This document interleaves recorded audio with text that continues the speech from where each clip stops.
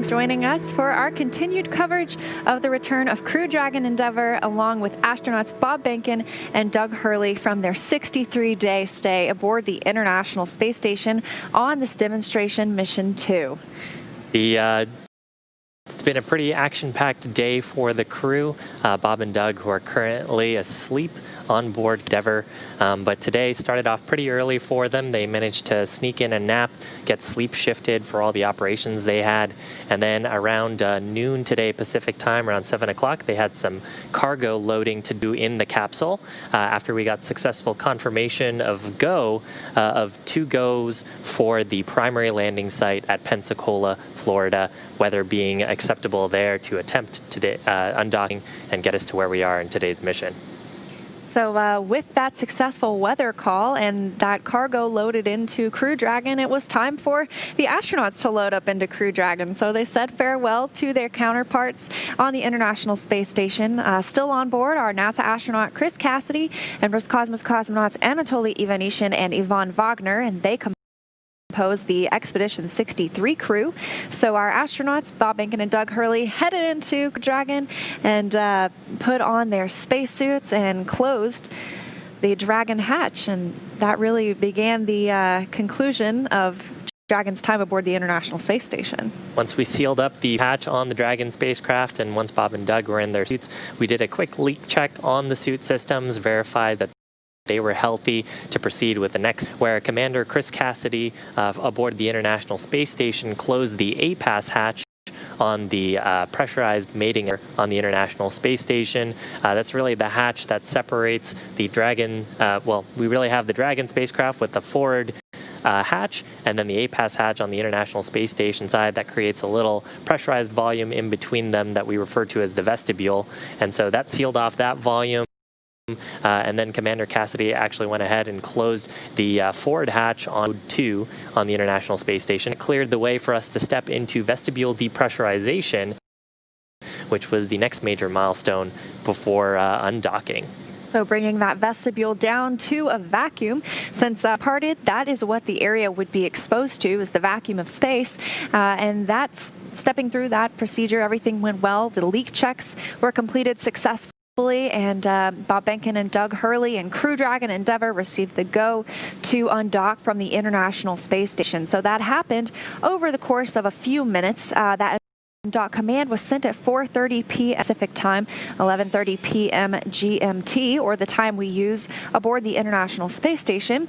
And that undock command, as we said, that really triggers into motion a few things. One of those being the detachment of the umbilical. That umbilical provided power from the space station to Dragon during its docked operations. And we also saw those 12 hooks that were keeping Dragon firmly secured to the hatch. Those retracted, and 2 short burns later, one at 1.5 seconds and the other at about 5 seconds. Those were all we needed to bring Crew Dragon away from the hatch and begin its journey home. That's right, those burns using the service section Dracos, very short bursts, got us into our next 2 burns that were a little bit longer, I think coming in at 12 seconds and I think 20 seconds each, were the Depart 0 burn and the Depart 1 burn. Both of those burns helping to bring Dragon up and over the space station, bringing us into a slightly higher orbit. From that higher orbit, the space station was able to sneak ahead of Dragon, and from there we actually conducted the Depart Burn 2, a little bit longer of a burn, or on the order of about 40 seconds, and we used that to lower our perigee, coupled with Depart Burn 3 later on, which ultimately brought Dragon into a co-elliptic orbit about 10 kilometers below the space station, but on roughly the same ellipse at the station. Yeah, and so Bob Behnken and Doug Hurley, after that Depart Burn 0 and 1, they were actually good to get out of their spacesuits, put on some more comfortable clothes for the next part of the ride, and they'll be able to stay in those relaxing clothes and out of those spacesuits until just before the deorbit burn. They'll need to suit up again, but that's not until tomorrow. So after those departure burns were complete, we had a little bit of time before the phasing burn, and just before that, actually, we saw Behnken and Hurley opportunity to get a little sleep. That's right. Actually, they are currently asleep in the Dragon capsule. They had to do a little bit of reconfiguration, got some in their stomachs, got a quick meal in there, and then a little bit of reconfiguration in the cabin, putting some sleep aids up, really covers on the windows so they don't have that orbital sunrise from going on the planet about every 90 minutes or so, waking them up, and also getting their sleeping bags stowed in the seat buckets, allowing them to get some rest. About 8 hours of sleep. I'm expecting the crew to wake up around 4:40 a.m. Pacific time, around 40 a.m. Universal Coordinated Time.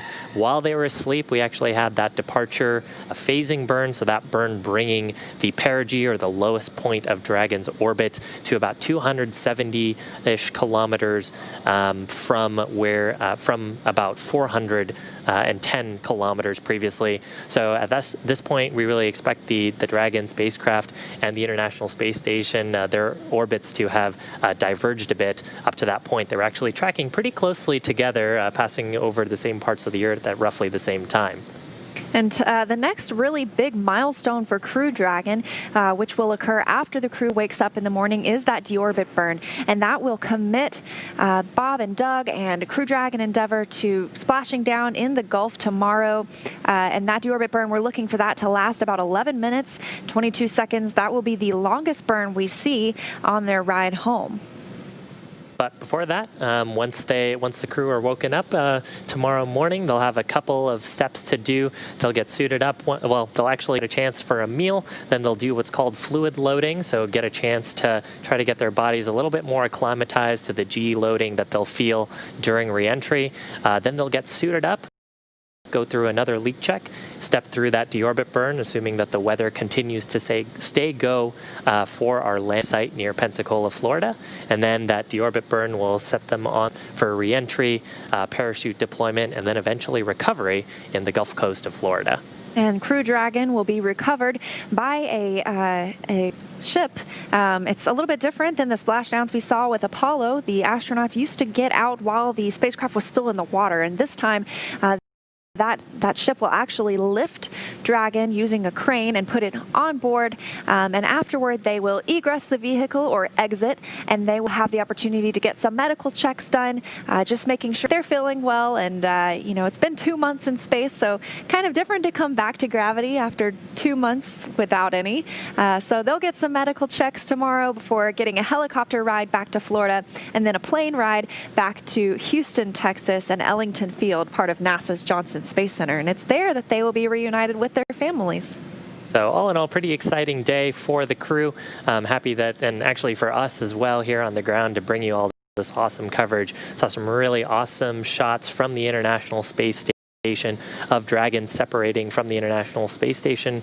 We also had an opportunity to see some interior views of the crew while they were flying over Australia, getting some photos from Dragon's windows, and got to actually see a good bit of the interior, as well as the touchscreen displays that the crews interface, and some of the cargo on board the vehicle. So very exciting day, and a lot of good space flight. Absolutely.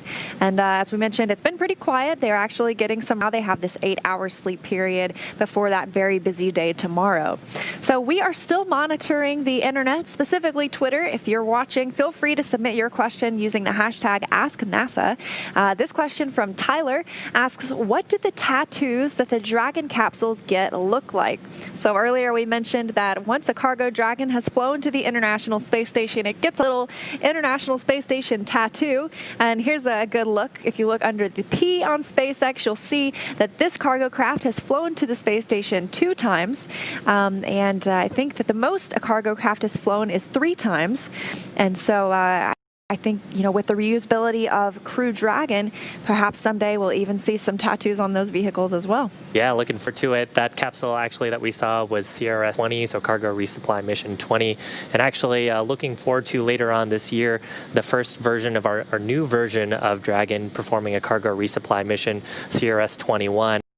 And that cargo mission will bring up science and supplies for the Crew 1 crew, who are slated to fly a Crew Dragon vehicle around mid to late September of this year, following the Demo 2 mission, and of course the data review on the performance of the vehicle during this mission. And you know, so far The spacecraft has been performing really well, performing nominally. I think my favorite part of the mission overall was hearing from Doug during one of the manual piloting tests where they said the spacecraft flew exactly like the sim. That means that our models and our design pretty well match reality and match their training, and that's the kind of performance that we want to see.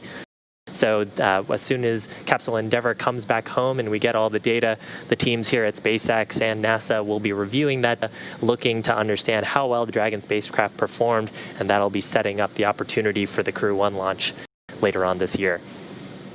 This next question coming from Jose, wondering if there are any plans in the future to have multiple Dragons on the space station at once.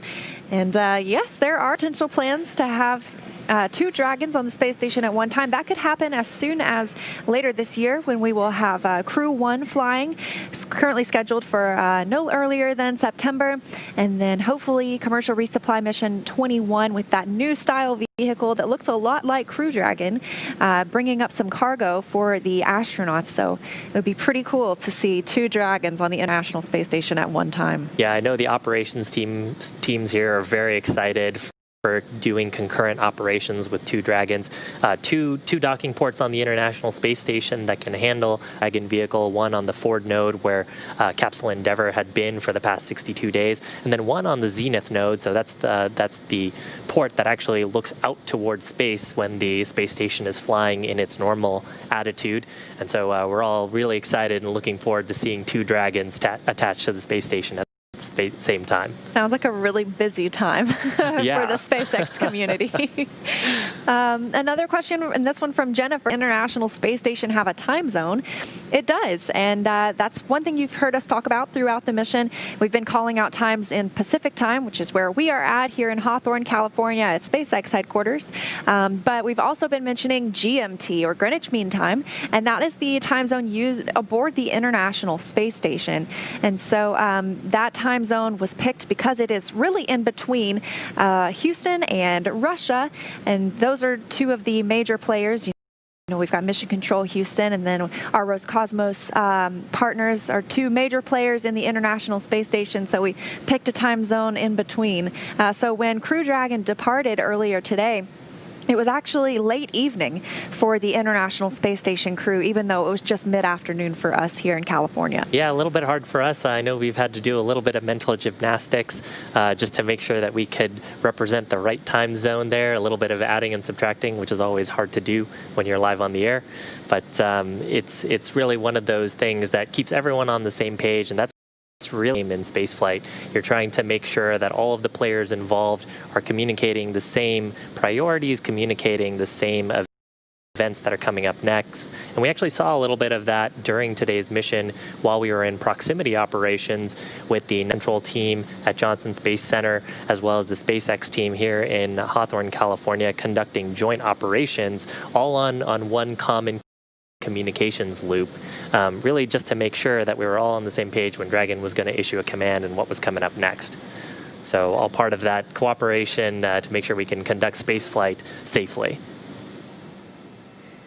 And things have been moving pretty smoothly today, stepping through all of the milestones on the mission. We've seen everything occur on time as scheduled, nominal burns, nominal departure, and as we mentioned earlier, that separation coming on time at 4:35 p.m. Pacific time, 11:35 p.m. GMT, or Greenwich Mean Time. Is moving smoothly for Bob Behnken and Doug Hurley to return and splash down in the Gulf of Mexico tomorrow. Now, some major milestones for tomorrow, things that you won't want to miss. We're expecting the crew to wake up around 4:40 a.m. Pacific time, or about 11:40 a.m. In Universal Coordinated Time, and then departure burn, the deorbit burn and the checks associated with that should be happening around, let's see here, 10:56 a.m. Pacific time, about 5:56 p.m. In Universal Coordinated Time. There'll be a couple before that with weather go, no go, and a lot of action, of course, for Bob and Doug during that. And we're targeting splashdown, I believe, around 11:30 p.m. Pacific, or 11:30 a.m. Pacific time, so shortly after that deorbit burn.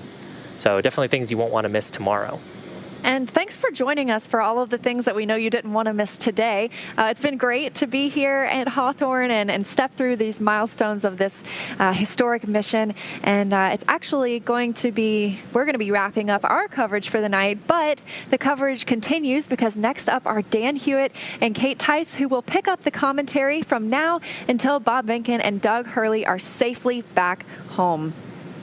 So thanks so much for sticking with us as we continue to bring you this continuous live coverage of the completion of NASA and SpaceX's DM-2 mission. Let's check out some of the highlights from the very beginning.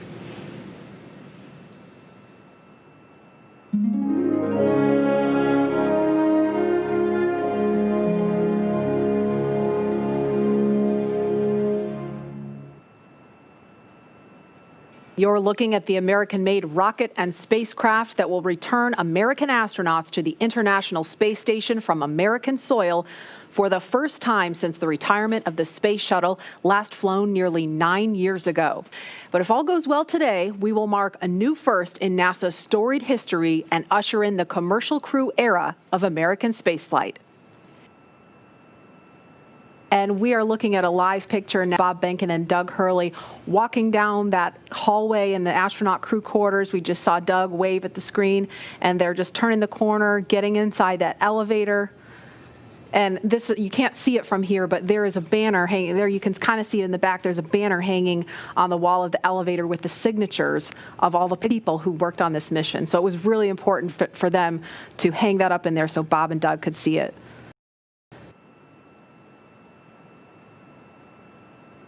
And there the doors are opening. Here they come. Great. And there they are, NASA astronaut. Small crowd, but big cheers. NASA astronauts Bob Behnken and Doug Hurley, Doug on the left, Bob on the right, waving to the crowd there to cheer them on.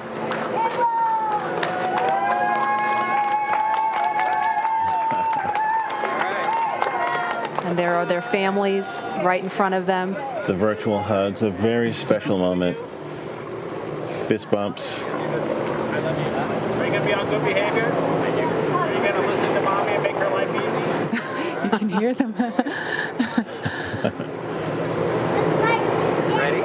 Let's light this candle, I agree. Launch America! My God.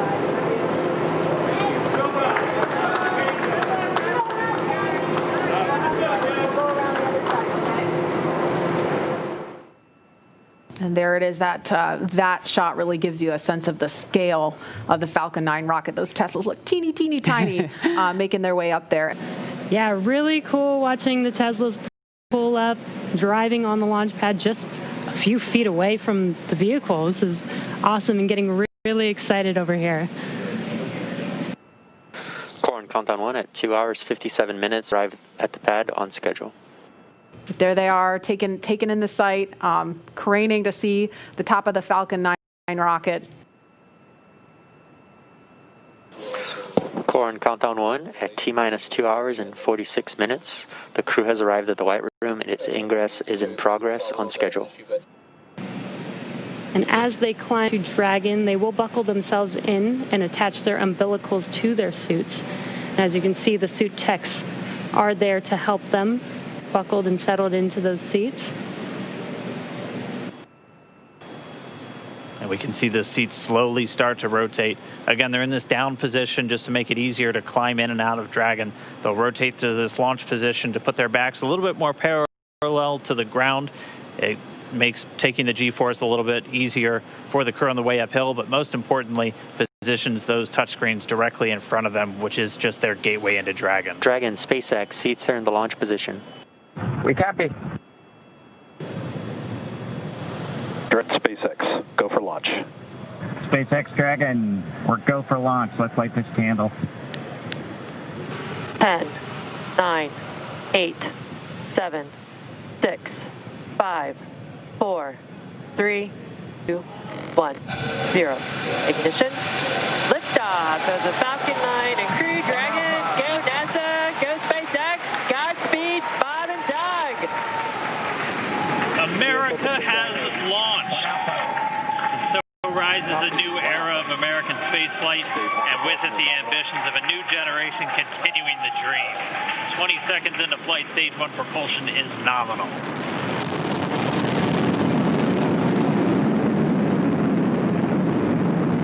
T plus 30 seconds into this historic mission. Flying crew on board Dragon and Falcon 9, and look at them go. Falcon power telemetry nominal.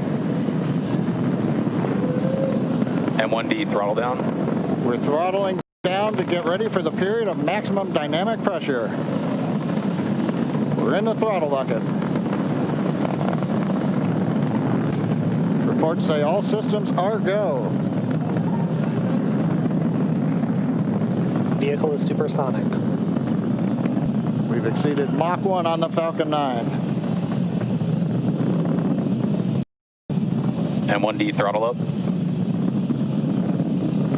We're throttling back up to full power as we're through max Q. Copy, 1 Bravo.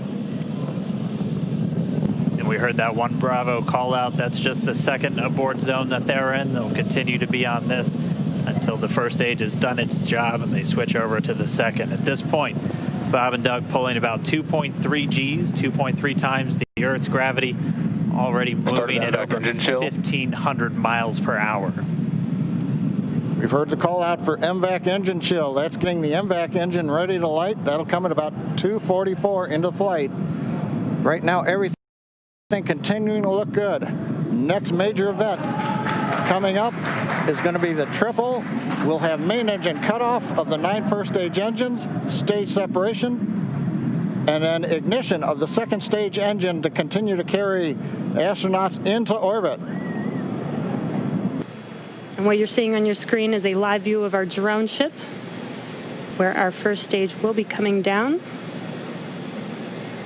Looks like we lost that live view, but we'll wait for confirmation of that landing shortly here. Falcon 9 first stage successfully landed. And there you can see on your screen, Falcon 9 has landed. This is the first Falcon 9 to carry into orbit, so very exciting for us. And as you can see on your right screen, Bob and Doug are still making their way to their targeted orbit. Dragon separation confirmed. Countdown 1 is unmerged. Separation confirmed. And there's that call out. Dragon is now officially making its way to the International Space Station today. Dragon SpaceX with that separation call. We have a few words for you from our Falcon 9 team. Standing by. Dragon, Chief Engineer on Dragon to Ground. Bob, Doug, on the entire launch team, thanks for flying with Falcon 9 today. We hope you enjoyed the ride and wish you a great mission. Thanks, Bala. Congratulations to you and the F9 team for the first human ride for Falcon 9, and it was incredible. Appreciate all the hard work, and thanks for the great ride to space. Copy all. Bala and Mike, proud of you guys and the rest of the team. Thank you so much that you've done for us today, putting America back into low Earth orbit from the Florida coast. Copy all. Good luck. Godspeed. Without further ado, we would like to welcome you aboard Capsule Endeavour. We chose Endeavour for a few reasons. One, because of this incredible endeavor NASA, SpaceX, and the United States has been on since the end of the shuttle program back in 2011. The other reason we named it Endeavour is a little more personal to Bob and I. We both had our first flights on Shuttle Endeavour, and it just meant so much to us to carry on that name. That's what we decided to go with. So we hope you enjoy that name, and once again, welcome on. Today we accomplished the first flight off the Florida coast in quite some time, and Doug and I were really proud to have an opportunity to be a part of that. We're doing it in a brand new spaceship, a spaceship that's a lot different than its namesake Endeavour, the space shuttle, in that it has touch display screens that allow us to accomplish most of the interfacing requirements that we have. Ability to interface with the vehicle, and it's kind of interesting. There's a command. This little button over here is actually what the commands are for our displays. One thing that does get lost is there is a extensive button panel down below as well. So over on this side, we can turn the displays on and off, as well as send some commands for some contingency situations. On the other side, we have the ability to deploy chutes and things like this. So we do have some buttons, but the primary interface is these displays. So nice, new, modern cockpit that we've got for our compared to our namesake, the Space Shuttle Endeavour. And I'm guessing it was the first time a space vehicle was flown with a touchscreen before. So we got that going for us. We did. It turns out, end up with one stowaway on board our vehicle when we launched today. It was not just Doug and I who accomplished the launch here.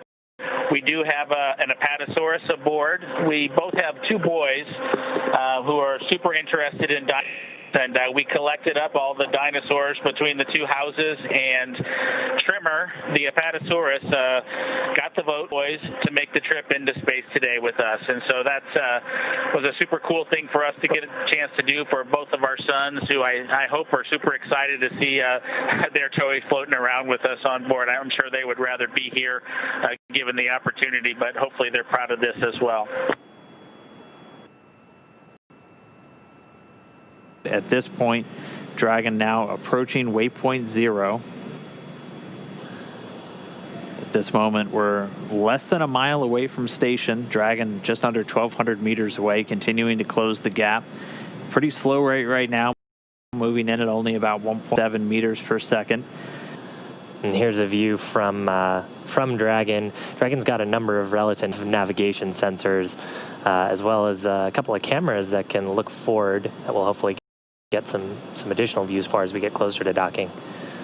Here's a great view from a camera behind Bob and Doug. Bob in the right-hand seat in the pilot seat, Doug in the commander seat, or the CDR seat. There they are. And that's 200 meters from the center line of the space station. We're inside 100 meters, continuing to close. I think you can see a meatball and American flag on that on the spacecraft. That structure on the ring structure is actually what the Super Dracos are housed in. Of course, all of those are deactivated now, only used for launch escape during the ascent portion. Nose cone right at the top of the vehicle, and you can see sort of the ceiling surface. Those 4 circular slots right underneath the nose cone within that red ring are the 4 head Dracos. That's what we were using while we were conducting all those burns, the 5 burns to get to this point. SpaceX Dragon on the big loop. Our visors are down. Visors down. They are. Copy, visors down. They're sitting right there, 20 meters from the docking port. One more view. SpaceX and Station Dragon on the big loop. We are inbound from approach 2. Copy, inbound. Station copy. Dragon closing in. We're inside 20 meters. And yeah, that crew hands-off point should come up in about 3 minutes or so. Right before we get that final dock, about 20 seconds prior, or just about 2 meters away from the station still. And that's just the crew not issuing any abort commands. At that point, it would be too late, and so any aborts would be executed automatically by Dragon itself.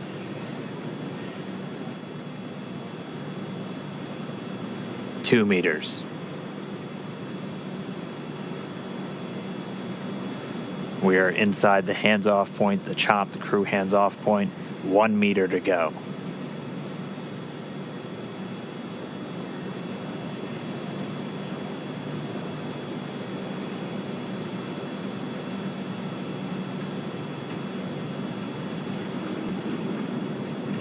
Soft capture complete. Dragon and SpaceX. Soft capture confirmed. Stand by for retraction and docking.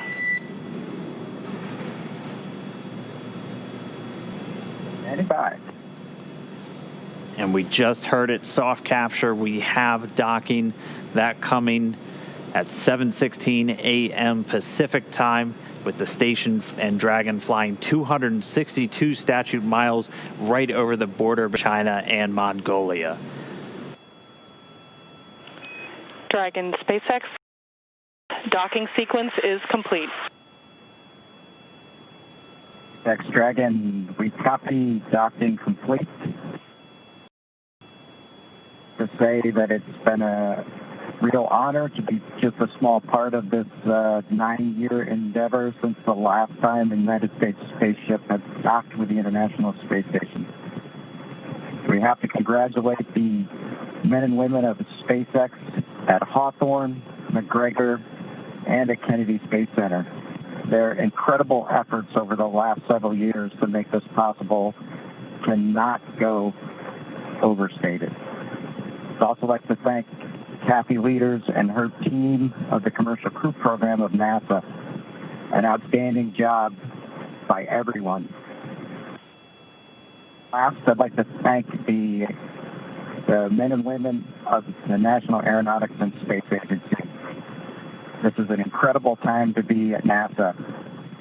3 new vehicles to be flown, continuing mission in low Earth orbit, and then to the moon and Mars. We thank you again and congratulate you.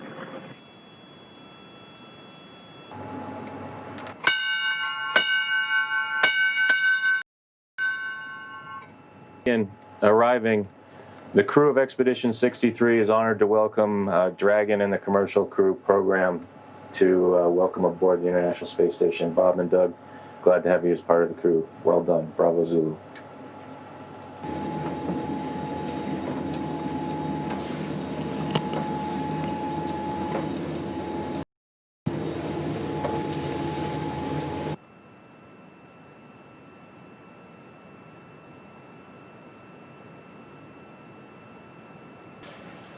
We have Bob Behnken from SpaceX Demo-2 mission entering the International Space Station.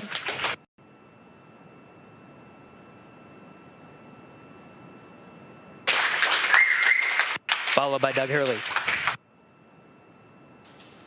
Demo-2 crew now aboard the International Space Station. They entered at 12:22 p.m. Central Time. The station at the time was 262 statute miles over tick minutes. Crew all gathered in front of the cameras at the Node 2 forward end of the International Space Station. Just behind them is the hatchway to the Crew Dragon on this Demo-2 mission. Station, this is the NASA administrator. Can you hear me? We hear you loud and clear, sir. Welcome to the space station. Thank you, Chris. It's good to see you. And welcome to Bob and Doug. I will tell you, the whole world saw this mission, and we are so proud of everything you have done for our country, and in fact, to inspire the world. We sure appreciate that, sir. It's obviously been our honor to be just a small part of this. We have to give credit to SpaceX, the Commercial Crew Program, and of course, NASA. It's great to get the United States back in the crewed launch business, and we're just really glad to be on board this magnificent complex. I just want to say thank you again to Bob and Doug and your families from all of us here at SpaceX, all of our locations, all of our partners, all of our vendors, everyone for trusting us to bring you up there. Hey, thanks, Benji. It's same back at you. You know, congratulations to the folks out at Hawthorne, McGregor, and at Kennedy. Just an incredible journey we've had the last couple days. A great day in space today, our first day of work on Space Station, but what a great ride on Dragon and Falcon 9 to get us here. Everything worked exactly the way we planned it to work, and that's a credit to the teams there in Hawthorne and McGregor and Kennedy. Just it's a pretty awe-inspiring trip so far, and very humbling, and just we're just so proud to represent SpaceX and NASA in this new next launch capability. You guys have a big picture of the Earth, and you have a flag which also represents the friendly competition, maybe, that brings us unity. Why don't you tell us about that there? Yeah, so this is the flag that we left here almost 9 years ago on STS-135. It had actually flown on STS-1, and then it flew again with us on STS-135. And at some point after the end of the shuttle program, we decided we would have a little friendly competition to see who came up and got this flag. And congratulations, SpaceX, you got the flag. So Bob and I, Chris will not let us forget it.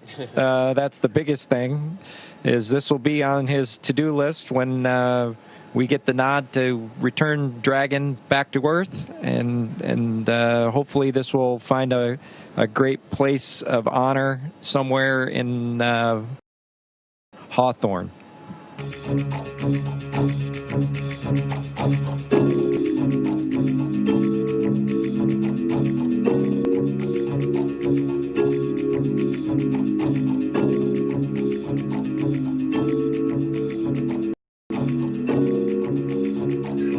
At NASDAQ is thrilled that you're able to join us here today as we get set to ring today's opening bell.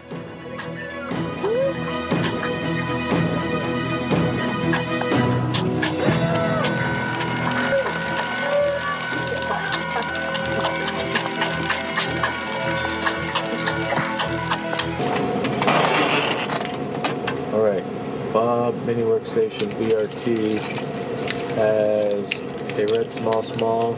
Yes. 3 short wire ties, 1 long wire tie. 1 long, 1, 2, 3 shorts. Swing arm. Red small. PGT. Red small to PGT number 7. PGT number 7. Cal knot motor 30.5. And 7/16 swabbing.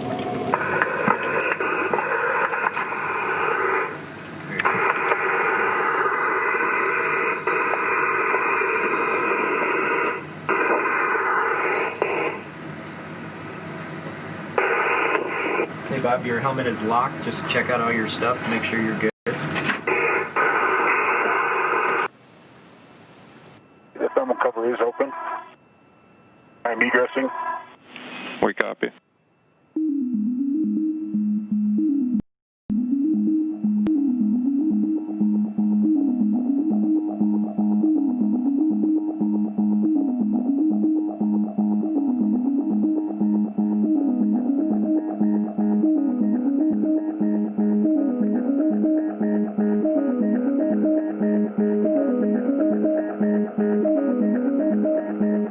The 2 spacewalkers will be making their way to the far starboard truss of the International Space Station to replace aging nickel-hydrogen batteries on the first of 2 power channels for the S6 truss with new lithium-ion batteries and their associated adapter plates.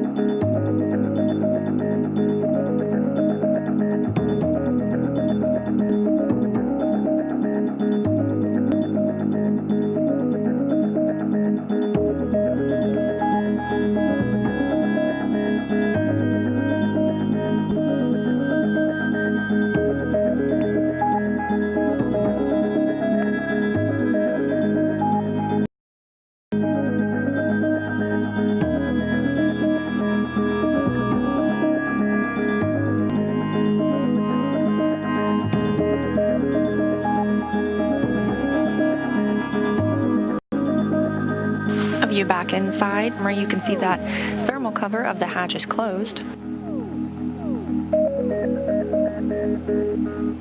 Still waiting on the opportunity to close the hatch. However, the spacewalk does not end until repressurization begins.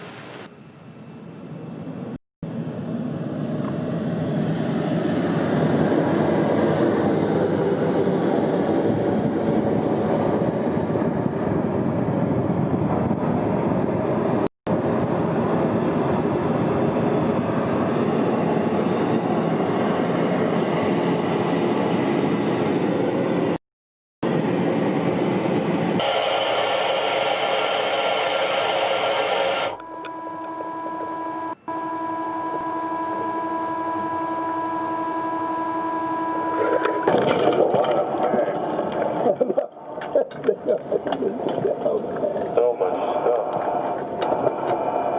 Hold Bob for a second.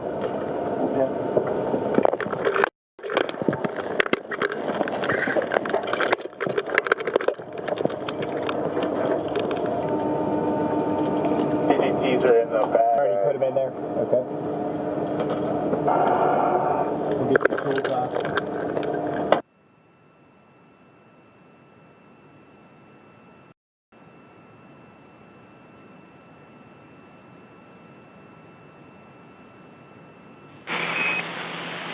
First of all, I'm super excited that this is the first payload you're working with on space station, so it makes it super special for me. And you can start. We have the video. We'll be watching.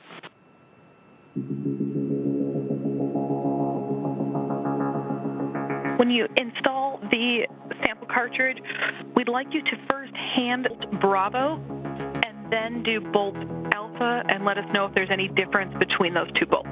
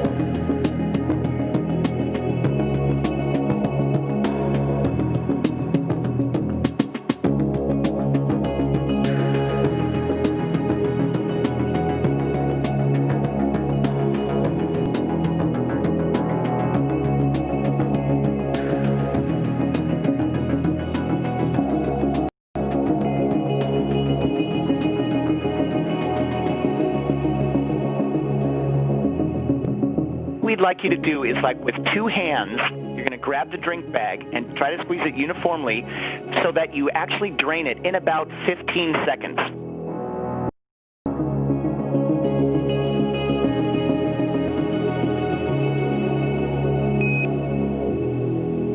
Keep it going, cool.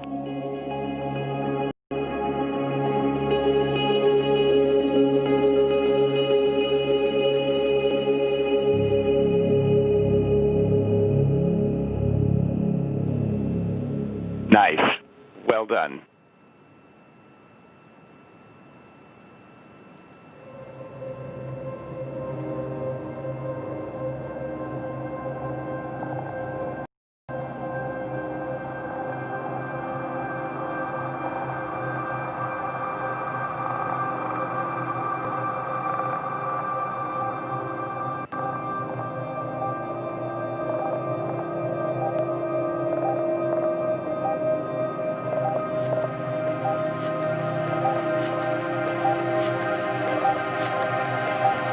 And Endeavour, Houston on 2 while we wait for the fan.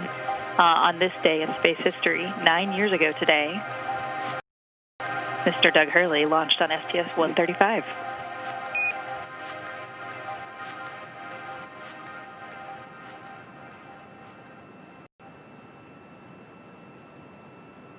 Well, welcome aboard to the International Space Station and the crew of Expedition 63. It's an exciting day for us all as we bid farewell to our two friends and colleagues, Bob and Doug, as they complete the journey of this amazing test mission. Before I hand the mic over to Bob and Doug, I do want to make mention of this very special flag. It has deep space history, getting deeper, as this flag will return to Earth with the Crew Dragon guys and spend a little bit of time on Earth and very soon make a trip to the moon in short order. So, Doug, the flag's all yours. It's been a pleasure, and here you go. Thanks, Chris. Thanks for this. This flag has spent some time up here, on the order of 9 years since we dropped it off on STS-135 after it flew on STS-1. So very proud to return this flag home and see what's next for it on its journey to the moon. It's hard to put into words just what it was like to be a part of this expedition. Expedition 63. It'll be kind of a memory that will last a lifetime for me. Just all the incredible teamwork and accomplishments, with the highlights obviously being the 4 spacewalks that we worked together literally as a crew of 5 to have success and to complete that part of the upgrade for the International Space Station, which leaves in a great posture for the future. As I look back on the mission that we've had here on the International Space Station, I'm proud to have been a part of much of the science activities that happened over the last 2 months. As Doug and Chris mentioned, the spacewalks and robotics activity. Chris and I were able to join the 10 Spacewalk Club, which is a pretty neat thing that, just a few short months ago, I didn't think I would do another spacewalk, and to now have the chance to have done 4 more with Commander Cassidy was just icing on the cake for a wonderful mission. And as I look forward to heading back home for the splashdown, I do think that from a family perspective, my son and Doug's son are really excited not only to get their fathers back, but to get our Apatosaurus, our zero-G indicator that they nominated to go with us on this historic mission to the International Space Station, and bringing that to launch and return capability back to the U.S. And so for Jack and Theo, Tremor the Apatosaurus is headed home soon, and he'll be with your dads. You'll have to pick which one of us is your favorite.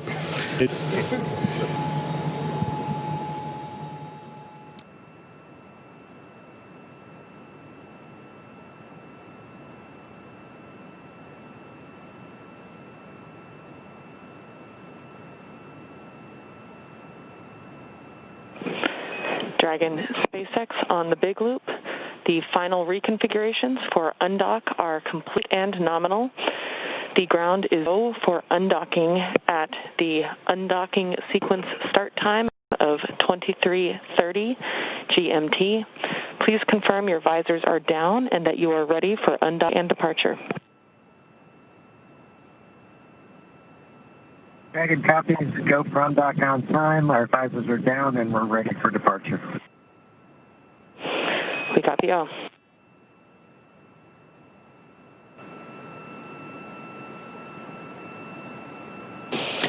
Dragon SpaceX, all hooks open and nominal. All hooks open. Dragon departing. Dragon SpaceX, separation confirmed.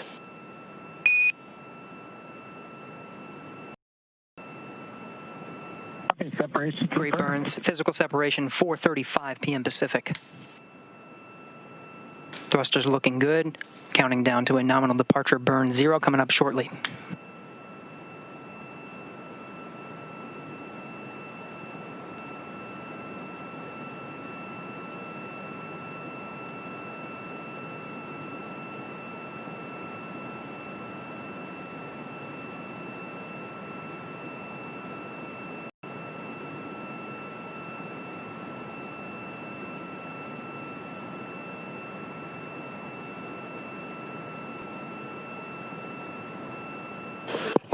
Dragon SpaceX, depart burn 0 complete. Copy complete. Our visors up. And with that, Bob and Doug have concluded their stay aboard the International Space Station. They're on their way back to planet Earth. Confirms a physical separation at 4:35 p.m. Pacific as the station and Dragon were flying 267 statute miles over Johannesburg, South Africa. Station Endeavour on the big loop. Go ahead, Endeavour. Chris, we just can't thank you enough. It's been an honor and a privilege to be part of the 3 with you, Anatoly, and Ivan. It's been a great 2 months, and we appreciate all you've done as a crew to help us prove out Dragon on its maiden flight. I'd also like to thank Zeb and his team in Mission Control in Houston for the incredible amount of work to make the dock to ops successful for Dragon, and also the teams at SpaceX that keep us going towards the end of our mission. We look forward to splashdown tomorrow. I'd also like to wish you a great success on the rest of your expedition and a safe flight home in the fall. Take care, friend. Endeavour, Thank you, Chris. Thank you, Anatoly. Thank you, Ivan. Thank you, Houston, and thank you, SpaceX. Endeavour Station, Bob and Doug wholeheartedly agree with those sentiments. It's been a real pleasure. It's been an honor to serve with you. Safe travels and have a successful landing. Endeavour's a great ship. Godspeed. Endeavour copies all. Thanks, Chris.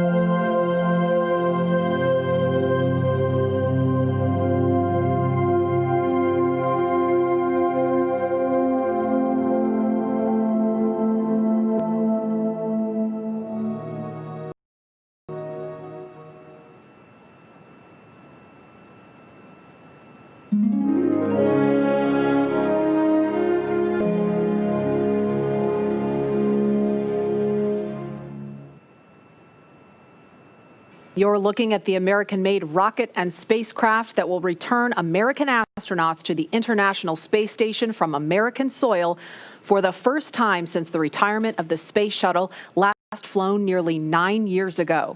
But if all goes well today, we will mark a new first in NASA's storied history and usher in the commercial crew era of American spaceflight. And we are looking at a live picture now of Bob Behnken and Doug Hurley walking down that hallway in the astronaut crew quarters. We just saw Doug wave at the screen, and they're just turning the corner, getting inside that elevator. And this, you can't see it from here, but there is a banner hanging there. You can kind of see it in the back. There's a banner hanging on the wall of the elevator with the signatures of all the people who worked on this mission. So it was really important for them to hang that up in there so Bob and Doug could see it.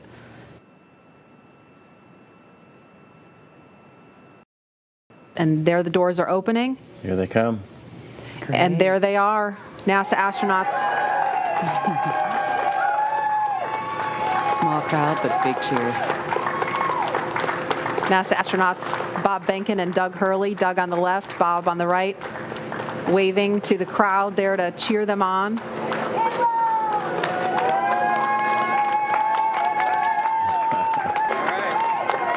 And there are their families right in front of them. The virtual hugs, a very special moment. Fist bumps. Are you going to be on good behavior? Are you going to listen to mommy and make her life easy? You can hear them. Ready? Let's light this candle, I agree. Launch America! Bye, guys.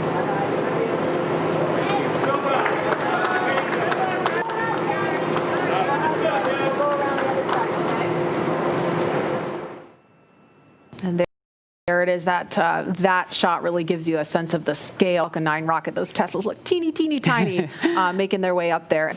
Yeah, really cool watching the Teslas pull up, driving on the launch pad just a few feet away from the vehicle. This is awesome and getting really excited over here. Core on countdown 1 at 2 hours, 57 minutes. The crew has arrived at the pad on schedule. There they are, taken in the sight, craning to see the top of the Falcon 9 rocket. Core on countdown 1 at T-minus 2 hours and 46 minutes. The crew has arrived at the White Room and its ingress is in progress on schedule. And as they climb into Dragon, they will buckle themselves in and attach their umbilicals to their suits. And as you can see, the suit techs are there to help them get buckled and settled into the seats. And we can see the seats slowly start to, again, they're in this down position just to make it easier to climb in and out of Dragon. They'll rotate to this launch position to put their backs a little bit more parallel to the ground. It makes taking the G-force a little bit easier for the crew on the way uphill, but most importantly, positions those touchscreens directly in front of them, which is just their gateway into Dragon. Dragon, SpaceX, seats are in the launch position. We copy. Dragon, SpaceX, go for launch. SpaceX Dragon, we're go for launch. Let's light this candle.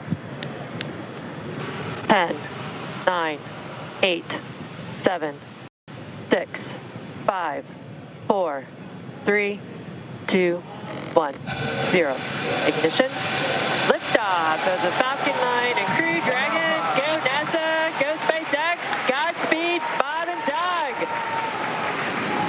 America has launched.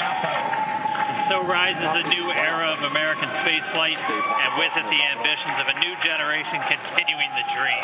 20 seconds into flight, stage 1 propulsion is nominal.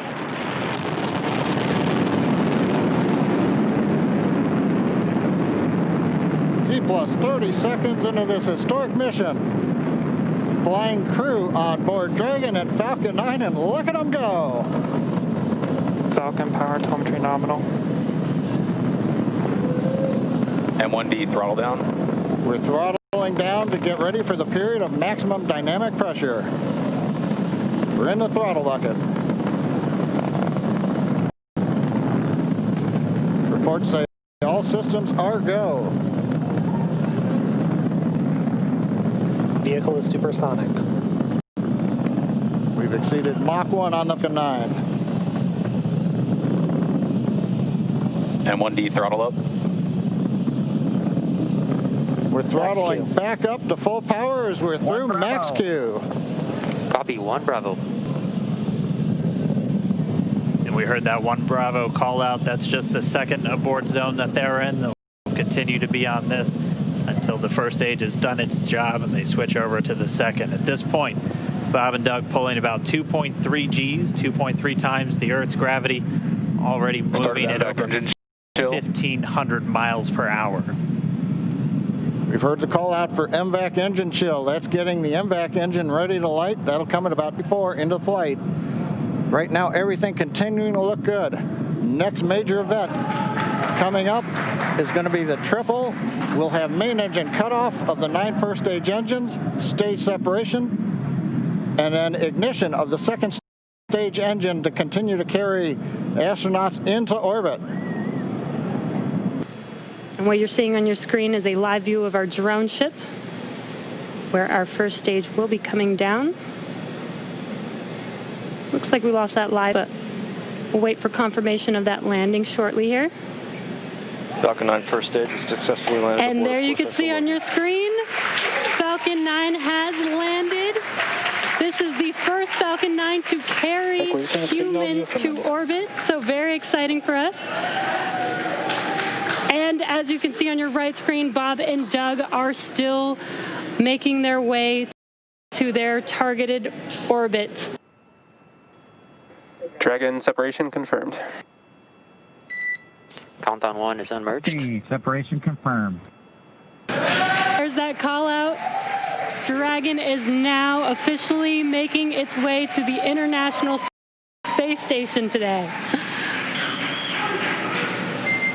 Dragon SpaceX with that separation call. We have a few words for you from our Falcon 9 team. Standing by. Dragon, Chief Engineer on Dragon to ground. Bob, Doug, on behalf of the entire launch team, thanks for flying with Falcon 9 today. We hope you enjoyed the ride and wish you a great mission. Thanks, Bala. Congratulations to you and the F9 team for the first human ride for Falcon 9, and it was incredible. Appreciate all the hard work, and thanks for the great ride to space. Copy all. Bala and Mike, proud of you guys and the rest of the team. Thank you so much for what you've done for us today, putting America back into low Earth orbit from the Florida coast. Copy all. Good luck. Godspeed. Without further ado, we would like to welcome you aboard Capsule Endeavour. We chose Endeavour for a few reasons. One, because of this Endeavour, NASA, SpaceX, and the United States has been on since the shuttle program back in 2011. The other reason we named it Endeavour is a little more personal to Bob and I. We both had our first flights on Shuttle Endeavour, and it's so much to us to carry on that name. That's what we decided to go with. So we hope you enjoy that name, and once again, welcome on board. Today we accomplished the first flight off the Florida coast in quite some time, and Doug and I were really proud to have an opportunity to be a part of that. We're doing it in a brand new spaceship, a spaceship that's a lot different than its namesake Endeavour, the space shuttle, in that it has touch display screens that allow us to accomplish most of the interfacing requirements that we have, but we've got the capability to interface with the vehicle, and it's kind of interesting. There's a command. This little button over here is actually what the commands are for our displays. One thing that does get lost is there is a extensive button panel down below as well. So over on this side, we can turn the off as well as send some commands for some contingency situations. On the other side, we have the ability to deploy chutes and things like that on entry. So we do have some buttons, but the primary interface is these displays. So nice, new, modern cockpit that we've got for our compared to our namesake, the Space Shuttle Endeavour. And I'm guessing it was the first time this vehicle was flown with a touchscreen before. So we got that going for us. We did.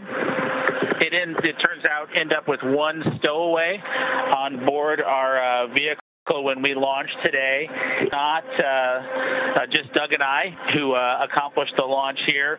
We do have an Apatosaurus aboard. We both have two boys who are super interested in dinosaurs, and we collected up all the dinosaurs between the two houses, and Trimmer, the Apatosaurus, got the vote from the boys to trip into space today with us. And so that was a super cool thing for us to get a chance to do for both of our sons, who I hope are super excited to see their toy floating around with us on board. I'm sure they would rather be here given the opportunity, but hopefully they're proud of this as well.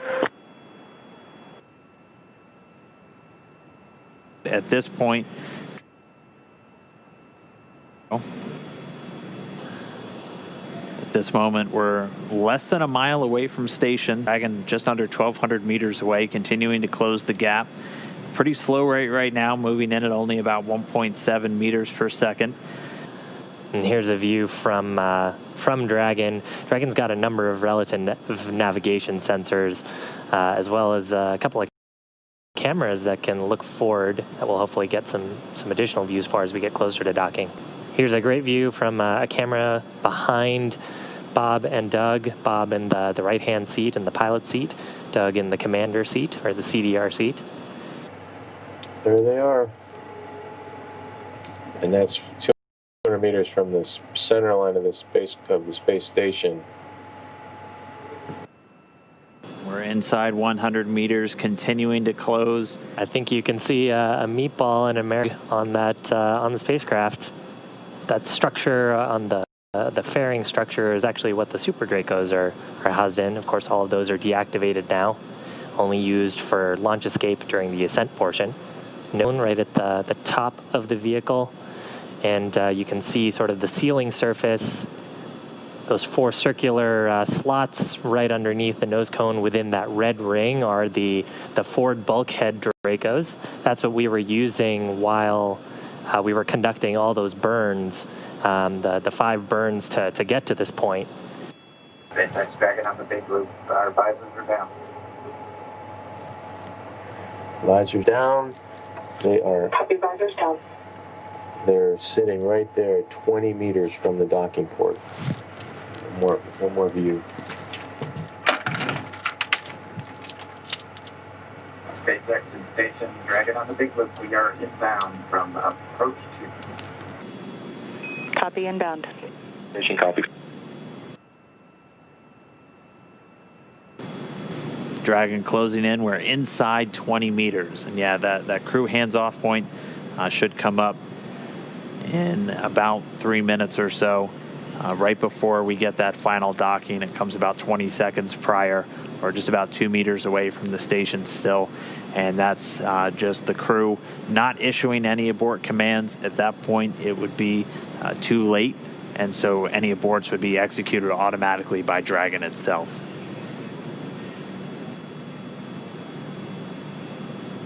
Two meters. We are inside the hands-off point, the chop, the crew hands-off point. 1 meter to go.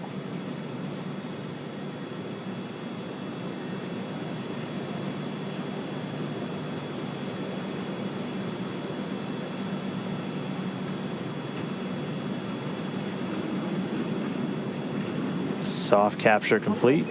Dragon and SpaceX. Soft capture confirmed. Stand by for retraction and docking.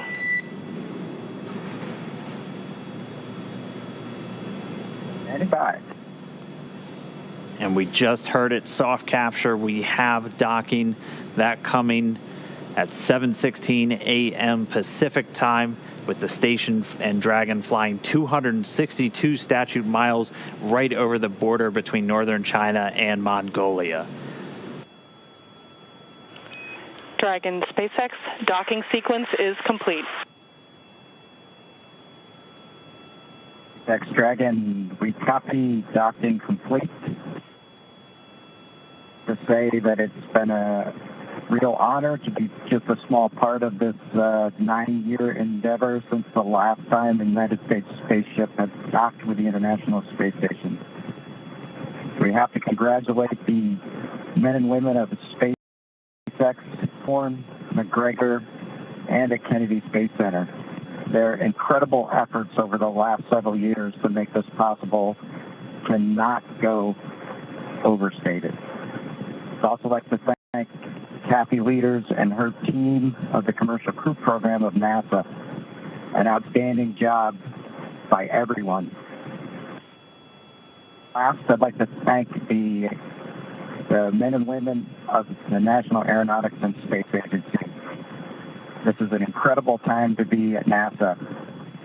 3 new vehicles to be flown, continuing mission in low Earth orbit, and then to the moon and Mars.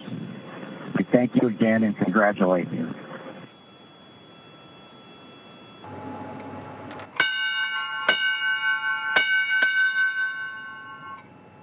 Dragon arriving. The crew of Expedition 63 is honored to welcome Dragon and the Commercial Crew Program to welcome aboard the International Space Station. Bob and Doug, glad to have you as part of the crew. Well done. Bravo Zulu.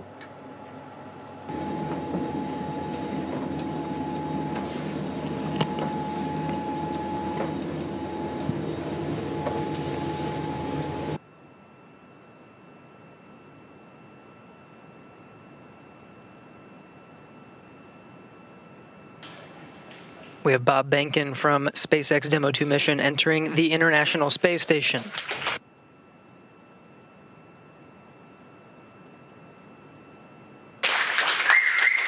Followed by Doug Hurley. Demo-2 crew now aboard the International. They entered at 12:22 p.m. Central Time. The station at the time was 262 statute miles over Turkmenistan.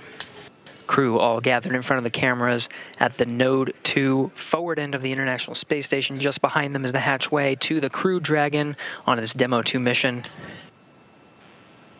Station, this is the NASA administrator. Can you hear me? We hear you loud and clear, sir. Welcome to the space station. Thank you, Chris. It's good to see you. And welcome to Bob and Doug. I will tell you, the whole world saw this mission, and we are so proud of everything you have done for our country and, in fact, to inspire the world. We sure appreciate that, sir. It's obviously been our honor to be just a small part of this. We have to give credit to SpaceX, the Commercial Crew Program, and, of course, NASA. It's great to get the United States back in the crewed launch business, and we're just really glad to be on board this magnificent complex. First, I just want to say thank you again to Bob and Doug and your families from all of us here at SpaceX, all of our locations, all of our partners, all of our vendors, everyone for trusting us to bring you up there. Hey, thanks, Benji. It's same back at you. You know, congratulations to the folks out at Hawthorne, McGregor, and at Kennedy. Just an incredible journey we've had the last couple days. A great day in space today, our first day of work on Space Station, but what a great ride on Dragon and Falcon 9 to get us here. Everything worked exactly the way we planned it to work, and that's a credit to the teams there in Hawthorne and McGregor and Kennedy. Just it's a pretty awe-inspiring trip so far, and very humbling, and just we're just so proud to represent SpaceX and NASA in this new next launch capability. You guys have a picture of the Earth, and you have a flag which also represents the friendly competition, maybe that brings us unity. Why don't you tell us about that there? Yeah, so this is the flag that we left here almost 9 years ago on STS-135. It had actually flown on STS-1, and then it flew again with us on STS-135. And at some point after the end of the shuttle program, we decided we would have a little friendly competition to see who came up and got this flag. And congratulations, SpaceX, you got the flag. So Bob and I, Chris will not let us forget it. That's the biggest thing, is this will be on his to-do list when we get the nod to return Dragon back to Earth, and hopefully this will find a great place of honor somewhere in Hawthorne.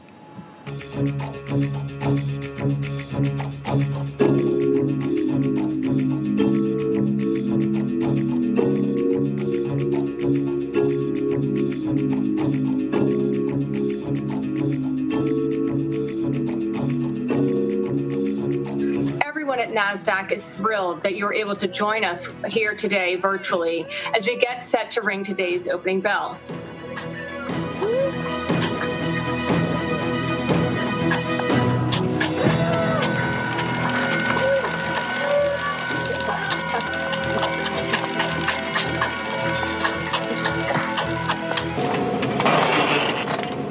All right, Bob Mini Workstation BRT has a red small. Yes. 3 short wire ties, 1 long wire tie. 1 long, 1, 2, 3 shorts. Swing arm. Red small. PGT. Red small to PGT number 7. PGT number 7. Cal knot motor 30.5. And 7/16 swabber.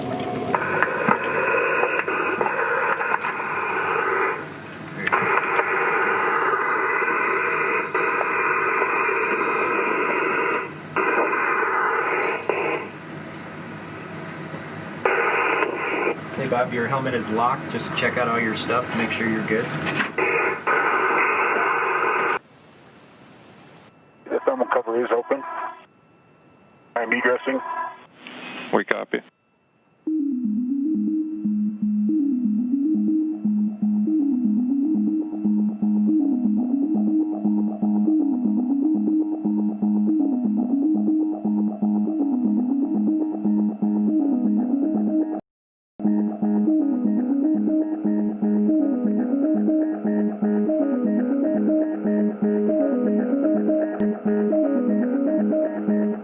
The 2 spacewalkers will be making their way to the far starboard truss of the International Space Station to replace aging nickel-hydrogen batteries on the first of 2 power channels for the S6 truss, new lithium-ion batteries and their associated adapter plates.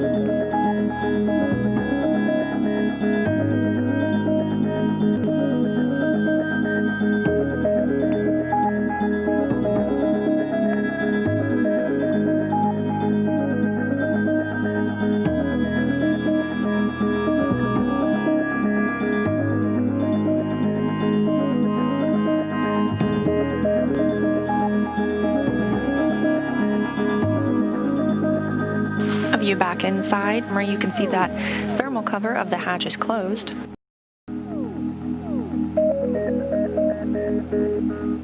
Still waiting on the opportunity to close the hatch. However, the spacewalk does not end until repressurization begins.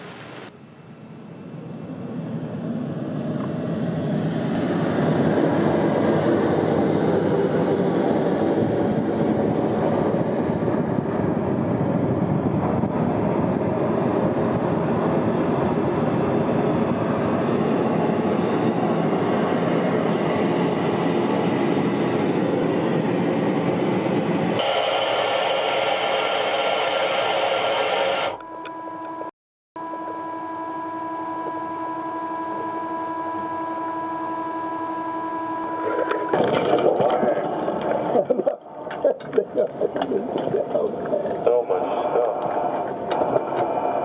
Hold Bob for a second.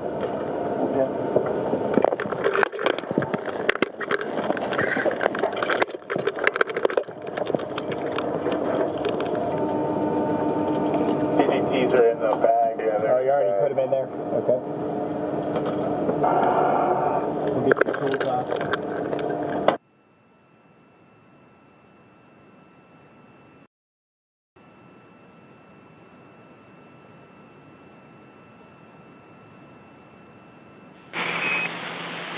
First of all, I'm super excited that this is the first payload you're working with on space station, so it makes it super special for me.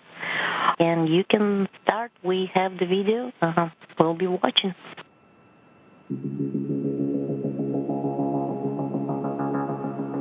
When you install the sample cartridge, we'd like you to first hand snug bolt Bravo and then do bolt Alpha and let us know if there's any difference between those two bolts.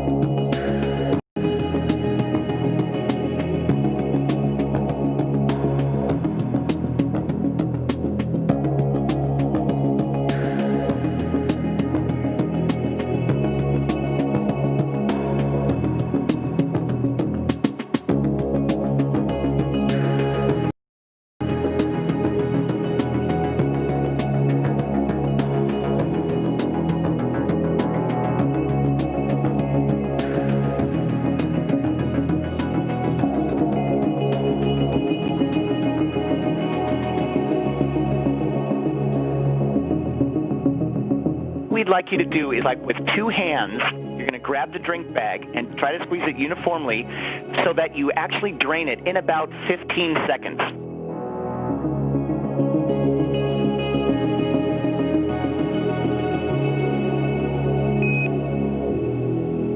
Keep it going, cool.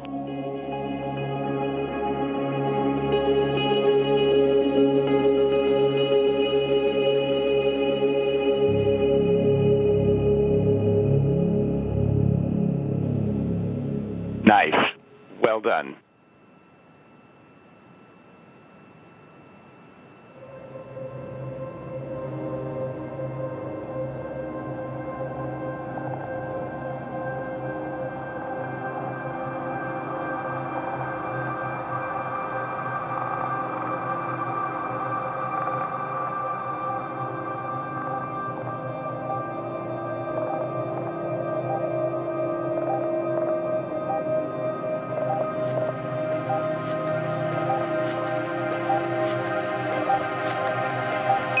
And Endeavour Houston on 2 while we wait for the fan.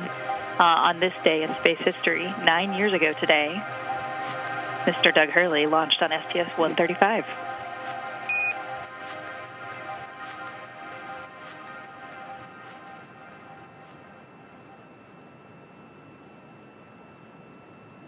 Well, welcome aboard to the International Space Station and the crew of Expedition 63.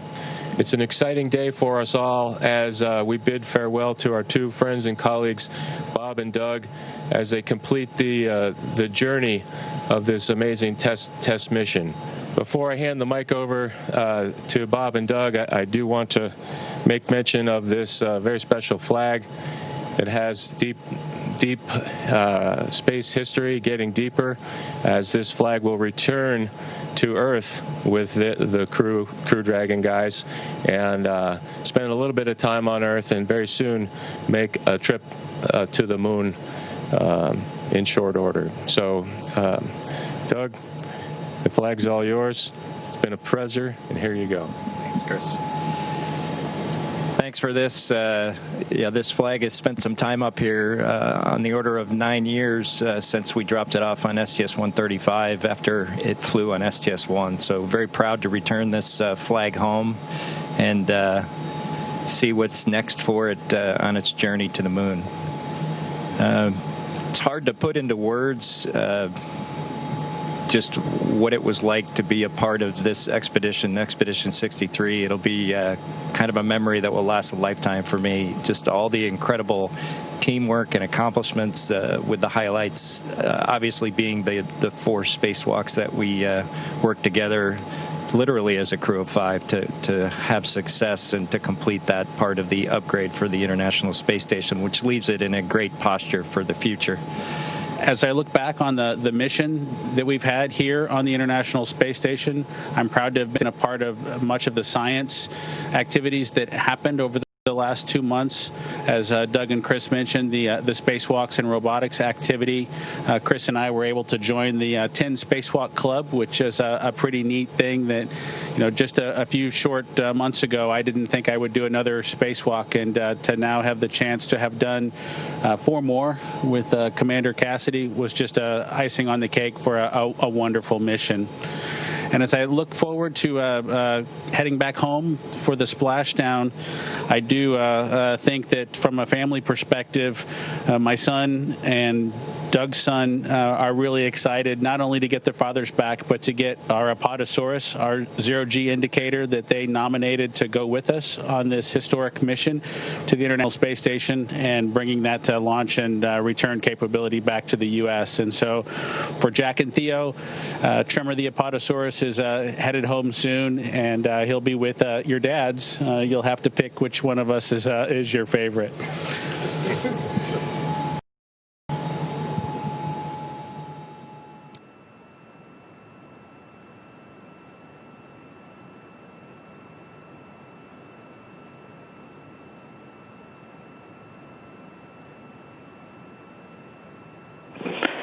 Dragon SpaceX on the big loop. The final reconfigurations for undock are complete and nominal. The ground is go for undocking at the undocking sequence start time of 23:30 GMT. Please confirm your visors are down and that you are ready for undock and departure. Dragon copies, go for undock on time. Our visors are down and we're ready for departure. We copy all.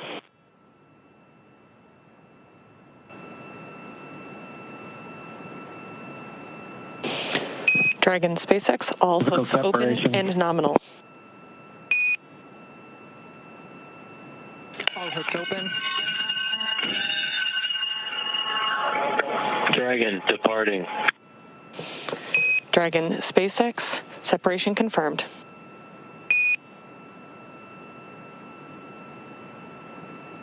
Separation. Great burns. Physical separation 4:35 p.m. Pacific. Thrusters looking good. Counting down to a nominal departure burn 0 coming up shortly.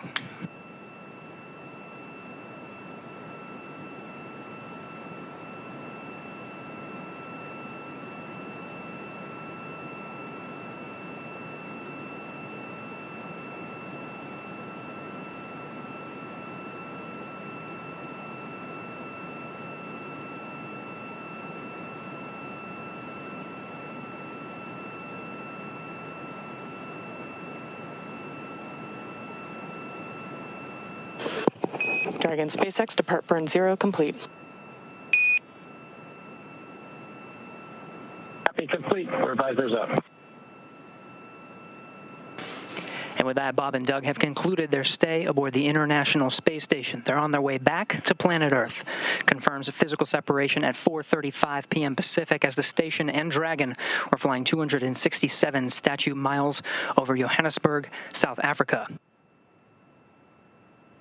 Station Endeavour on the big loop. Go ahead, Endeavour. Chris, we just can't thank you enough. It's been an honor and a privilege to be part of Expedition 63 with you, Anatoly, and Yvonne. It's been a great 2 months, and we appreciate all you've done as a crew to help us prove out Dragon on its maiden flight.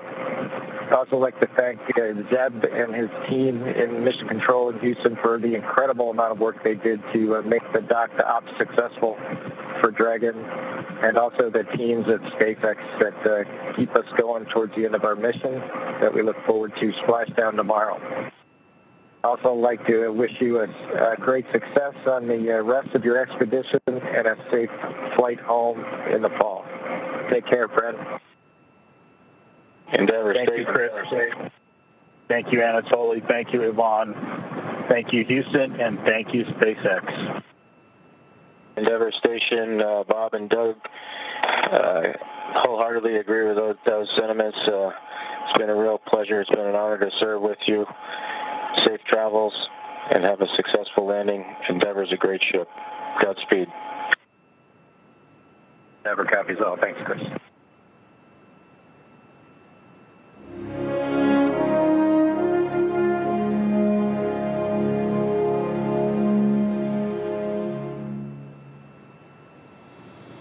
Hey, good morning, everybody. My name's Dan Hewitt. I'm from NASA, and I'm now joined by my good friend Kate Tice here, and we're coming on to bring you the rest of Bob and Doug's trip home. So thanks for staying up late or waking up early and joining in with us. Yeah. Hi, everyone. I'm Kate Tice, a senior certification engineer here at SpaceX, and we're here at our headquarters in Hawthorne, California on this early morning. Our mission controllers here to the left of me have been working throughout the night to continue to monitor Dragon status while Bob and Doug are sleeping. That's right, and it's been a pretty smooth flight for them so far. It all started off with them still on board the International Space Station just a few hours ago. Bob and Doug were able to load up all of the final cargo into Dragon before making their own way in, getting suited up, and departing just about right on time at 4:35 p.m. Pacific on Saturday, 23:35 GMT. They were able to depart and execute all of their departure burns, undocking from the station, and then executing 4 burns to begin flying away and setting them up for their journey home. Yeah, so here in a couple of hours, around 4:40 a.m. Pacific, we will be waking Bob and Doug up to begin splashdown day. There will be a couple of maneuvers happening after they wake up. Around 10:48 a.m. Pacific, we will do slew to trunk jettison attitude, and that basically means that we're just going to maneuver the vehicle into position in order to prepare for the jettison of the trunk.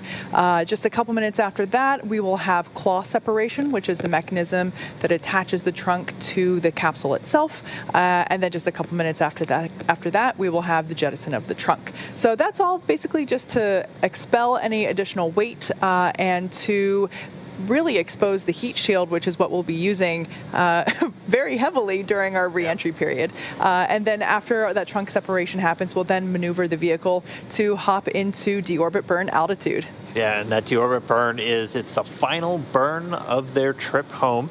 It's also the longest burn of the firing of the engines for Dragon on this return trip. It's expected to last just about 11 minutes and 22 seconds. We're expecting that to come at right around 10:56 a.m. Pacific.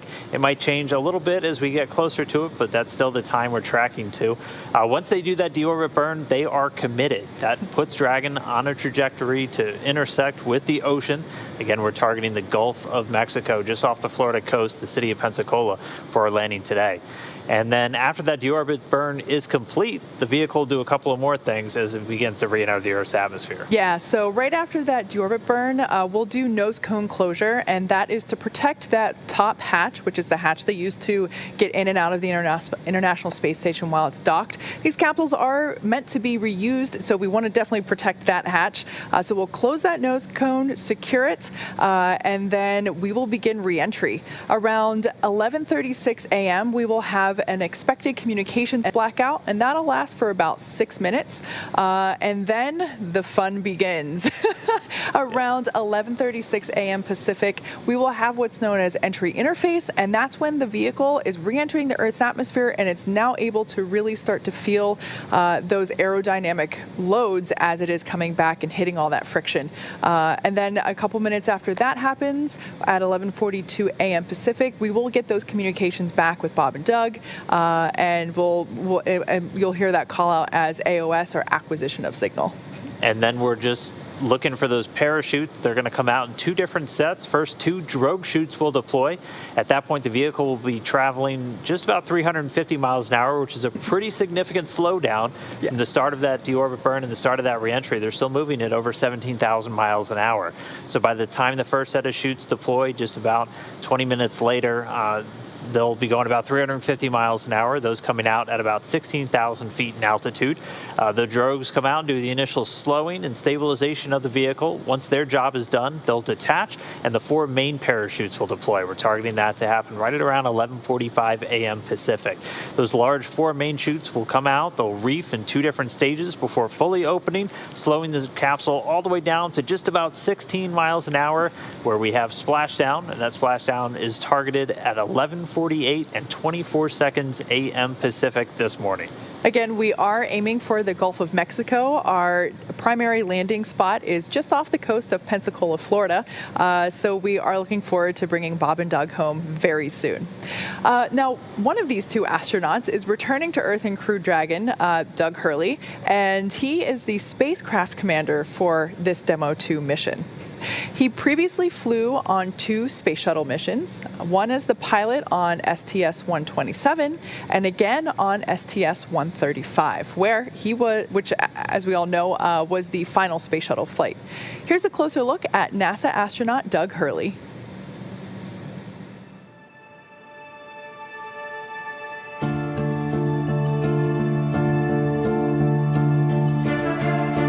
Excited? Very excited. Yeah, very excited. You feel ready? Still pumped? Oh yeah, I think we're ready. I think we're certainly ready. Joining the SpaceX Demo 2 test. He is a Marine Corps colonel and test pilot. He was selected as an astronaut in 2000. He piloted Space Shuttle Endeavour and Atlantis for STS-135, the final space shuttle mission. Introducing NASA astronaut Doug Hurley.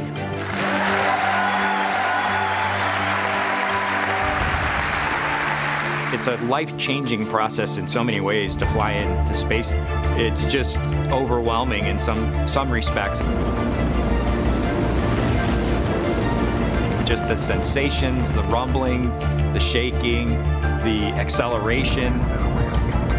When the engines shut off and you go from, in the case of the shuttle, you go from 3 Gs to 0 Gs instantaneously, and things start floating. And I remember distinctly just thinking, what just happened?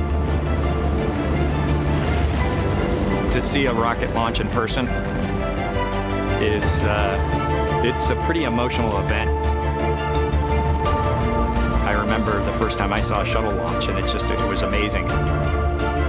And then when I saw a shuttle launch with my wife on it, that is quite the emotional experience. My name is Doug Hurley, and I'm the spacecraft commander for the Demo-2 mission to the International Space Station.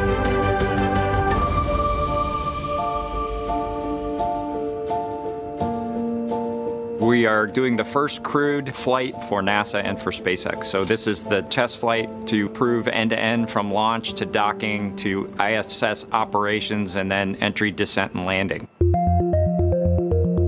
We'll wake up about 6 hours prior to launch. You'll eat breakfast, you'll do a medical check, you'll start to get your comfort garments on, you'll get a weather brief, and then you'll go get suited up. And it's the same suit up room that astronauts have been using since Apollo. And there they are, NASA astronauts. And then we'll walk out, jump in our Teslas, and we'll ride to the pad. We will board the vehicle roughly 3 hours before launch, go through all those pre-flight checks, and then ideally we're off to the races from there at launch. Ignition, liftoff of the Falcon 9 and Crew Dragon. Go NASA, go SpaceX, Godspeed, Bob and Doug. It's about a 9 to 10 minute ride to orbit. We'll go through the on-orbit activities. We'll do some manual flying of the vehicle. We'll obviously sleep on the vehicle. And then we will continue through the rendezvous phase to where we end up in front of the space station the next morning, ready to dock. Endeavour, this is Houston. Bob and Doug, welcome to the International Space Station. We'll spend likely a few months on space station. We'll be able to do some on-board training with regard to undocking, entry, descent, and landing. Actually getting to fly the mission with Bob, we've been close friends for almost 20 years, so, the whole experience for me is what we're looking for. For Doug personally, he's worked so hard, through his entire life to get to where we are right now. It makes me so happy to see that he gets to be part of this mission, the spacecraft commander. I'm just glad to see his hard work and his dreams come true for that. We're so proud of him. It's been a huge amount of sacrifice and time away from home, but the fruits of our labor are coming to fruition.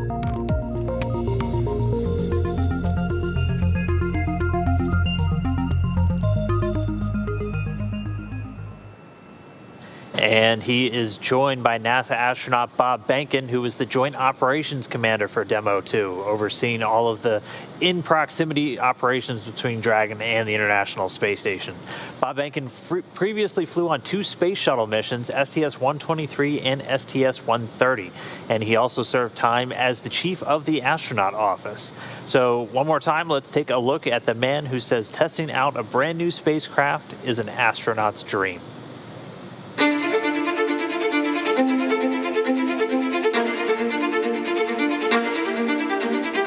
When you go through the launch day preparations, there's a lot of moments that kind of stand out to you. One is the kind of the celebratory piece of it, which is that you're walking out of the suit up room and getting in the vehicle that's going to take you to the launch pad. When you close the hatch, that's really when Doug and I are in the vehicle, and it's our vehicle, and we're really in control of the mission at that point. Test pilots, their task proved that man could fly into orbit around the Earth and return live and well to talk about it. There's always a balance of managing risk as you go forward to execute a test point and figuring out a way to collect the data. We hear a sound. Okay, is that sound an expected sound? Or we see a light, is that light an expected light? What's the source of it? Does it sync up with something else that's going on or not? So trying to dissect all of that in real time in your head is, a lot of things happen like that on launching of a vehicle. From St. Anne, Missouri, he is an Air Force colonel and flight test engineer. He flew aboard Space Shuttle Endeavour twice. Introducing NASA astronaut Bob Behnken.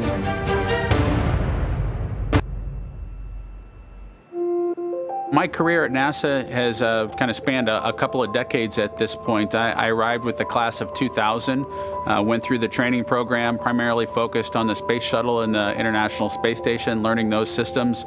Having launched a couple times on vehicles, you know, the second time was definitely different than the first time. You can feel a little bit guilty of, hey, should I study one more thing, or is there one more piece of information I should get? Am I really prepared or not? So that's definitely different between where I was on my first flight and where I'm at right now. I think for me personally, as a spouse, watching everything that Bob has put into this over the last 5 years, the dedication that he's shown, the perseverance is pretty special. For both of us, though, the way our minds work, it won't be until sort of the mission is complete that you have really a chance to savor it and celebrate it. On a deeply personal level, I'm really excited that my son is get a chance to see me launch into space. Being an astronaut has been a little bit of an abstraction thing for him because he's seen me do it in old videos, but he hasn't seen me do it for real. And so I'm excited for him to see me launch into space. Really, my role on the Demo-2 mission is to make sure that we get this vehicle tested and evaluated so that we can move on to more operational missions at the International Space Station. 3, 2, 1, 0. Ignition. Liftoff of the Falcon 9 and Crew Dragon. Go NASA, go SpaceX, Godspeed, Bob and Doug. We've got a lot of objectives on board the vehicle that we need to accomplish to really make sure that it's good to go. We'll do everything from actually talk from the Dragon vehicle to a Russian Soyuz. We'll dig out all kinds of hardware that's stowed in the nooks and crannies of the vehicle so that we have a good feel for how things are in place and getting them back in place. We plan to do all those things as just a part of our test mission. Welcome to Bob and Doug. I will tell you, the whole world saw this mission, and we are so proud. I'm looking forward to that moment when he enjoys the accomplishment, when he realizes we did this, we did a great job, we accomplished what we set out to do. Whenever he lets himself feel that and experience that success, that's what I'm really looking forward to for him. For me, I'm looking forward to when he touches down at Ellington in the NASA plane that brings him home again at the end of it. I think that the thing I'm most looking forward to is actually ending up in the water safely at the end of the mission. I'm expecting a little bit of vomiting maybe to happen in the end game. So when we get to that opportunity to do that, I'm looking for that kind of celebratory event for both of us in the water at the end of the mission.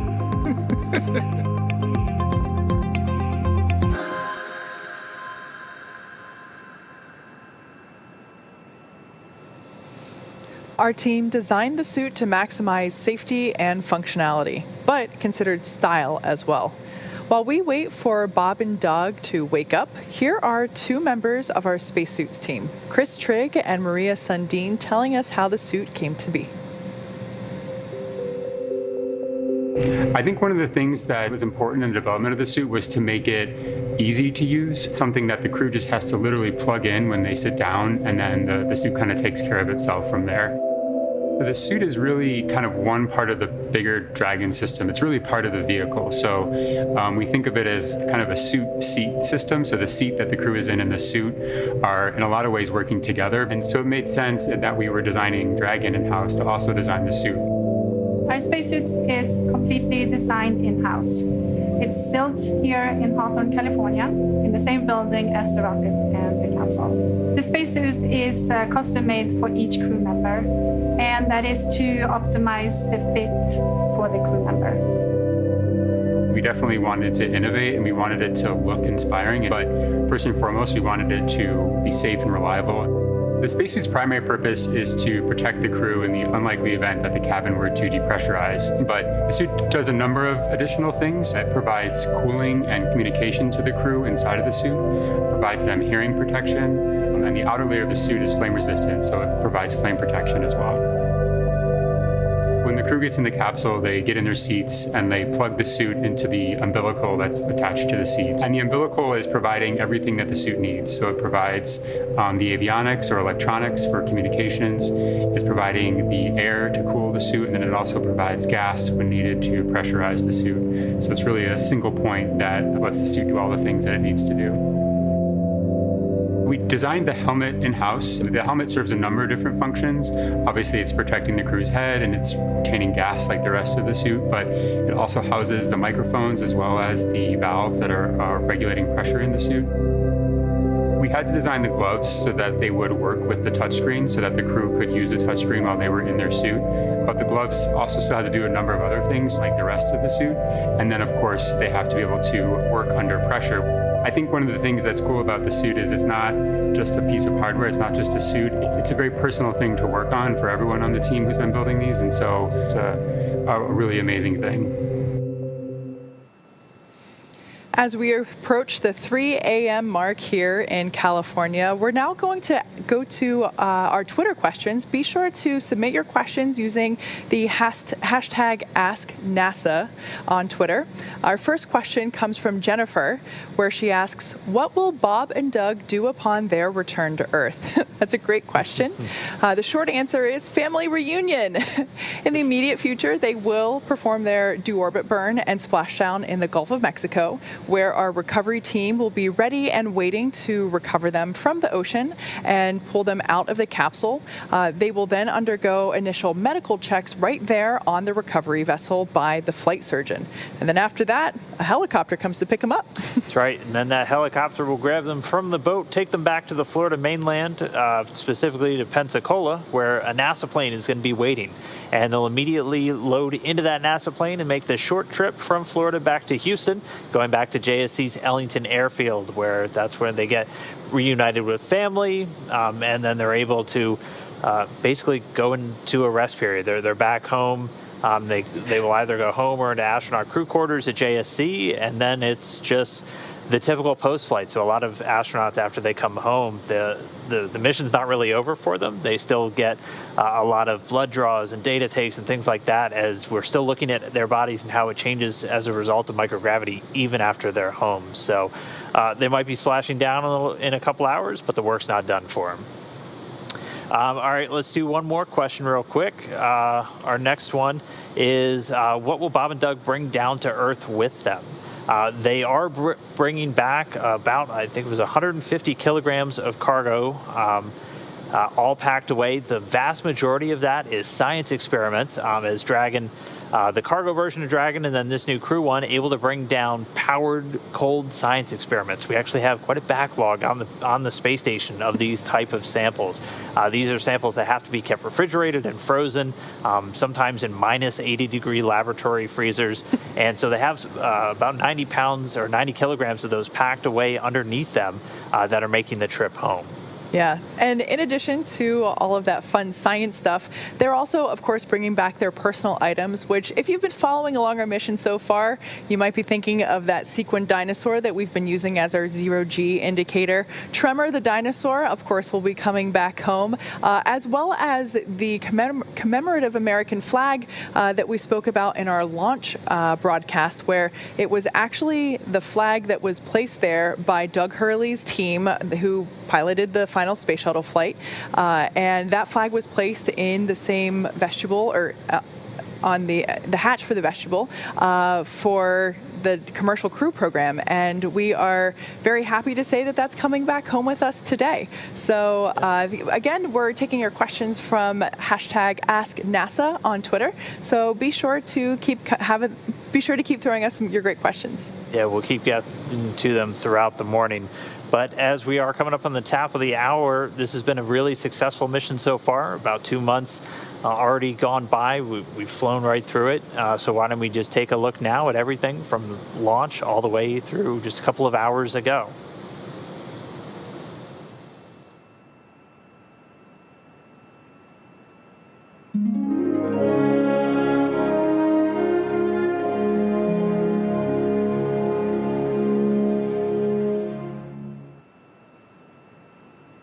You're looking at the American-made rocket and spacecraft that will return American astronauts to the International Space Station from American soil for the first time since the retirement of the space shuttle, last flown nearly 9 years ago. But if all goes well today, we will mark a new first in NASA's storied history and usher in the commercial crew era of American spaceflight.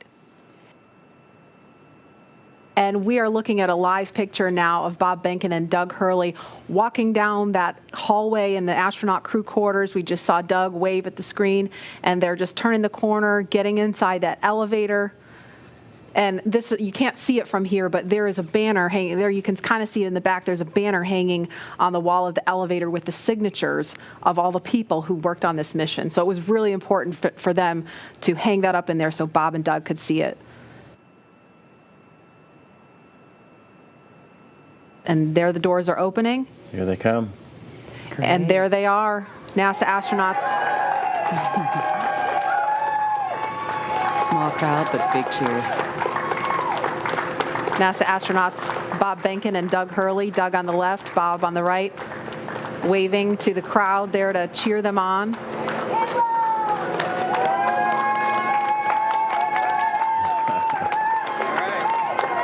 And there are their families right in front of them.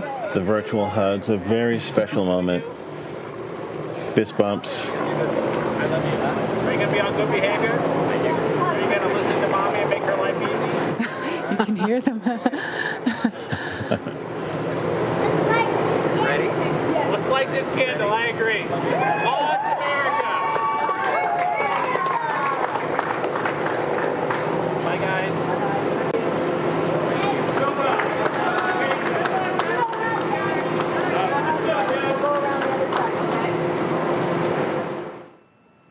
And there it is. That shot really gives you a sense of the scale of the Falcon 9 rocket. Those Teslas look teeny, teeny, tiny, making their way up there. Yeah, really cool watching the Teslas pull up, driving on the launch pad just a few feet away from the vehicle. This is awesome and getting really excited over here. Core on countdown 1 at 2 hours, 57 minutes. The crew has arrived at the pad on schedule. There they are, taken in the sight, craning to see the top of the Falcon 9 rocket. Core on countdown 1 at T-minus 2 hours and 46 minutes. The crew has arrived at the White Room and its ingress is in progress on schedule. And as they climb into Dragon, they will buckle themselves in and attach their umbilicals to their suits. And as you can see, the suit techs are there to help them get buckled and settled into those seats. And we can see the seats slowly start to rotate. Again, they're in this down position just to make it easier to climb in and out of Dragon. They'll rotate to this launch position to put their backs a little bit more parallel to the ground. It makes taking the G-force a little bit easier for the crew on the way uphill, but most importantly, positions those touchscreens directly in front of them, which is just their gateway into Dragon. Dragon, SpaceX, seats are in the launch position. We copy. Dragon, SpaceX, go for launch. SpaceX Dragon, we're go for launch. Let's light this candle. 10, 9, 8, 7, 6, 5, 4, 3, 2, 1, 0. Ignition. Liftoff of the Falcon 9 and Crew Dragon. Go NASA, go SpaceX, Godspeed, Bob and Doug. America has launched. And so rises a new era of American spaceflight, and with it the ambitions of a new generation continuing the dream. 20 seconds into flight, stage 1 propulsion is nominal.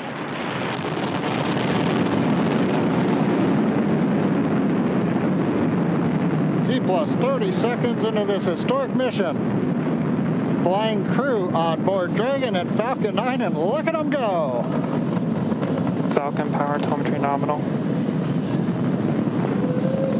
M1D throttle down. We're throttling down to get ready for the period of maximum dynamic pressure. We're in the throttle bucket. Reports say all systems are go. Vehicle is supersonic. We've We've exceeded Mach 1 on the Falcon 9. And 1D throttle up. We're throttling back up to full power as we're through max Q. Copy, 1 Bravo. And we heard that 1 Bravo call out. That's just the second abort zone that they're in. They'll continue to be on this until the first stage has done its job and they switch over to the second. At this point, Bob and Doug pulling about 2.3 Gs, 2.3 times the Earth's gravity, already moving at over 1,500 miles per hour.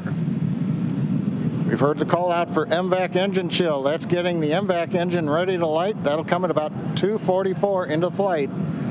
Right now, everything continuing to look good. Next major event coming up is going to be the triple. We'll have main engine cutoff of the 9 first stage engines, stage separation, and then ignition of the second stage engine to continue to carry astronauts into orbit. And what you're seeing on your screen is a live view of our drone ship, where our first stage will be coming down. Looks like we lost that live view, but we'll wait for confirmation of that landing shortly here. Falcon 9 first stage is successfully landed. And there you can see on your screen, Falcon 9 has landed. This is the first Falcon 9 to carry humans to orbit, so very exciting for us. And as you can see on your right screen, Bob and Doug are still making their way to their targeted orbit. Dragon separation confirmed. Countdown 1 is unmerged. Separation confirmed. And there's that call out. Dragon is now officially making its way to the International Space Station today. Dragon SpaceX with that separation call. We have a few words for you from our Falcon 9 team. Standing by. Dragon, Chief Engineer on Dragon to ground. Bob, Doug, on behalf of the entire launch team, thanks for flying with Falcon 9 today. We hope you enjoyed the ride and wish you a great mission. Thanks, Bala. Congratulations to you and the F9 team for the first human ride for Falcon 9, and it was incredible. Appreciate all the hard work, and thanks for the great ride to space. Copy all. And Mike, proud of you guys and the rest of the team. Thank you so much for what you've done for us today, putting America back into low Earth orbit from the Florida coast. Copy all. Good luck. Godspeed. Without further ado, we would like to welcome you aboard Capsule Endeavour. We chose Endeavour for a few reasons. One, because of this incredible endeavor NASA, SpaceX, and the United States has been on since the end of the shuttle program back in 2011. The other reason we named it Endeavour is a little more personal to Bob and I. We both had our first flights on Shuttle Endeavour, and it just meant so much to us to carry on that name. That's what we decided to go with. So we hope you enjoy that name, and once again, welcome on board. Today we accomplished the first flight off the Florida coast in quite some time, and Doug and I were really proud to have an opportunity to be a part of that. We're doing it in a brand new spaceship, a spaceship that's a lot different than its namesake Endeavour, the space shuttle, in that it has touch display screens that allow us to accomplish most of the interfacing requirements that we have. But we've got the capability to interface with the vehicle, and it's kind of interesting. There's a command. This little button over here is actually what the commands are for our displays. One thing that does get lost is there is a extensive button panel down below as well. So over on this side, we can turn the displays on and off, as well as send some commands for some contingency situations. On the other side, we have the ability to deploy chutes and things like that on entry. So we do have some buttons, but the primary interface is these displays. So nice, new, modern cockpit that we've got for our compared to our namesake, the Space Shuttle Endeavour. And I'm guessing it was the first time a space vehicle was flown with a touchscreen before. So we got that going for us. We did. It it turns out, end up with one stowaway on board our vehicle when we launched today. It was not just Doug and I who accomplished the launch here. We do have an Apatosaurus aboard. We both have two boys who are super interested in dinosaurs. And we collected up all the dinosaurs between the two houses, and Trimmer, the Apatosaurus, got the vote from the boys to make the trip into space today with us. And so that was a super cool thing for us to get a chance to do for both of our sons, who I hope are super excited to see their toy floating around with us on board. I'm sure they would rather be here given the opportunity, but hopefully they're proud of this as well. At this point, Dragon now approaching waypoint 0. At this moment, we're less than a mile away from station. Dragon just under 1,200 meters away, continuing to close the gap. Pretty slow rate right now, moving in at only about 1.7 meters per second. And here's a view from Dragon. Dragon's got a number of relative navigation sensors, as well as a couple of cameras that can look forward that will hopefully get some additional views for as we get closer to docking. Here's a great view from a camera behind Bob and Doug. Bob in the right-hand seat in the pilot seat, Doug in the commander seat, or the CDR seat. There they are. And that's 200 meters from the center line of the space station. We're inside 100 meters, continuing to close. I think you can see a meatball and American flag on that on the spacecraft. That structure on the fairing structure is actually what the Super Dracos are housed in. Of course, all of those are deactivated now, only used for launch escape during the ascent portion.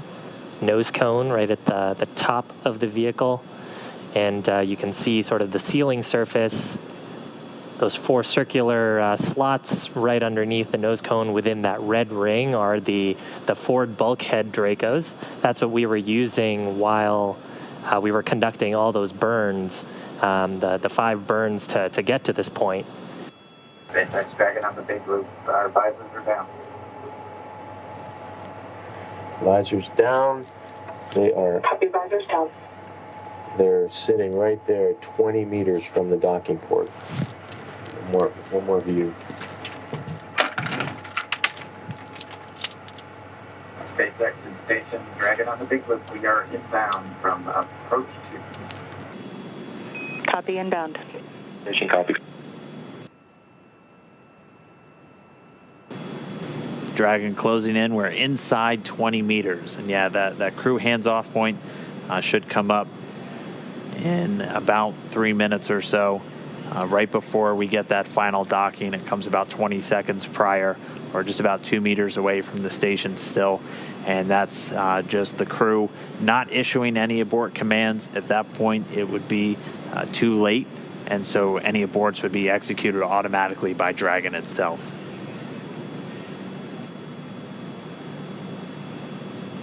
Two meters.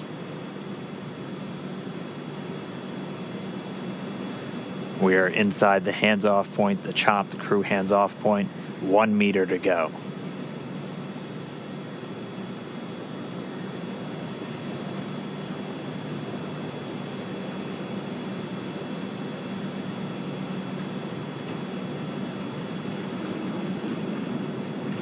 Soft capture complete. Dragon in space. Soft capture confirmed. Stand by for retraction and docking.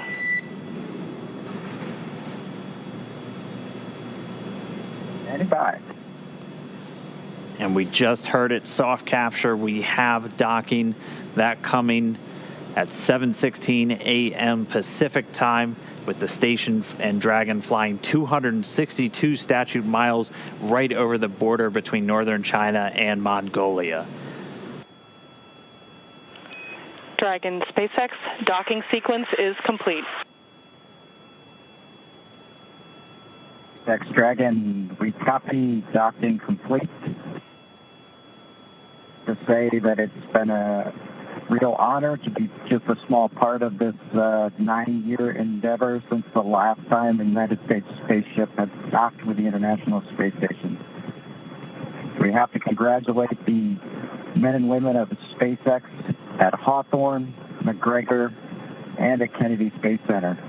Their incredible efforts over the last several years to make this possible cannot go overstated. I'd also like to thank Kathy Leaders and her team of the Commercial Crew Program of NASA. An outstanding job by everyone. Last, I'd like to thank the men and women of the National Aeronautics and Space Agency. This is an incredible time to be at NASA. 3 new vehicles to be flown, continuing mission in low Earth orbit, and then to the moon and Mars. We thank you again and congratulate you.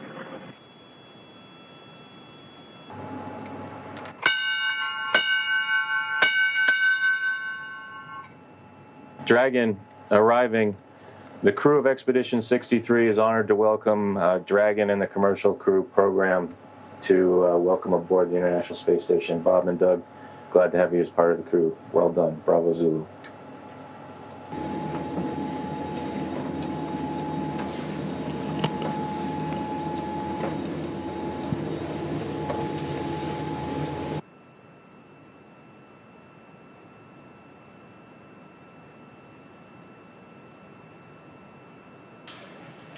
We have Bob Behnken from SpaceX Demo-2 mission entering the International Space Station.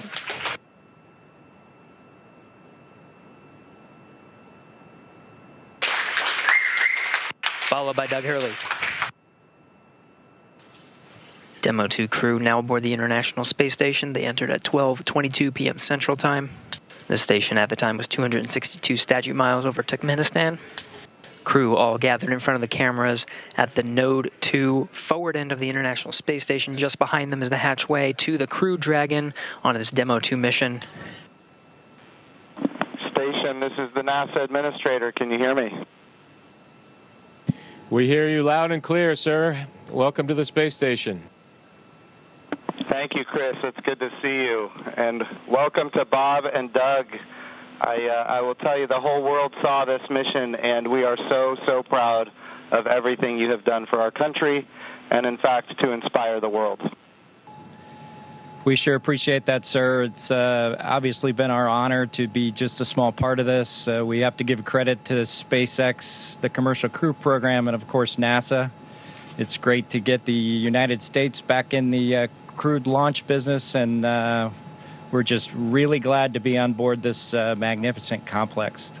First, I just want to say thank you again to Bob and Doug and your families from all of us here at SpaceX, all of our locations, all of our partners, all of our vendors, everyone for trusting us to bring you up there.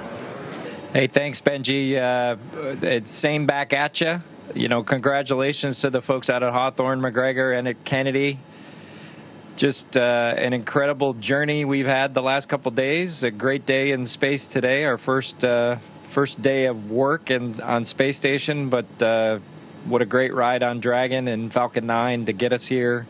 Everything worked exactly the way we planned it to work, and that's a credit to the teams there in Hawthorne and McGregor and Kennedy. Just it's a pretty awe-inspiring trip so far, and very humbling, and just we're just so proud to represent SpaceX and NASA in this new next launch capability.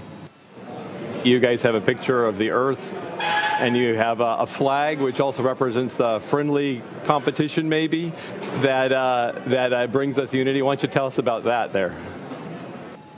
Yeah, so this is the flag that we left here almost 9 years ago on STS-135. It had actually flown on STS-1, and then it flew again with us on STS-135. And at some point after the end of the shuttle program, we decided we would have a little friendly competition to see who came up and got this flag. And congratulations, SpaceX, you got the flag. So Bob and I, Chris will not let us forget it. That's the biggest thing, is this will be on his to-do list when we get the nod to return Dragon back to Earth, and hopefully this will find a great place of honor somewhere in Hawthorne.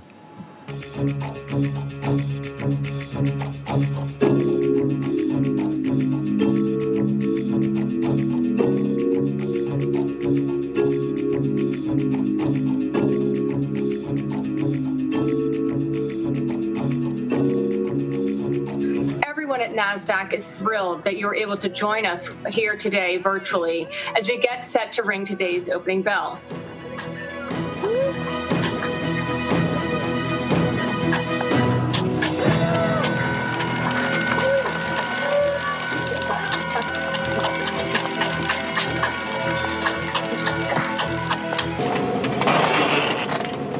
All right, Bob Mini Workstation BRT has a red small. Yes. 3 short wire ties, 1 long wire tie. 1 long, 1, 2, 3 shorts. Swing arm. Red small. PGT. Red small to PGT number 7. PGT number 7. Cal knot motor 30.5. And 7/16 swabbing.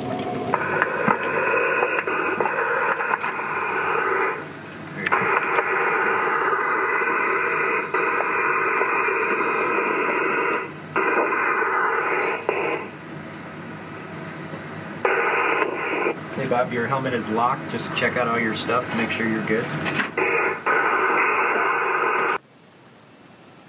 The thermal cover is open. I'm egressing. We copy.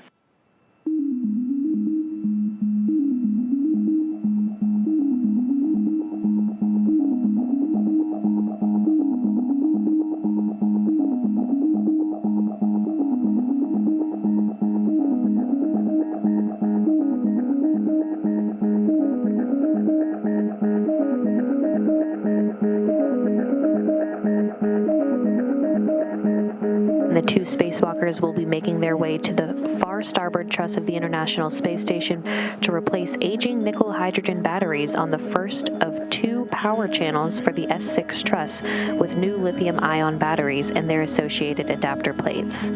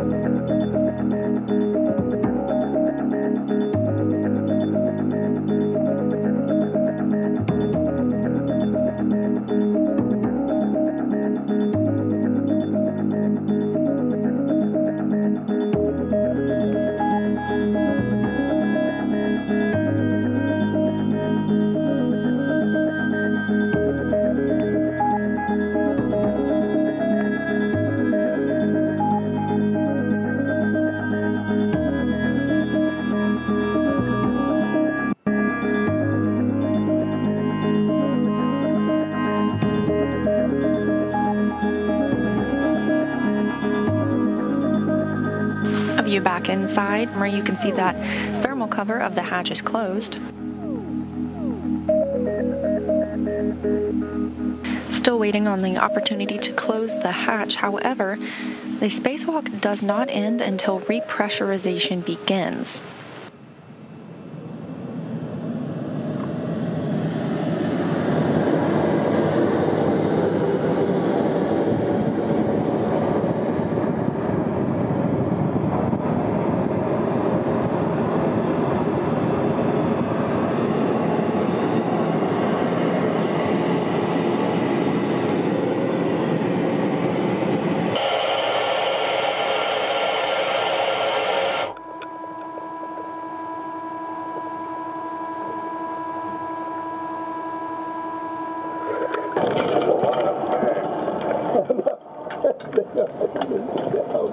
So much stuff. Hold Bob for a second.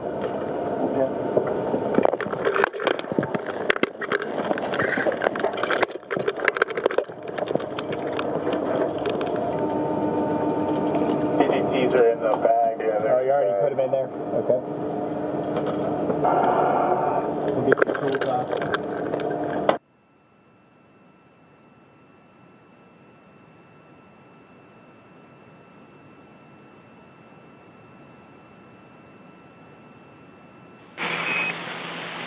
First of all, I'm super excited that this is the first payload you're working with on space station, so make it super special for me.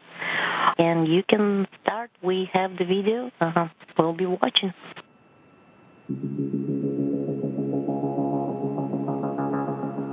When you install the sample cartridge, we'd like you to first hand snug bolt Bravo and then do bolt Alpha and let us know if there's any difference between those two bolts.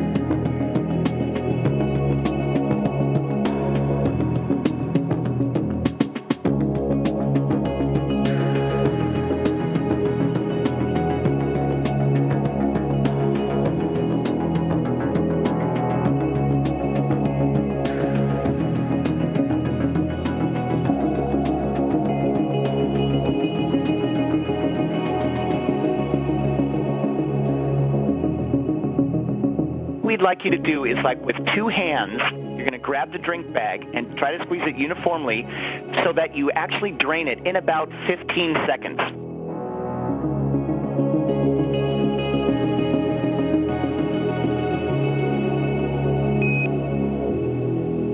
Keep it going, cool.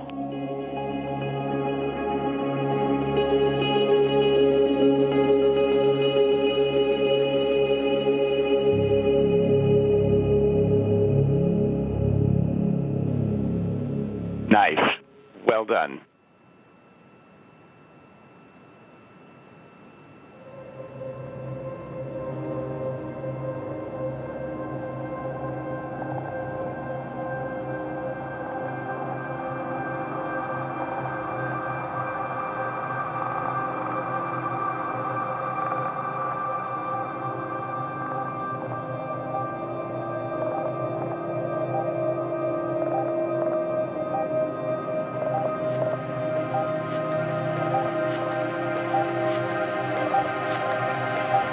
And Endeavour Houston on 2 while we wait for the fan.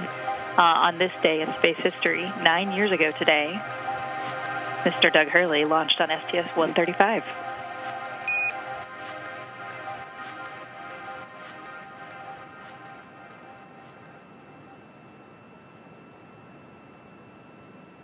Well, welcome aboard to the International Space Station and the crew of Expedition 63. It's an exciting day for us all as we bid farewell to our two friends and colleagues, Bob and Doug, as they complete the journey of this amazing test mission. Before I hand the mic over to Bob and Doug, I do want to make mention of this very special flag. It has deep space history, getting deeper, as this flag will return to Earth with the Crew Dragon guys and spend a little bit of time on Earth and very soon make a trip to the moon in short order. So, Doug, the flag's all yours. It's been a pleasure, and here you go. Thanks, Chris.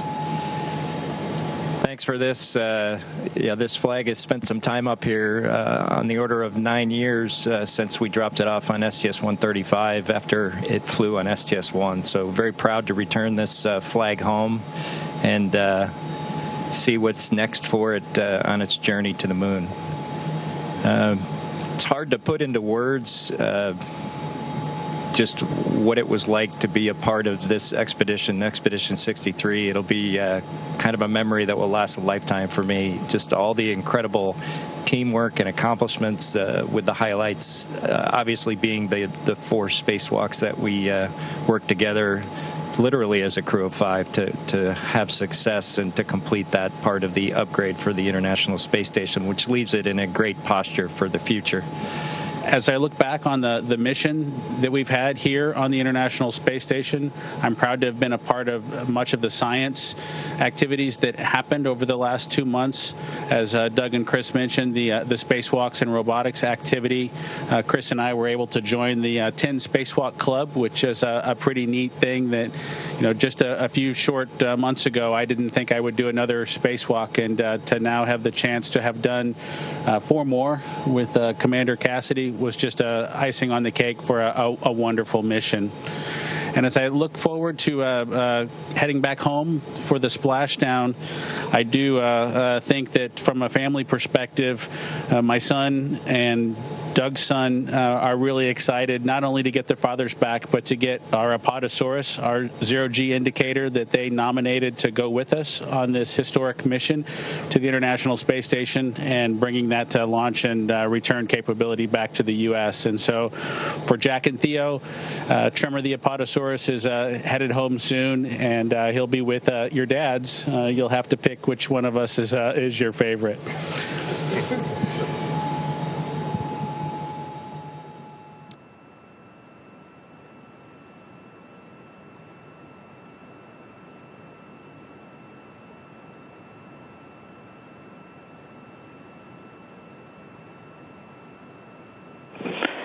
Dragon SpaceX on the big loop. The final reconfigurations for undock are complete and nominal. The ground is go for undocking at the undocking sequence start time of 23:30 GMT. Please confirm your visors are down and that you are ready for undock and departure. Dragon copies, go for undock on time. Our visors are down and we're ready for departure. We copy all.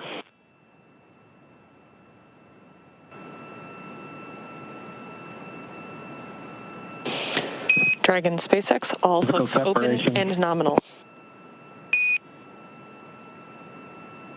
All hooks open. Dragon departing. Dragon SpaceX, separation confirmed.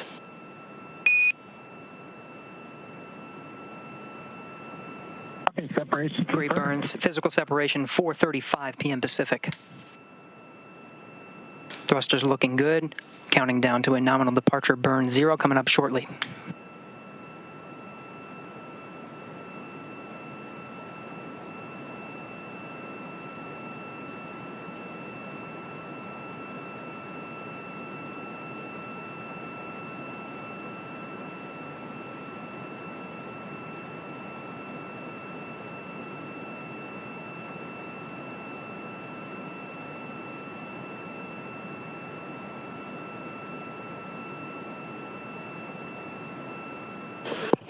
Dragon SpaceX, depart burn 0 complete.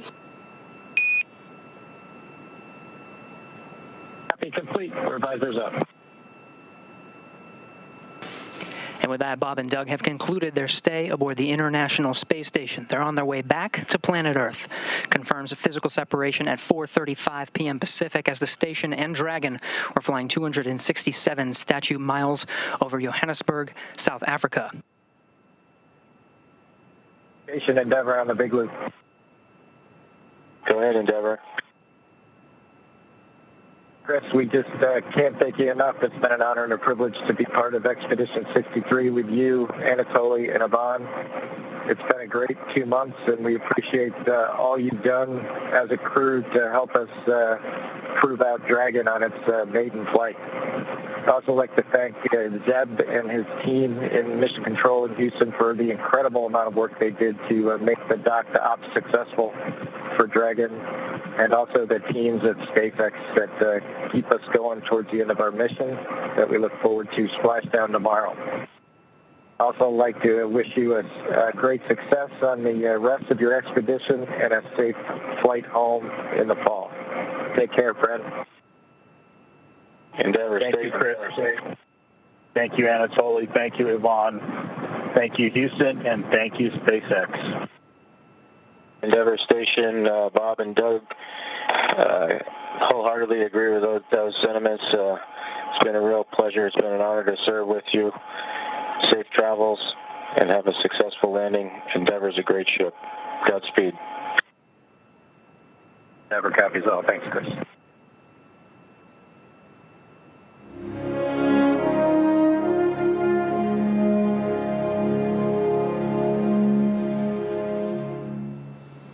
And that right there was just another replay of all of the real highlights from this mission, NASA and SpaceX's Demo 2 flight. This is the mission to test out the Dragon spacecraft before we can certify it to begin flying operational flights, so flights with 4 crew members on board. And this is the first time we've done this. We've flown astronauts from America since STS-135 back in 2011. So it's been a monumental mission in NASA's history and SpaceX's history. And it all started back in May when they were able to launch from the Kennedy Space Center, getting to the space station where they've spent the last 62 days, 63 days total in space, and they'll be just a few minutes under 64 days when they splash down later today. Everything's been going very smoothly for Bob and Doug ever since they undocked from the space station yesterday, right on the dot at 4:35 p.m. Pacific, 23:35 GMT. And since then have executed all their departure burns, their phasing burn, and are still asleep. They're scheduled to wake up in about an hour from now, and then things really pick up.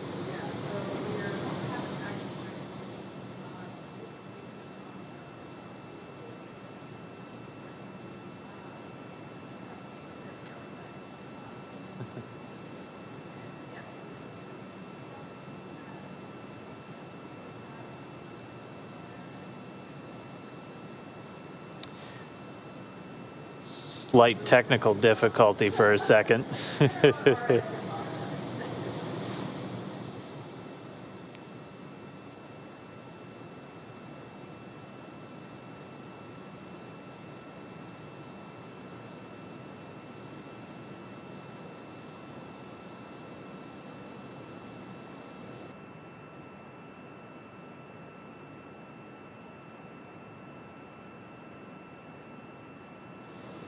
All right, well, while we get Kate's mic back in the mix.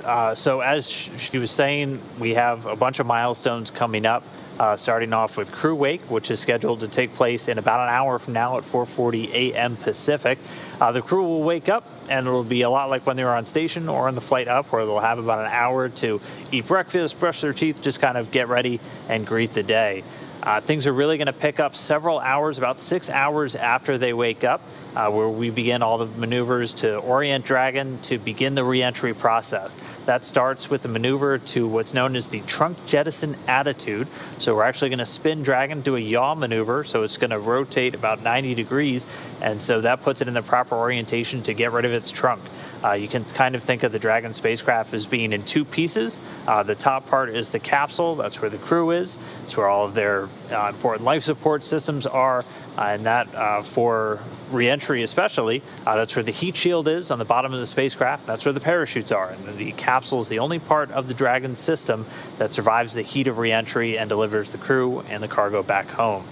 So once they get in the proper orientation, they'll first separate what's known as the claw. That's a mechanism that actually attaches the trunk to the Dragon capsule itself. It has a number of fluid and communications lines to share between the different systems, as the trunk itself has all of the power generation for the spacecraft. The capsule has batteries, but all of the power on Dragon being generated during the mission by those solar arrays wrapped around the trunk. The trunk also has a radiator where it's able to radiate heat. All of the systems on board spacecraft generate heat, and so we need to have a way to get rid of that heat. You don't have natural air convection like we do here on Earth, so we use radiators to actually get rid of that heat. And then I think Kate might be back, but we'll get the claw separated, the trunk separated, and then we get ready for that deorbit burn. Yeah, so that deorbit burn is where the fun will really begin. We're expecting that to commence at 10:56 a.m. Pacific time, and that is the burn, the final burn that Dragon will perform in order to put Dragon Endeavour on its final trajectory to the landing point that we have identified off the coast of Florida near Pensacola. So that is in the Gulf of Mexico. After that deorbit burn concludes, which that lasts about 11 and a half minutes, we'll close that nose cone in order to protect the forward hatch. We want to reuse these capsules, so we want to make sure that that hatch, which is used to ingress and egress the International Space Station, is fully protected during re-entry. So we'll close up that nose cone and secure it. And at that point, Dragon will begin to re-enter the Earth's atmosphere just a few minutes after that nose cone closure. So as it's re-entering the Earth's atmosphere, there will be plasma building up on the exterior of the capsule, and we will have a expected communications blackout period starting at 11:36 a.m. Pacific. That will last about 6 minutes, where we're not able to command Dragon or receive any telemetry, but Dragon is fully autonomous. It is driving itself at that point. So it'll continue to make adjustments based on the flight computer. And then we will experience entry interface, which is when the capsule really begins to feel those aerodynamic pushes due to the friction and the presence of atmosphere once again. So that will happen at 11:36 a.m. and then 6 minutes later we'll get those communications back. After that, we will have parachute action. So we will first deploy our drogue parachutes. Those are designed to help stabilize the capsule and initially slow down the vehicle. Like we said before, you know, the orbital velocity is 17,500 miles per hour. Whenever the parachutes deploy, it'll be about 350 miles per hour. So once the drogue chutes deploy, those will then, about a minute after they deploy, they'll be released, and those will actually pull out the 4 main parachutes that will be used to really slow the vehicle down. And that action will be happening at 11:45 a.m. on the dot, Pacific time, is when those main parachutes will deploy.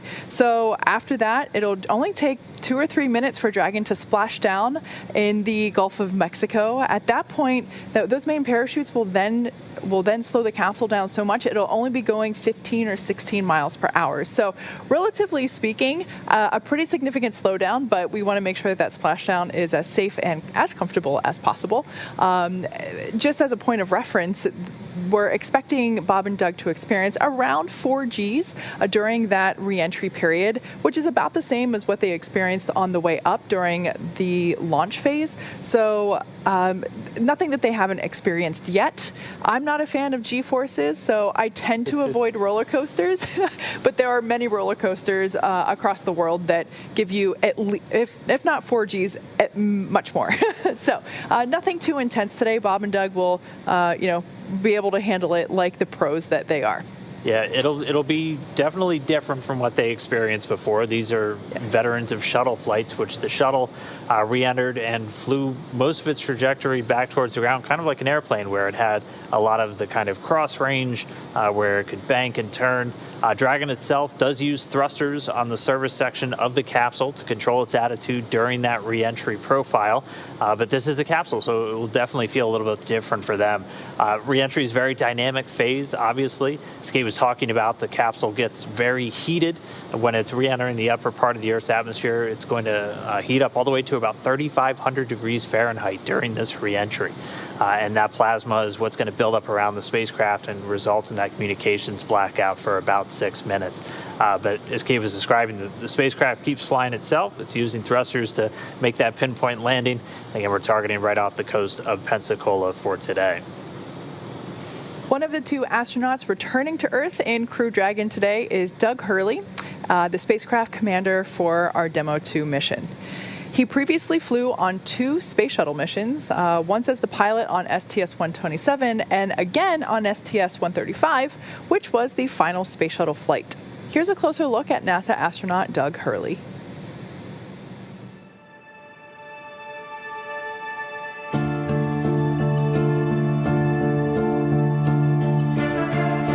You excited? Very excited. Yeah, very excited. You feel ready? Feel pumped? Oh yeah, I think we're ready. I think we're certainly ready. Joining the SpaceX Demo 2 test. He is a Marine Corps colonel and test pilot. He was selected as an astronaut in 2000. He piloted Space Shuttle Endeavour and Atlantis for STS-135, the final space shuttle mission. Introducing NASA astronaut Doug Hurley.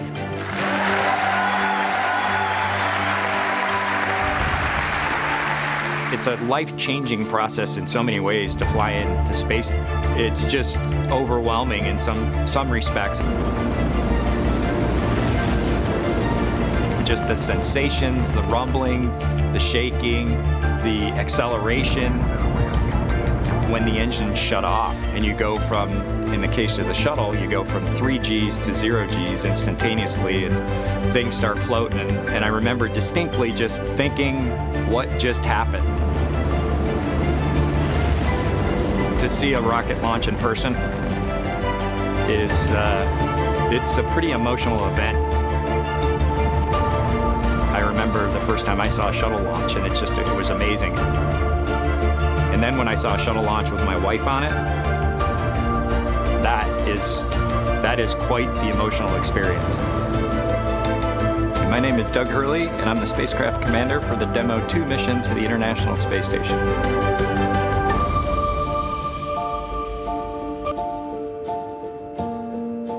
We are doing the first crewed flight for NASA and for SpaceX. So this is the test flight to prove end-to-end from launch to docking to ISS operations and then entry, descent, and landing.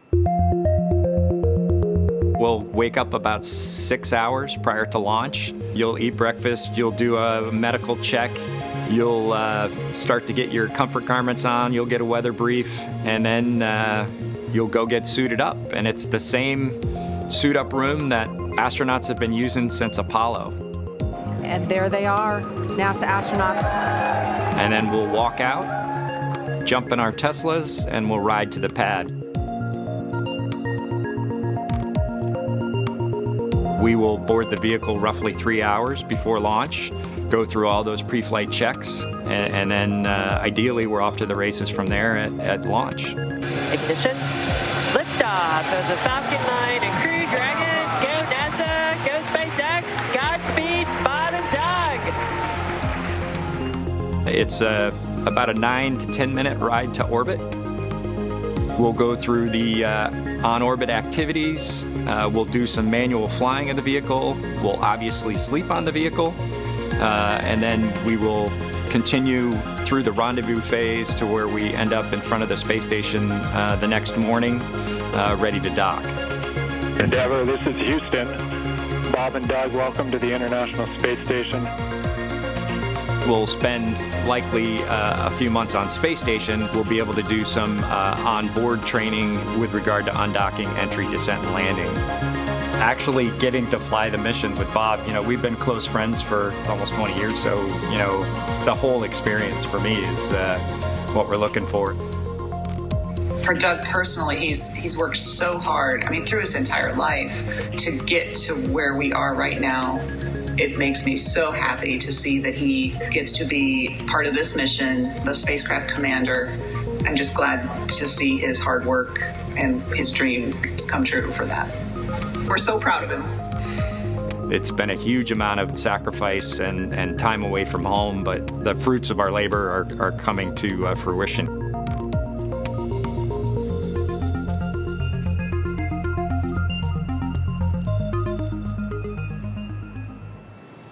And joining Doug Hurley on this historic mission is his fellow NASA astronaut and good friend, Bob Behnken.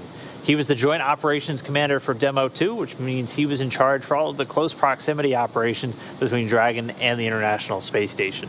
Bob Behnken previously flew on 2 space shuttle missions, STS-123 and STS-130, and he served a tour as the Chief of the Astronaut Office. He's now an incredibly experienced spacewalker and returning crew member on Demo-2. But now here's a little bit more about the man who has told us that testing out a brand new spacecraft is an astronaut's dream.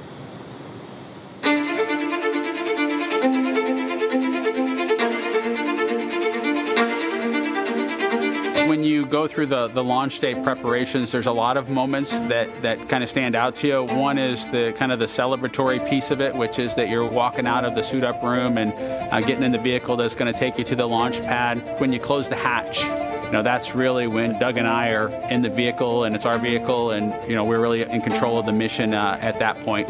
Test pilots, their task proved that man could fly into orbit around the Earth and return live and well to talk about it. There's always a balance of managing risk as you go forward to execute a test point and figuring out a way to collect the data. We hear a sound. Okay, is that sound an expected sound? Or we see a light, is that light an expected light? What's the source of it? Does it sync up with something else that's going on or not? So trying to dissect all of that in real time in your head is, a lot of things happen like that on launching of a vehicle. From St. Anne, Missouri, he is an Air Force colonel and flight test engineer. He flew aboard Space Shuttle Endeavour twice. Introducing NASA astronaut Bob Behnken.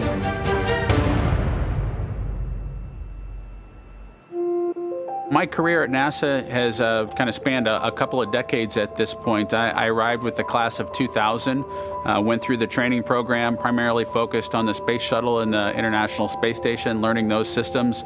Having launched a couple times on vehicles, the second time was definitely different than the first time. You can feel a little bit guilty of, hey, should I study one more thing? Or is there one more piece of information I should get? Am I really prepared or not? So that's definitely different between where I was on my first flight and where I'm at right now. I think for me personally, as a spouse, watching everything that Bob has put into this over the last 5 years, the dedication that he's shown, the perseverance is pretty special. For both of us, though, the way our minds work, it won't be until sort of the mission is complete that you have really a chance to savor it and celebrate it. On a deeply personal level, I'm really excited that my son is going to get a chance to see me launch into space. Being an astronaut has been a little bit of an abstraction thing for him because he's seen me do it in old videos, but he hasn't seen me do it for real. And so I'm excited for him to see me launch into space. Really, my role on the Demo-2 mission is to make sure that we get this vehicle tested and evaluated so that we can move on to more operational missions at the International Space Station. 3, 2, 1, 0. Ignition. Liftoff of the Falcon 9 and Crew Dragon. Go NASA, Go SpaceX. Godspeed, Bob and Doug. We've got a lot of objectives on board the vehicle that we need to accomplish to really make sure that it's good to go. We'll do everything from actually talk from the Dragon vehicle to a Russian Soyuz. We'll dig out all kinds of hardware that's stowed in the nooks and crannies of the vehicle so that we have a good feel for how things are in place and getting them back in place. We plan to do all those things as just a part of our test mission. Welcome to Bob and Doug. I will tell you, the whole world saw this mission, and we are so proud. I'm looking forward to that moment when he enjoys the accomplishment, when he realizes we did this, we did a great job, we accomplished what we set out to do. Whenever he lets himself feel that and experience that success, that's what I'm really looking forward to for him. For me, I'm looking forward to when he touches down at Ellington and the NASA plane that brings him home again at the end of it. I think that the thing I'm most looking forward to is actually ending up in the water safely at the end of the mission. I'm expecting a little bit of vomiting maybe to happen in the end game. So when we get to that opportunity to do that, I'm looking for that kind of celebratory event for both of us in the water at the end of the mission.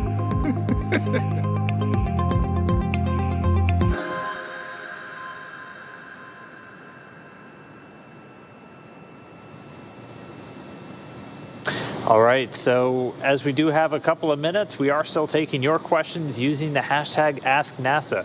We're going to be continuing to do that throughout the morning. So if you have a question for us, jump on Twitter and use that hashtag.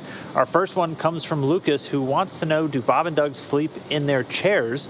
And if so, do the chairs recline? Yeah, that's a really good question. Thanks for that one. In the sense of our chairs that we have in Crew Dragon, they themselves do not move. They are made out of carbon fiber, so they are really rigid. So if you are thinking of it from like the perspective of a recliner, how you can sit or you can lay down, they don't have that ability because, like I said, those chairs are rigid and static. However, we are able to actuate them so that they lean back a little bit. That's particularly important whenever they are in the launch phase to allow them to experience the G-forces in the most comfortable way possible. Those chairs do recline a little bit and that they actuate backwards. When it comes to reclining in space and how they sleep, they do sleep in that position of the chair because they are in a microgravity environment. Every position feels like it's laying down, and regardless of the orientation of the chair itself. All right, our next question comes from Mike, who wants to know, how long does it take for the recovery crew to actually recover Bob and Doug? Well, it starts off pretty much immediately after they splash down. The recovery vessel will be about 3 nautical miles away from the splashdown point. They have kind of a range that they'll be hanging out in, so they're obviously not right under the capsule as it's coming down, but they're there to get to them pretty quickly. And then one of the first things they do is actually send out what are called some fast boats to get over to the capsule in a hurry. And those should be there within just minutes after touchdown. Yeah, so once those fast boats approach Dragon, they will actually be a couple hundred feet away from it while they get the go from the recovery operations lead, who will be monitoring, making sure that there aren't any hypergolic fumes or vapors in the air, because those are toxic to breathe. So we want to make sure that none of those are lingering around. And then the fast boats will approach and begin the recovery process of climbing up onto the capsule and placing the rigging in the hoists and joints so that we can lift the capsule out of the water from start to finish. And then after the capsule's actually brought out of the water and placed on the recovery boat, we'll get Bob and Doug out of there and do those initial medical checks. So from start to finish, that process we expect to take 60 to 90 minutes, depending on what the waves are like and how quickly we're able to get Dragon out of the water is kind of where that variation comes in. But yeah, another great question. So again, we are going to continue to keep your questions from Twitter using the hashtag AskNASA. So be sure to keep submitting those all morning. Yeah. We've got one more we'll do real quick. This one's from Christopher, who wants to know how many orbits were made around Earth while Bob and Doug were on the space station. We do have that calculation, actually. So assuming a splashdown today, they'll have made 1,024 orbits of planet Earth, 1,024. So that means in that time, they'll have traveled more than 27 million miles just going around in circles around the Earth. So it's quite the trip. Wow.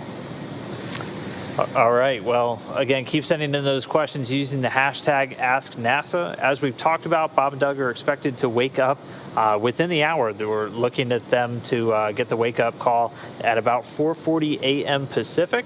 So in the meantime, we're going to check out our map, see where they are over planet Earth, and the next time we come to you, we should be waking up Bob and Doug.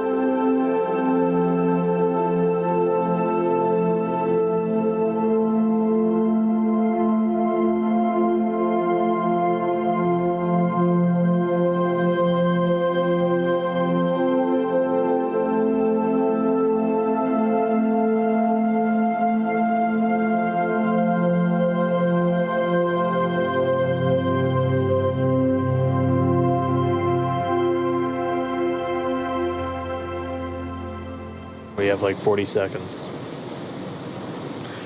Hey, so we are coming up on their wake up in just about a minute or so. Yeah, so it's been an exciting 24 hours, in case if you're just joining us. Bob and Doug undocked and departed the space station just earlier this morning. Actually, that might have been yesterday at this point. And as of this point right now, they're still sleeping. Yeah, and as we said, it should be just a couple of seconds, actually. We're targeting 4:40 a.m. Pacific time for their wake-up. And once they get up, they'll have about an hour to go through what we call post-sleep, so able to get breakfast, just kind of get ready to meet the day. And then it'll be a few hours until things really start to pick up, when we get ready to detach the trunk, get ready for deorbit burn, and then move even closer to that actual splashdown, which we're still targeting today at 11:48 a.m. Pacific, bringing an end to this Demo 2 mission. Yeah, so like we said, we're expecting that wake-up call to happen here in just a minute or so. And it's a really exciting day. It's Splashdown Day. So we're excited to get Bob and Doug up and ready for this momentous occasion. All right.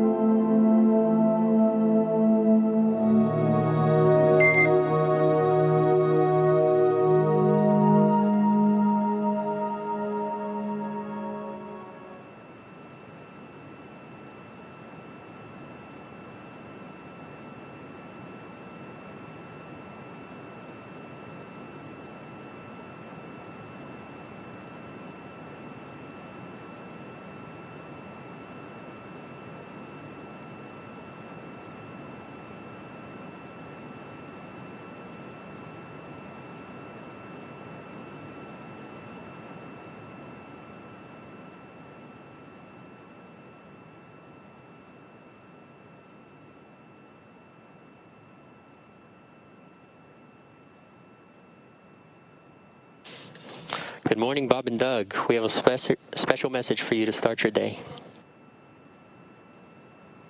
Good morning, Dragon Endeavor. I'm happy you went into space, but I'm even happier that you're coming back home. Rise and shine, Daddy. We love you. We can't wait to see you. Wake up, wake up. Rise and shine, Dad. Me, Luke, Leo, and Mom can't wait to see you, Daddy. Love you. Wake up, wake up, wake up. Wake up. Say wake up. Don't worry, you can sleep in tomorrow. Hurry home so we can go get my dog. We love you, Dad.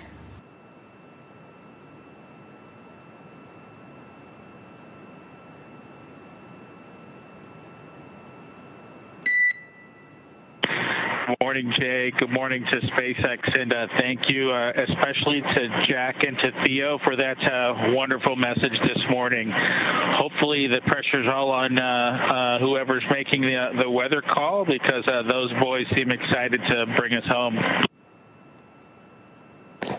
Yeah, we concur. It was great hearing them, and happy to hear you. And lucky for you, weather is looking great at Pensacola.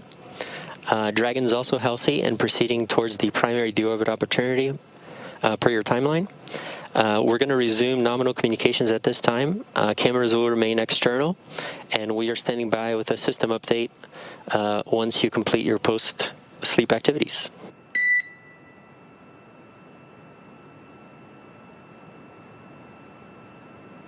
Thank you, Jay. We'll give you a call back once we get things a little bit tidied up here and be ready for that systems brief.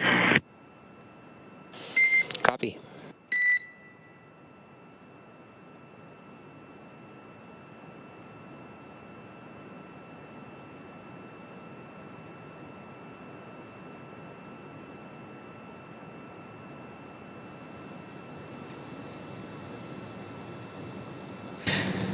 Welcome to our live coverage of SpaceX's Demo-2 mission. I'm Kate Tice, a senior certification engineer here at SpaceX at our headquarters in Hawthorne, California.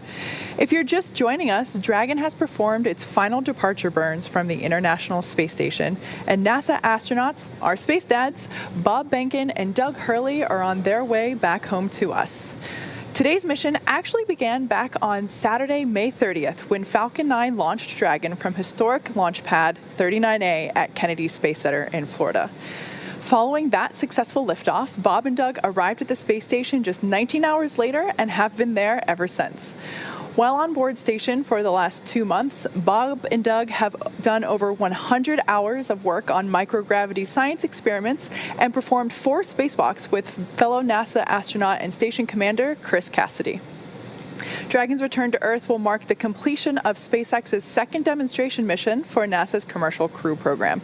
This is an important and final milestone which will allow SpaceX to start flying official crewed missions starting later this year. And it's been a really eventful 24 hours for the Dragon crew, for the International Space Station, just for everybody that's been following this mission. As we literally just heard, Bob and Doug, now awake inside Crew Dragon Endeavor, getting a special message from their sons to wake them up on their return day. So that was just really special. They've been flying free from the International Space Station for almost 12 hours now. Since they departed yesterday, they were able to get on board, pack everything up, and autonomously undock from the space station at 4:35 p.m. Pacific time on Saturday. And after that, Dragon was on its way. It began a series of departure burns to move it slowly up and around the station, and eventually down below and out in front, getting out of the neighborhood, bringing us out of those joint operations, and setting it up for its eventual journey home. We're going to be bringing you our live coverage. We've been going ever since before they got into Dragon, and we're going to continue all the way through to splashdown. Some of the major stuff coming up will be when we jettison Dragon's trunk, we execute the deorbit burn, and then we hit that splashdown, which right now is targeted for 11:48 a.m. Pacific. As Kate just said, off the coast of Florida. We're looking off the coast of Pensacola. One thing to note, we're not going to be able to show you every step of Dragon's journey, as we're going to have sporadic views inside the cabin once Bob and Doug let us back on board, once they're done with their post-sleep period. And there will be a communications blackout that we'll have during the final phases of reentry. And that'll last for about 6 minutes, but Dragon continues flying itself. It's a planned blackout, and we'll see them on the other side. Yeah, so as you just heard, Bob and Doug are now awake and entering their post-sleep period. So that's about an hour-long period where they're able to get up, stretch their legs, have their breakfast, and get ready for splashdown day. Really exciting day. It's going to be a really busy day for them. More so on the second side of this. They had to. It's a 19-hour journey essentially from space station to that splashdown, and We do that very specifically. Whenever a journey from the space station to the actual splashdown is longer than 6 hours, we have to build in sleep for our crew members. Otherwise, they end up pulling about 20-plus hour days, and we don't want them going through something as dynamic as that reentry, that splashdown in the ocean. Got to get rested. Yeah, got to make sure it's like pilots, it's like anybody else. You have kind of that very strict crew duty day.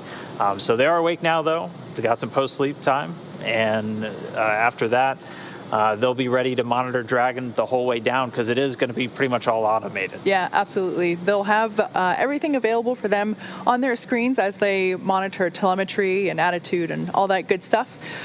So yeah, really exciting day as we approach splashdown here in a matter of a few hours, which is crazy to think that this all started 2 months ago and here we are. Time certainly flew by.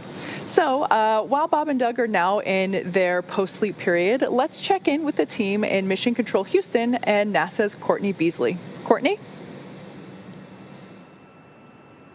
Thanks, Kate. I cannot imagine a better wake-up call for our two space dads. As you can tell, we've changed locations since our teams were on for undocking and departure as part of the coronavirus protections we have in place to protect our flight controllers performing critical operations here in Mission Control Houston. Since Dragon's departure, it's been back to business as usual for our International Space Station flight controllers. We transitioned out of the joint operations after Dragon departed the approach ellipsoid, but have continued to monitor Bob and Doug's flight home. The team here in Houston is still playing a few roles with Dragon's return trip and recovery. Our TOPO, or Trajectory Operations and Planning Officer, is continuing to monitor Dragon's path, on the lookout for any conjunctions or chances of any space debris that could get in the way of Dragon's return. We also have a representative from NASA's Flight Operations Directorate on console to serve as an information clearinghouse for all NASA personnel supporting splashdown and providing input should any changes to return need to take place. There's also our spaceflight meteorology group actively providing weather updates to our two NASA and SpaceX teams together, making sure that the weather in the Gulf is clear for landing later today. And finally, our LSO, or Landing Support Officer, is on standby in the event that we would run into any major issues that would cause Dragon to end up in an unsupported splashdown location, where we'd then call upon support from our Department of Defense colleagues. We'll continue to monitor all the way through splashdown today from Mission Control Houston. Until then, back to you, Dan and Kate in Hawthorne. All right. Thank you so much, Courtney. So we're going to walk you through some of the dynamic activities that are coming up now that the crew is awake. As we said, it's going to be a couple of hours, roughly 6 hours from now, so we still got a little bit of a ways to go. But once we start getting ready for Dragon to come home, there's a very specific set of milestones that will take place. One of the first ones that'll happen is we'll do a slew maneuver, which is essentially changing Dragon's attitude to get it ready to jettison the trunk. The trunk of the spacecraft, if you can think of Dragon, it's kind of two different parts. You have the top part, which is the capsule where the crew is and the cargo, and then you have the trunk, which has the solar array that has been generating all the electricity for Dragon throughout its flight, and also the radiator, which is used to reject heat created by all of Dragon's systems. And we get rid of that trunk before we re-enter. It burns up in the atmosphere, and that reveals the heat shield of the capsule itself. So we'll first do a maneuver at about 10:48 a.m. Pacific, just to get ready for that jettison. Then the claw mechanism will separate. That's what actually connects the trunk to the Dragon spacecraft, followed just seconds later by that trunk separation. Yeah, then after we jettison that trunk away, we will then maneuver or slew to deorbit burn attitude, and that is essentially putting the vehicle in the proper position for that deorbit burn. The deorbit burn will commence at 10:56 a.m. Pacific time, and it'll last for about 11 and a half minutes. That deorbit burn is essentially placing Dragon Endeavour on its final trajectory to the landing point off the coast of Florida near Pensacola. After that deorbit burn is completed at 11:11 a.m., we will be closing that nose cone. Again, we want to reuse these capsules, and protecting that forward hatch at the top of the capsule is essential, as that is where the Dragon capsule Endeavour, or where the Dragon capsule, crew capsule, connects to the International Space Station, and that's what the crew uses to ingress and egress from the capsule. So we will close that nose cone to protect the hatch for re-entry. Around then, just a couple minutes after that, the Dragon capsule will begin to re-enter the Earth's atmosphere. So a lot of plasma will be building up on the exterior of the capsule, and as such, we won't be able to command the vehicle from here, but it is steering itself. It is completely autonomous, but we will be experiencing an expected communications blackout, and that'll begin at 11:36 a.m., and it'll last for about 6 minutes. So while that's happening, we will have what's called entry interface. That is whenever the vehicle will begin to experience the aerodynamic pressures and loads of Earth's atmosphere. So that's the really exciting point. And then we will get our communications back at 11:42 a.m. So all of that kind of leading up to the big visual fun part, the parachutes. Yeah, and the parachutes are going to come out in 2 different stages. We'll start off with the drogue parachutes. Those will do the initial slowing. Now, you have to imagine when Dragon starts hitting the Earth's atmosphere, it's moving about 17,500 miles an hour. That's its orbital velocity as it's flying around planet Earth. By the time the drogue chutes come out, just after that deorbit burn and that reentry, it's already slowed down to about 350 miles an hour. 2 drogue chutes will come out and do some initial slowing of the vehicle and also stabilize the capsule as it continues to descend through the thicker part of Earth's atmosphere. Those drogues should come out right at around 11:44 a.m. Pacific, while the capsule is about 18,000 feet in altitude. Just less than a minute after those drogues are done with their job, they will jettison, and they'll actually draw out 4 main parachutes, which will do the final slowing of the vehicle. Those will pop out at about 6,500 feet in altitude, and when the spacecraft's moving only 119 miles an hour. So we've already slowed down quite a bit by that point. Those main parachutes will do the final slowing down before we do the splashdown. It'll be moving at about 15 or 16 miles an hour once it hits the water, and at that point we are looking at it at about 11:48 a.m. Pacific for their splashdown in the Gulf off of the coast of Florida. Yeah. And of course, the recovery team will be there ready and waiting for Bob and Doug. In preparation for this splashdown, the recovery team has been busy over the last week. One of their big ticket items has been the final selection of the landing site. To increase the options for space station departure, the teams identified a total of 7 possible splashdown locations. Also, in order to meet NASA's timeline for extraction requirements, the potential splashdown locations have to be close to a port as well as medical facilities. So with all of that in mind, add the evolving weather conditions from tropical storm Isaiah, and it's easy to see how determining the landing site is a complex process. Since Dragon is capable of splashdown on either side of the Florida Panhandle, we actually have 2 identical and fully equipped recovery vessels ready and waiting to support. So one is in the Gulf of Mexico and the other in the Atlantic Ocean, which of course will stay there. So the Go Navigator is the vessel that we have in the Gulf of Mexico. And like I said, today we'll be splashing down just off the coast of Pensacola, Florida. Now, in addition to weather, which has really been the key thing we've been watching over the last, it's kind of been a theme to this mission as we were watching weather so closely for their launch, and we've been watching it very closely for this return. The crew's sleep schedule is actually a really important factor in how we decide how long it's going to take for them to come home and which landing opportunities we're going to take.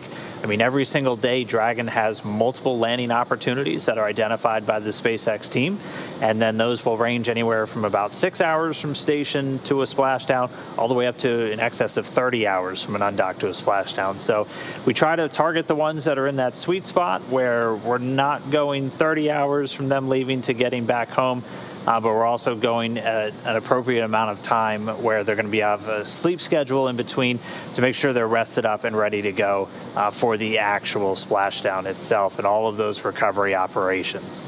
Dragon's going to change quite a bit over the course of this reentry. As we said, it's made up of both the capsule and the trunk right now.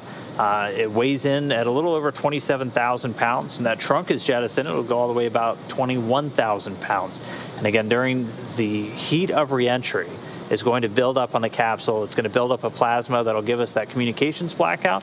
It's also going to heat up the capsule to about 3,500 degrees Fahrenheit during that re-entry. Yeah, which interestingly enough, the interior of the cabin will actually remain quite comfortable. There are a number of systems in place to make sure that Bob and Doug won't be heating up along with the exterior of the capsule. They're expected to, I think the internal capsule temperature is supposed to stay around 85 degrees Fahrenheit maximum, but there will be cold air flushing throughout the cabin and throughout Bob and Doug's suits throughout the re-entry phase. So they really won't be breaking too much of a sweat during that re-entry period. Also, something to note, the exterior of the capsule, as you may, if you followed along with our Demo 1 recovery, will, due to those extreme temperatures, we're basically in the last couple of hours of seeing Dragon in its pristine white condition. After that re-entry, it will come back with a lot of that space dust, essentially.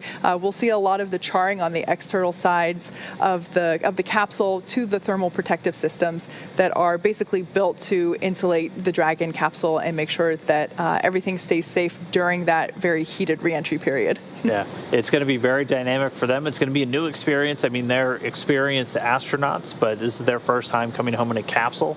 Both had previously flown on space shuttle missions, so they were used to kind of the glide down of the space shuttle onto a runway. This is going to be their first time landing in a capsule, and this is going to be the first time we've splashed down a capsule with American astronauts in over 45 years. The final Apollo mission, Apollo-Soyuz, making that splashdown back in 1975. So another historical milestone here with this mission that we're going to be taking today. Once they actually splash down in the water, though, we have a combined SpaceX and NASA team that's going to be standing by to recover them. There will be a little over 40 people on Go Navigator, and it's a mix of SpaceX personnel who are there to safe the capsule, get it rigged up to get lifted out of the water and onto the boat, and also some medical personnel, along with the NASA contingent, where both Bob and Doug's flight surgeons are with the contingent on the boat there. They are responsible for their medical care before flight, during flight, and after. And so they'll be there just to help them out of the capsule and do their initial medical check right there on the boat before they make their way back to shore. Yeah.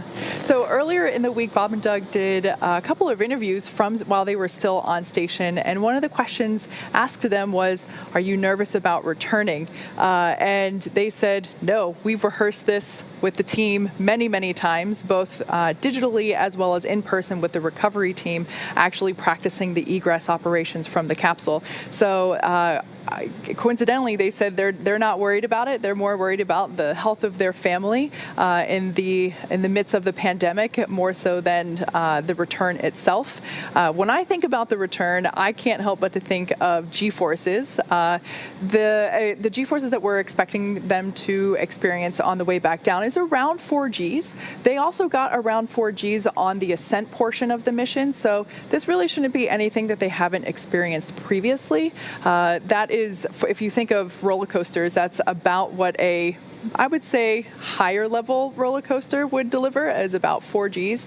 I tend to avoid roller coasters at all costs, so you probably won't find me in a crew capsule anytime soon. That being said, Bob and Doug, like we said before, I've rehearsed this many times with the recovery team, with the mission control operators, and they're excited to come home, and we're looking forward to having them back on Earth. Yeah, there's not a ton for them to do between now and then. Just a couple of the activities that Bob and Doug will be doing inside of Dragon. They're obviously going to be monitoring throughout the deorbit burn. Prior to that, though, they're going to be getting suited back up. They're wearing those launch and entry suits for all the dynamic phases, obviously for launch.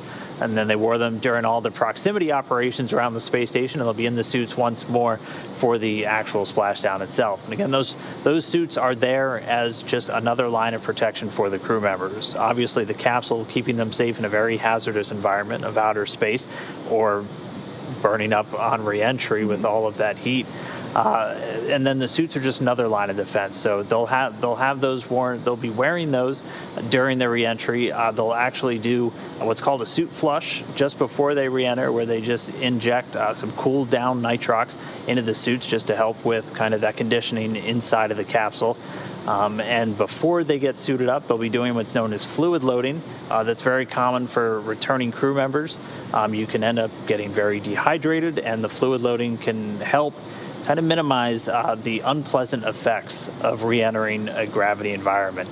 It's very common for returning crew members from long-duration missions to have some orthostatic intolerance, to have their vestibular system, which is responsible for just maintaining your balance, your motion, to just really be all out of whack. It's the same when you first get on board the space station and you're in microgravity and your inner ear is trying to tell you which way is up, which way is down. It doesn't really exist anymore.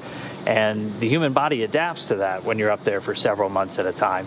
And so when you get back down to Earth, it can be a little bit jarring. But that's why we have a lot of trained personnel there on site, ready to help them out of the capsule and for their journey home. To ground. Jay, if you're ready, we are ready for the systems briefing. Copy. As stated, Dragon's in a healthy state. We are proceeding toward the primary landing site. And your timeline is current to Pensacola. The weather's looking great. Forecasted winds are at 1 knot, and seas are very calm. We are working an issue with the generator on the recovery ship that has eliminated power redundancy, but we're working a plan to get a backup generator. Even without this resolved, we do expect the ship to be at the designated landing site and no impact to your egress timeline. And that is all we have to report.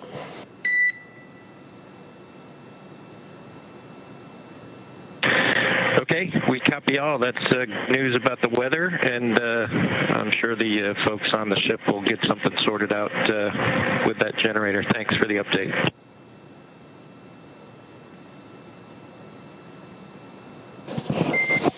Yeah, good readback, and we'll keep you posted as we proceed on the timeline.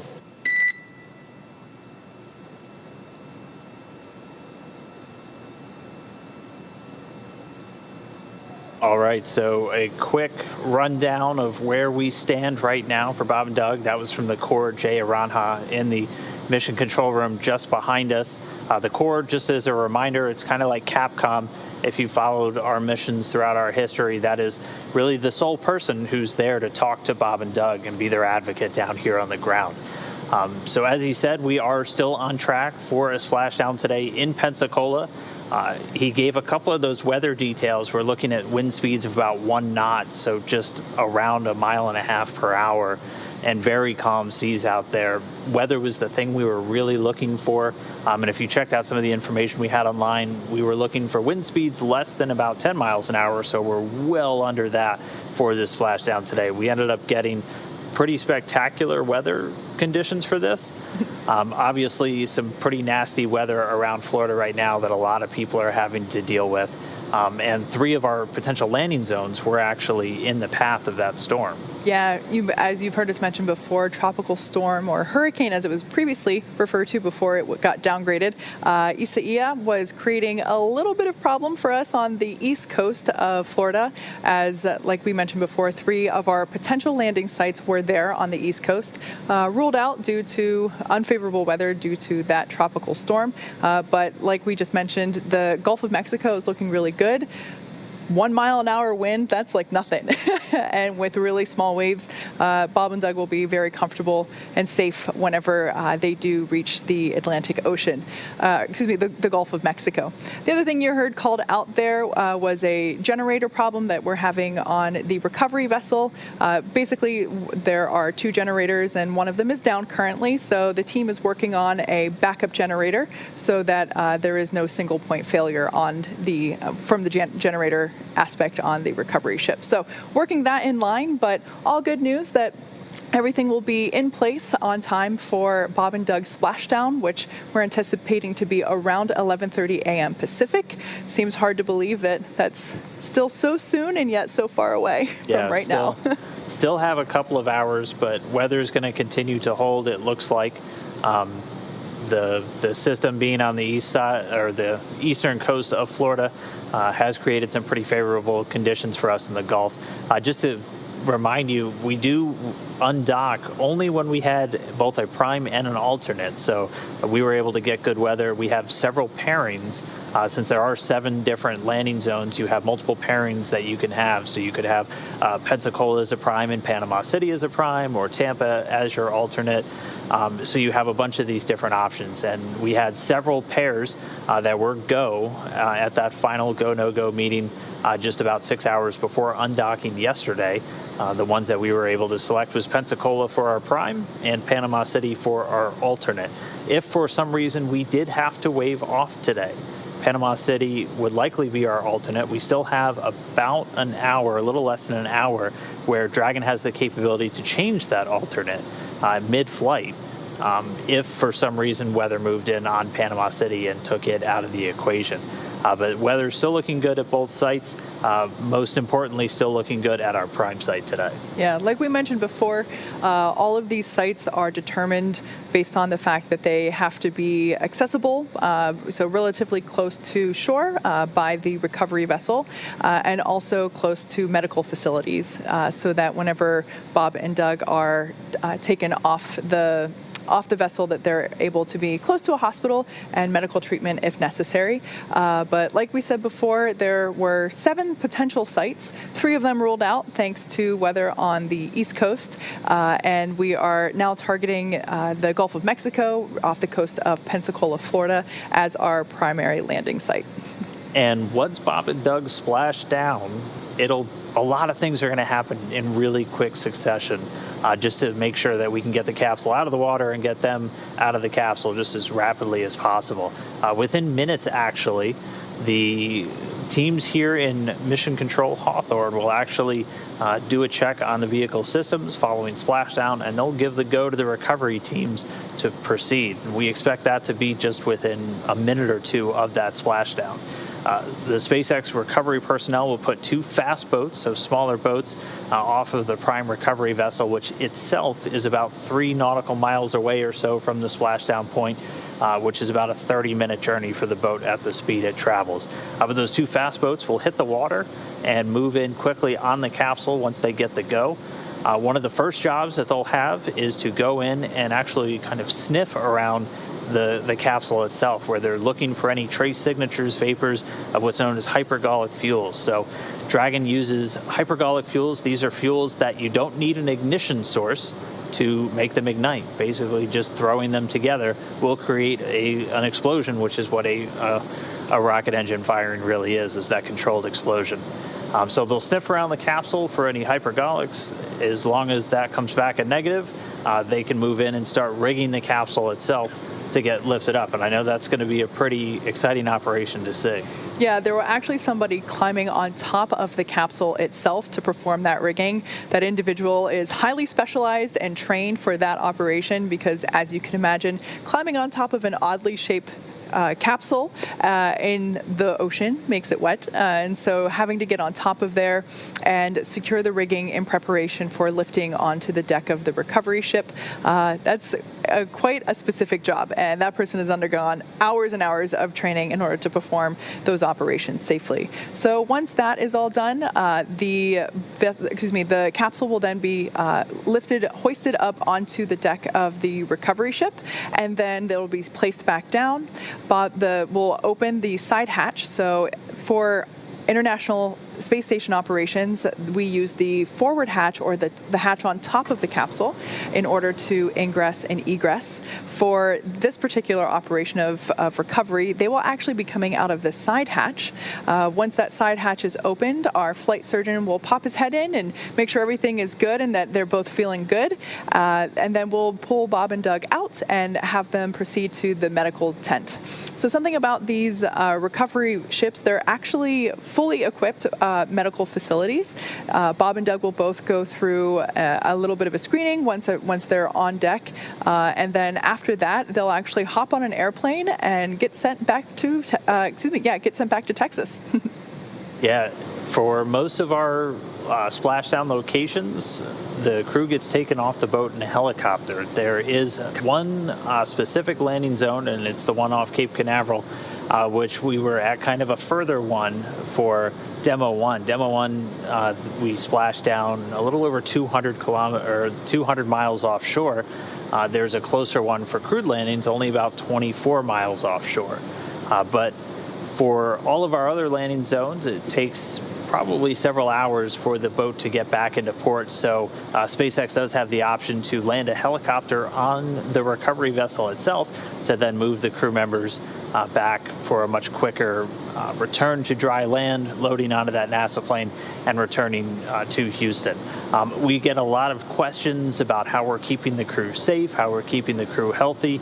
We have a lot of very strict protocols in place anytime we send people into space and anytime we bring them home. As spaceflight can be pretty harsh on the body, even with all of the countermeasures that we have developed, a lot of astronauts will come back immunocompromised, and so we really just have to make sure we're taking very good care of them.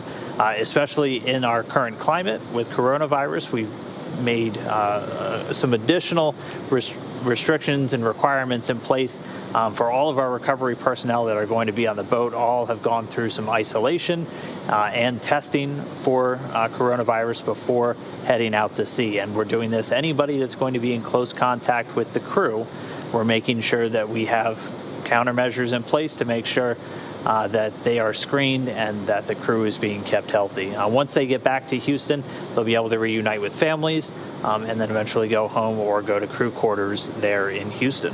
Yeah, so they're certainly looking forward to having their family reunion today. Hopefully you caught their wake-up message earlier this morning, messages from both of their sons, having them wake up. It sounds like there is a puppy in the future for one of our astronaut families, so good luck with that. But something else to note about the recovery process is that all of this is going to take about an hour to do. We want to make sure that we get the capsule out of the water as quickly as possible, but safely, as well as opening the hatch and having Bob and Doug come out and wheeled into the medical tents there. So all in all, it'll take about 60 minutes or so, and we're certainly looking forward to seeing all of that happen live. But backing up a little bit to the events that we have coming up sooner, we will be performing a couple of maneuvers in order to get the vehicle in place and ready for its deorbit burn. That will take place, and then we will close the nose cone in order to protect that top hatch. And then shortly after that, the vehicle will begin to re-enter the Earth's atmosphere, and then we will have parachute deployment. So all of that is going to be happening around 11:30 a.m. Pacific. So be sure to stick around as we prepare to step into the really exciting events of Splashdown Day. And throughout the morning, and Leah and Shiva were doing a great job of it overnight. We're going to be taking your questions on social media. If you have a question for us, jump on Twitter, use the hashtag AskNASA, and we'll try to get through as many as we can today. We do have a couple of hours until we really start picking up the operations, so we should have a chance to get through quite a few. We'll take one right now. This one comes from Mogster, who wants to know roughly what speed are Bob and Doug going at splashdown. And it's quite a slowdown. Yeah, it certainly is. At the point of splashdown, they'll be going about 15 or 16 miles per hour. So that's about the speed that you go in your car whenever you're driving through a school zone. So that slow is how slow that is the speed that they'll be landing in the Gulf of Mexico. A slowdown from 350 miles per hour as they re-enter the Earth's atmosphere, and that's a slowdown from 17,500 miles per hour that they were traveling whenever they were orbiting Earth with the International Space Station. So they pretty are drastic. Yeah, very, very drastic indeed. We have another Twitter question coming to us. It says, I saw a video that Bob and Doug's suits were being pressurized in Dragon. Will it be pressurized during reentry? That's a great question. The pressurization that you saw would have been during a leak check. That is the only point in which the spacesuits are pressurized, is whenever we're doing a leak check. We do those leak checks right after the crew puts their spacesuits on, just to make sure that everything is zipped up properly, because those zippers are very specialized in order to maintain that pressurization. So if you got to make sure that everything is on right and everything is zipped up, and we apply that pressurization in order to make sure that everything is fitting properly. We then depressurize, and they're able to lift the visors on their helmets once again. And at that point, the suit is at the same pressure as the atmosphere within the cabin itself. Yeah, we'll only pressurize those suits, as Kate said, either when we're testing it or if we are in a situation where the cabin loses pressure. So you can kind of think on airlines, they have procedures if the cabin loses pressure where they give you oxygen. Space, a much more extreme environment where not only do we need to provide them oxygen, but we need to give them a pressurized environment, and the suit's able to do that. So they just leave one of the zippers open during the re-entry phase, and if they were in a situation where they were in a depress, they can pressurize it up. All right, we'll do one more. We got one from Mulvey Marathon, who wants to know, as someone who needs my morning caffeine, wondering if Bob and Doug can start their day with a hot pouch of coffee. That is also a good question. I am the same. I like my morning coffee. Unfortunately, there is no ability for Bob and Doug to heat their food or beverage in the Dragon capsule. So if coffee is part of the packaging, the packaged food that they have, because everything is pre-packaged, it is vacuum sealed so that it's easy to stow and easy to consume. The coffee that they would have would be at room temperature coffee, so might not be the ideal type of coffee, but it's safe to say that they'll be able to get their hot coffee in less than 24 hours. All right. So again, keep sending in those questions using the hashtag AskNASA. We'll continue to get them throughout our show this morning. We do need to take a moment, though. For those of you watching on YouTube, take a look at the comment section down below. We're going to be switching over our links. We need to stop the broadcast momentarily on YouTube and start a new one just to make sure it gets archived correctly. So we'll be back live at that new location very shortly. If you're watching on NASA TV, no changes needed. Coverage stays interrupted all the way through Splashdown today. You won't notice a thing.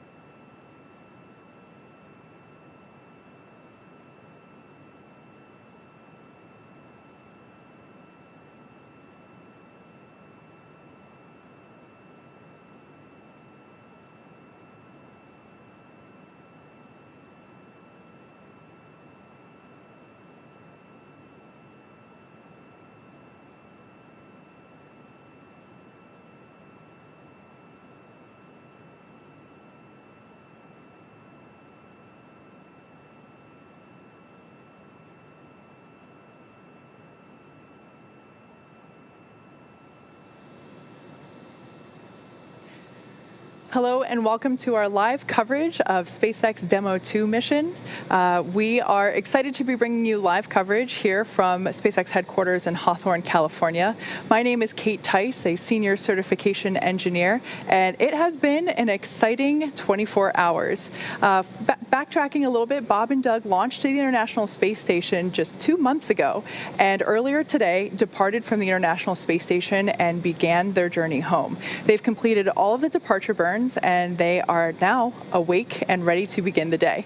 So a couple of events that we have upcoming at 10:48 a.m. Pacific time, we will do what's known as slew to trunk jettison attitude, and that's basically positioning the vehicle in its proper place in order to jettison that trunk. We want to expose the heat shield in preparation for capsule reentry. So we will separate from the trunk, and that will be occurring at 10:51 a.m. Pacific time.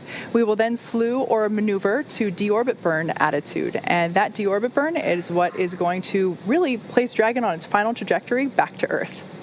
Yeah, once the engines fire on that deorbit burn, Dragon is committed to returning home, and that's what really adjusts their orbit to line them up straight with that splashdown zone right off the coast of Pensacola. And so we are expecting that deorbit burn. Times have stayed pretty much solid throughout all the different burns that Dragon has done since it's left the International Space Station. We're expecting that burn at about 10:56 a.m. Pacific, 17:56 GMT. We'll try to give you guys a couple of split times here. That deorbit burn is expected to last 11 minutes and 22 seconds. It's executed primarily using the forward bulkhead thrusters on the very top of Dragon. There are 4 of them, and it'll alternate between a couple of them during that deorbit burn. Also using a number of the 12 service section Dracos just to maintain the proper attitude while those engines are firing. It's the longest burn of Dragon's trip home, and again, that's what really commits them. Once that deorbit burn is complete, they are re-entering the Earth's atmosphere. So after the completion of that deorbit burn, Dragon will look to close its nose cone. That's targeted to come at about 11 a.m. Pacific time, or 18:11 GMT. And closing up that nose cone is just done to protect the very top of Dragon, where you have the docking ring, some guidance, navigation, and control sensors, and those 4 forward bulkhead thrusters from the heat of reentry. This just helps to aid in Dragon's reusability. This capsule in particular, already slated for another mission. It's going to be flying the Crew 2 crew next year.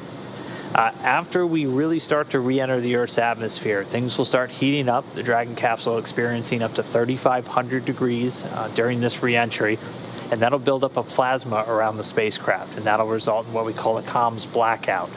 There will be about 6 minutes where we can't talk to the crew on board Dragon, and we can't get any telemetry or data from the vehicle, and we can't send any commands from the ground. This is expected, and this is something that's common in spacecraft. When you're generating that much heat, it tends to interfere with those sensitive radio systems. So we're expecting that to last about 6 minutes. Dragon will continue flying itself using its 3 flight computers and the Draco thrusters on the service section to maintain a very precise attitude as it continues towards its splashdown point off the coast of Pensacola. In the middle of that comms blackout, we'll have something called entry interface. That's when Dragon's low enough in the atmosphere now that it's experiencing aerodynamic effects now. When you're flying around in the gravity of space, you don't experience lift, drag, things like that you now have to worry about once you're re-entering the Earth's atmosphere. And once they get low enough, it's time for parachutes. Yeah, so first we're going to deploy our drogue parachutes. These are intended to initially slow the vehicle down, but also stabilize it so that just 1 minute after those drogue chutes deploy, we'll then release the main parachutes. So we'll have 4 beautiful orange and white parachutes, and those will also continue to slow the capsule down significantly, actually just to a mere 15 or 16 miles per hour as it splashes down in the Gulf of Mexico.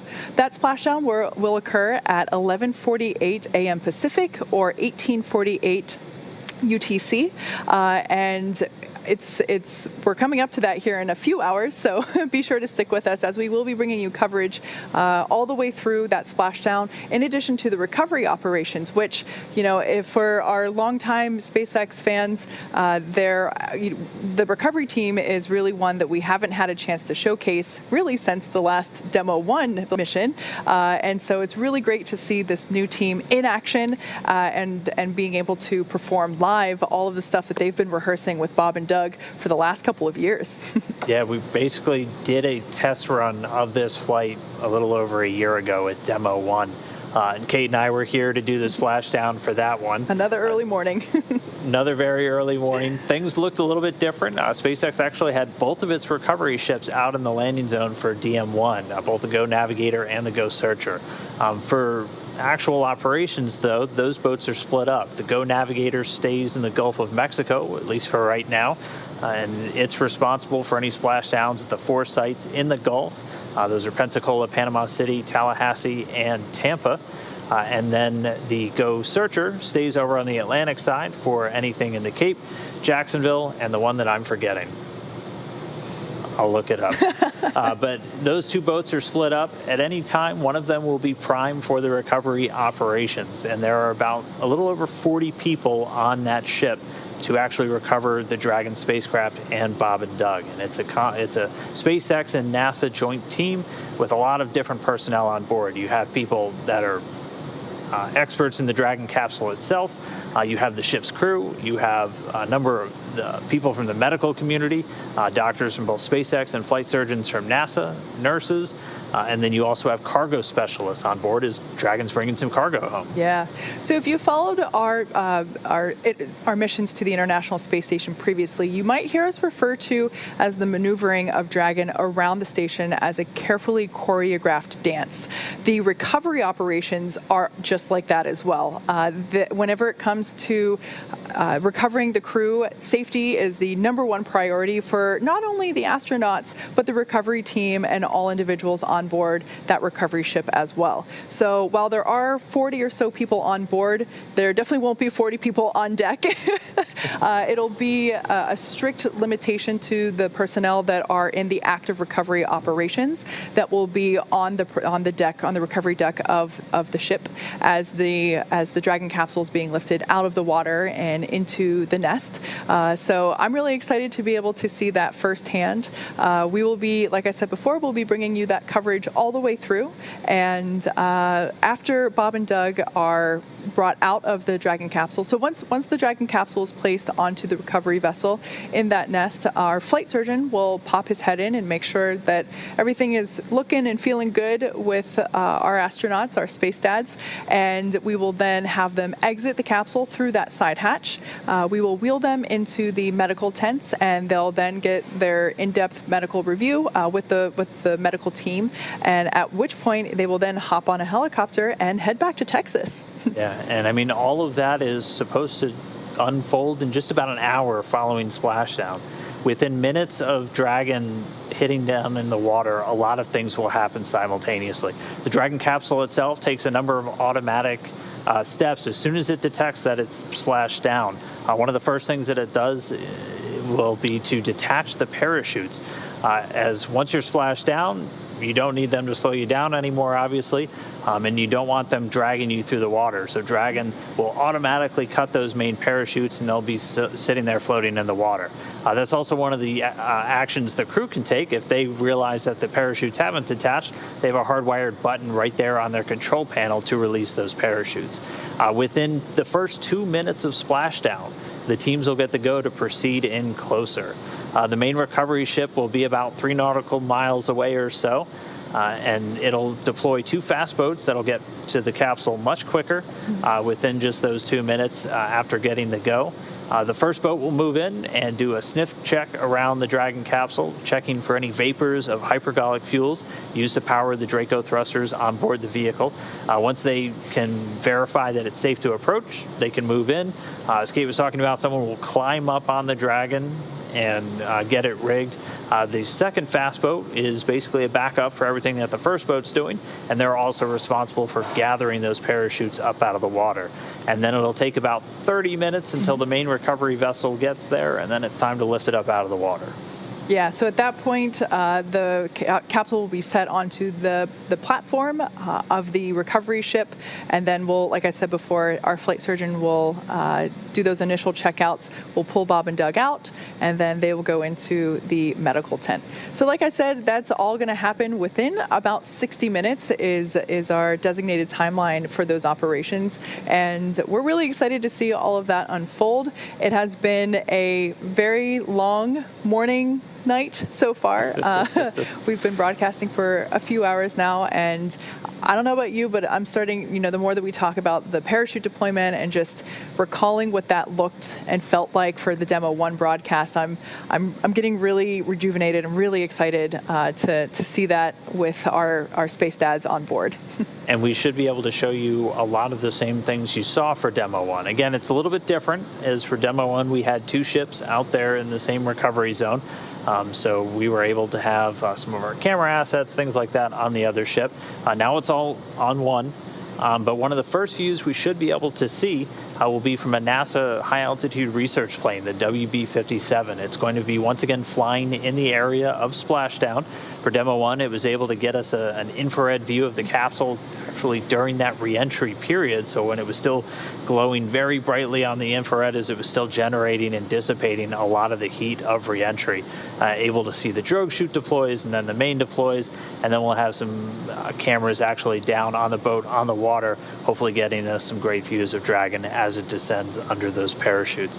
So we are looking forward to that. Again, we have about 6 hours or so until the actual splashdown. We're targeting that at 11:48 a.m. Pacific, and I want to make sure 18:48 GMT. Yeah. So if you're just joining us, Bob and Doug have completed their 8-hour sleep shift. They woke up about an hour ago, an hour and 20 minutes or so. They had a really nice greeting from their sons telling them to wake up, wake up, wake up. And they're now in their post-sleep phase where they're having their breakfast. They received their basically their informational update from the core here at SpaceX Mission Control in Hawthorne, California. And so far, everything is looking great, or green, as we say, for today's recovery operations. Yeah. And so as we continue to monitor the operations today, we do want to keep taking your questions on social media. So we've got a couple that we're going to get through right now. Remember, if you want to ask us a question, get on Twitter, use the hashtag AskNASA. First one comes from Jeff, who wants to know, is Dragon naturally buoyant, or would the ship sink if they open the capsule in the water? It would not. Dragon is designed to stay afloat for at least 24 hours. If not beyond that, but the requirement was just to make sure for 24 hours. It has a ballast system to make sure it's upright in the water following the splashdown. And if the crew had to get out of the capsule before they get on the boat, they have practiced those operations as well. One of the things that we do so often with spaceflight is practice for when things don't go according to plan. We do it through simulations, through practices in the field, through test flights like we did last year. So Dragon capable of getting the crew out of the water, but that's not our nominal plan. The plan is to get them out of the capsule once it's already on the ship. Much more stable environment, a lot easier. You're not bobbing around in the ocean by that point. Yeah, absolutely. So our next question coming to us from Tardigrads. The question is, how fast will the capsule initially enter our atmosphere? Well, the capsule, whenever it departs the International Space Station, initially is going 17,500 miles per hour, thereabouts. Whenever it is re-entering our atmosphere, it will actually be slowing down to about 350 miles per hour, partially due to the atmosphere itself. That friction building up on the exterior of the capsule will bring the exterior temperature to about 3,500 degrees Fahrenheit. So that is an indication that the atmosphere and the oxygen is actually impacting the capsule and slowing it down. We also have, like we mentioned before, the parachutes that will also further decelerate the vehicle from 350 miles per hour to a mere 15, 16 miles per hour whenever it touches down on the ocean floor. All right, our next question comes from Arash, who wanted to know, is Crew Dragon Endeavour reusable? It is, and in fact, it's already got a mission signed up in its future. It's going to be flying the Crew 2 crew, which we're targeting for sometime next year. It'll be another international contingent heading up to the International Space Station. We'll have 2 NASA astronauts on board, Shane Kimbrough, who's going to be making another long-duration stay on board the International Space Station, and Megan MacArthur, who had previously flown on STS-125, where she did all of the robotics the last time we repaired the Hubble Space Telescope. And they're going to be joined by 2 international crew members as well. Indeed. So our next question comes to... I was going to say, I can say who they are real quick. Go for it. It'll be European Space Agency astronaut Thomas Pesquet and Japanese astronaut Aki Hoshide. So another international crew heading up on a Dragon. Our first international crew is actually slated to launch no later than this September. This September. Yes. So again, we are taking your questions through the hashtag AskNASA on Twitter. Our next question comes to us from Suraj. The question is, why is the nose cone hatch still open? Great question, also very observant. That nose cone is currently still open because underneath it rest the 4 forward bulkhead thrusters, basically meaning those Draco engines that sit at the top of the Dragon capsule. We will be utilizing those to perform the deorbit burn in order to place Dragon on its final trajectory back to Earth. So we can't close the nose cone until we're done using those Draco thrusters because we don't want to damage the nose cone. So we'll wait until that, we'll wait until the deorbit burn is performed, and then we will close and lock the nose cone in preparation for reentry. All right, our next question comes from that girl, and already calling for a graphic. The next time you show the orbit map, can you explain what and where things are, especially the lines and the Dragon? So if we can pull up the ground track real quick, what you'll see is pretty much 2 lines, and Dragon itself is on that dot right in the middle of your screen. So it looks like it just passed over Greece and is heading towards the northeast, about to head out over Eastern Europe, Central Russia, and eventually right over Central China.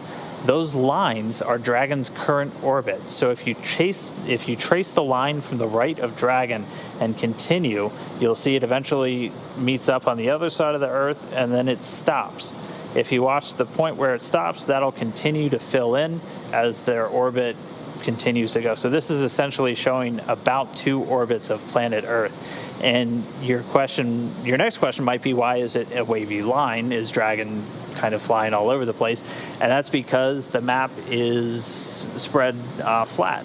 If you were to actually look at Dragon's orbit on a globe of Earth, it would look like a straight line, but the Earth continues to revolve underneath Dragon.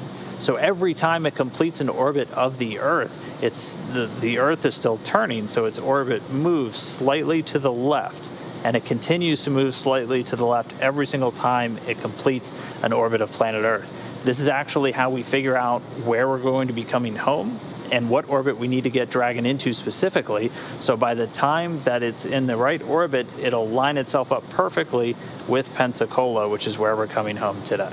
Exactly. And if I'm not mistaken, you might also notice that the lines are yellow and red.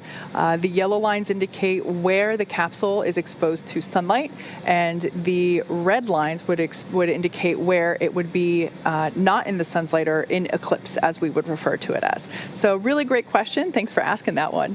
Our next question comes from Jeff. Will there be any live views from inside the capsule before and during re-entry and splashdown? Also another great question. Yes, we will be bringing you views from the capsule where we can. Like we mentioned before, there is an expected loss of signal or a blackout period where we are unable to communicate or receive telemetry or video from the capsule. We expect that to last for about 6 minutes. But here and there, we will be able to bring you footage from the capsule as we're able to receive it. So excited to see Bob and Doug along for the ride. All right, our next question comes from AJ Nico, who wants to know, is the hatch opening automatic or manual? What kind of system makes sure the hatch opens safely and properly? It is a manual hatch opening. You can open the hatch on either side of the capsule itself, and it's got a number of different locks and mechanisms in place to make sure you're not accidentally opening up the hatch. You can kind of think of it like the escape doors on an airplane, where you have to go through several steps before you can actually, there's not just a handle to turn and open it. You have to go through several steps to physically open the hatch. And there are a number of different configurations on the vehicle you can do to make hatch opening easier. Like one thing they can do following splashdown is actually increase the pressure inside of Dragon's cabin.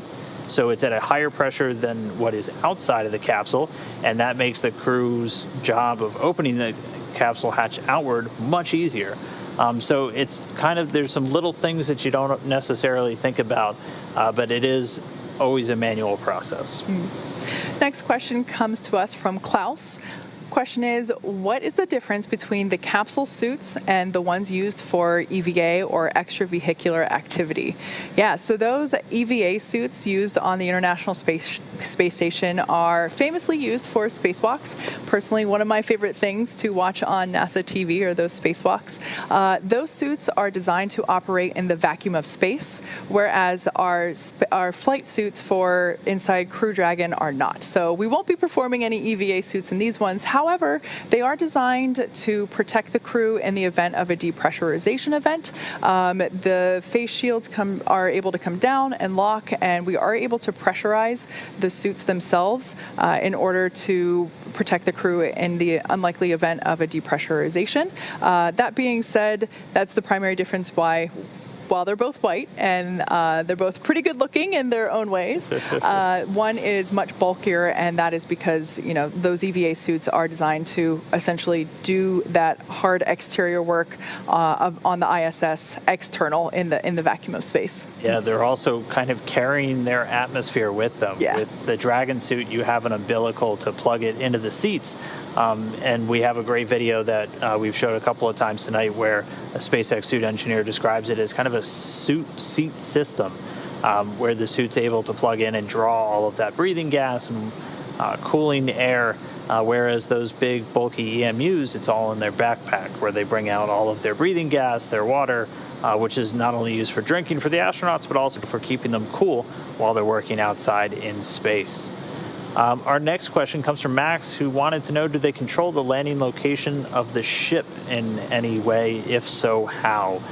The astronauts themselves are not, as again, Dragon is flying autonomously, but what we're able to do is actually calculate where Dragon will have an opportunity to splash down, and then we're able to give those calculations to the flight computer so it can then build out what's called a burn plan. You've heard us talk about burns quite a bit, departure burns and phasing burns and the deorbit burn, where the vehicle will itself calculate when I need to fire these engines and how long I need to fire them for to line myself up exactly where I want to splash down. It's incredibly complicated, and only people like Kate are able to do stuff like that.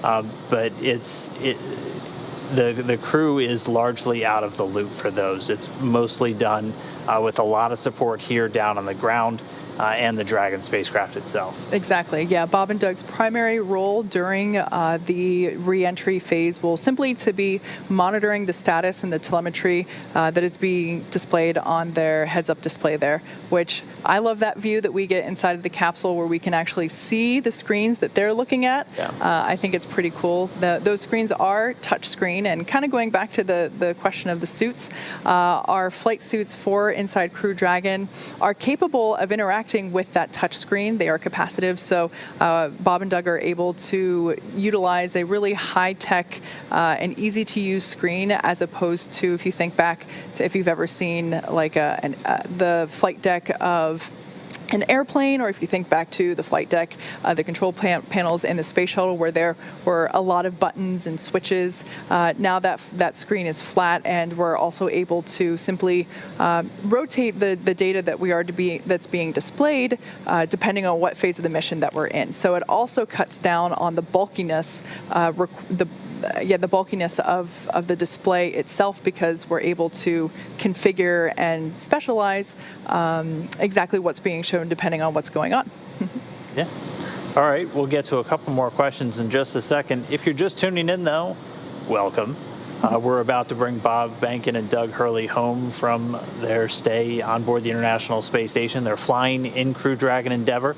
They've woken up on board the spacecraft. They're just finishing up their post-sleep, and they'll not have a whole lot to do over the next couple of hours until we really start getting into the meat of the operations. And that's going to start when we get ready to separate the trunk from the Dragon spacecraft. Yeah, and that's coming up in almost 5 hours exactly. So, yeah, little bit of ways to go. So we've got some time. That trunk separation is immediately preceded by something called the claw separation, and that's just the attachment fixture between the trunk and the capsule itself. And just to run down some quick times for you again real quick, we're expecting that claw separation at about 10:51 a.m. Pacific or 17:51 GMT, and then just less than 50 seconds later at 10:51 and 54 seconds, the trunk itself will separate from Dragon, and that trunk eventually burns up in the Earth's atmosphere. And then after that, it's on to deorbit burn. Yeah, so we'll perform the deorbit burn. That'll last about 11.5 minutes. That burn is what is going to place Dragon on its final trajectory to the landing zone off of the coast of Pensacola, Florida. Like we said before, they're splashing down in the Gulf of Mexico today. Once we perform the deorbit burn, we will then close and lock the nose cone, as we no longer need to expose those forward Dracos that are used in order to perform the deorbit burn. After that, we will have re-entry of the capsule back into the Earth's atmosphere. At that point, plasma will be building up on the exterior of the capsule. It will be reaching an external temperature of about 3,500 degrees. Bob and Doug will stay very comfortable with a temperate climate inside of the capsule. We have a system that flushes cold nitrox air both into their suits as well as the cabin environment. Nitrox, of course, is just nitrogen and oxygen. It is the air that we breathe. It's also, if you've ever been scuba diving, that's what's in your scuba tank. So Bob and Doug will be getting a lot of this cold nitrox in order to keep them comfortable during that re-entry phase. The capsule will be slowing down from a speed of 17,500 miles per hour to about 350 miles per hour when we begin to deploy those parachutes. Yeah, first out will be the drogue chutes. There will be 2 of those, and they'll do some initial slowing inside the Earth's atmosphere and really stabilization of the Dragon capsule. They'll deploy, they'll reef just once after they come out, and we'll be under those drogues for a little bit less than a minute, and then immediately following their detachment, the main parachutes will deploy. And there'll be 4 much larger parachutes that'll reef in 2 different stages, and they'll do all of the final slowing. Those drogue parachutes will come out at about 350 miles an hour of vehicle speed when they're about 18,000 feet in altitude. And then by the time the mains come out, they've already slowed down to 119 miles an hour, with those coming out at about 6,500 feet in altitude. They'll then be under the main parachutes, which we expect to deploy at about 11:45 a.m. Pacific time, 18:45 GMT. And they'll be under those chutes for a little more than 3 minutes before they splash down at 11:48 a.m. Pacific, 18:48 GMT. Yeah, they'll be going only 15, 16 miles per hour when they do make that splashdown in the Gulf of Mexico. As I've mentioned before, this re-entry phase will get them about 4 Gs. They'll be experiencing about 4 Gs while they're sitting in their seat. They also experienced about 4 Gs on the ascent phase or during the launch phase of the mission. So really nothing that they haven't already experienced. Also, they've gone through, both of them being test pilots and having flown on shuttle missions, have gone through extensive physical training as well. So they're pretty well equipped to ride what is basically a pretty moderate roller coaster. So yeah, they'll be making that splashdown. Let me just check my timing here. Yeah, at 11:48 a.m. Pacific time or 18:48 UTC. So we are expecting that to all happen here in less than 6 hours. Yeah, and they are awake. They did get an initial kind of systems rundown from Jay Aranha. He's the core inside of Mission Control Hawthorne right behind us. And as he said, we're not tracking any issues on Dragon. Dragon's been healthy from before undock all the way through its flight. and continues to be healthy for that deorbit burn a little bit later this morning. The only item of note that we had was with the recovery ship with the generator, but we're already hearing that that backup generator is on dock and being loaded on, so everything looking good for Go Navigator to make its way out to that splashdown zone this morning. Yeah, so all really good stuff happening so far, and we're looking forward to a really exciting few hours here coming up. Again, we are continuing to take your questions through the hashtag AskNASA on Twitter. So we'll go to our next question. Comes from Christina.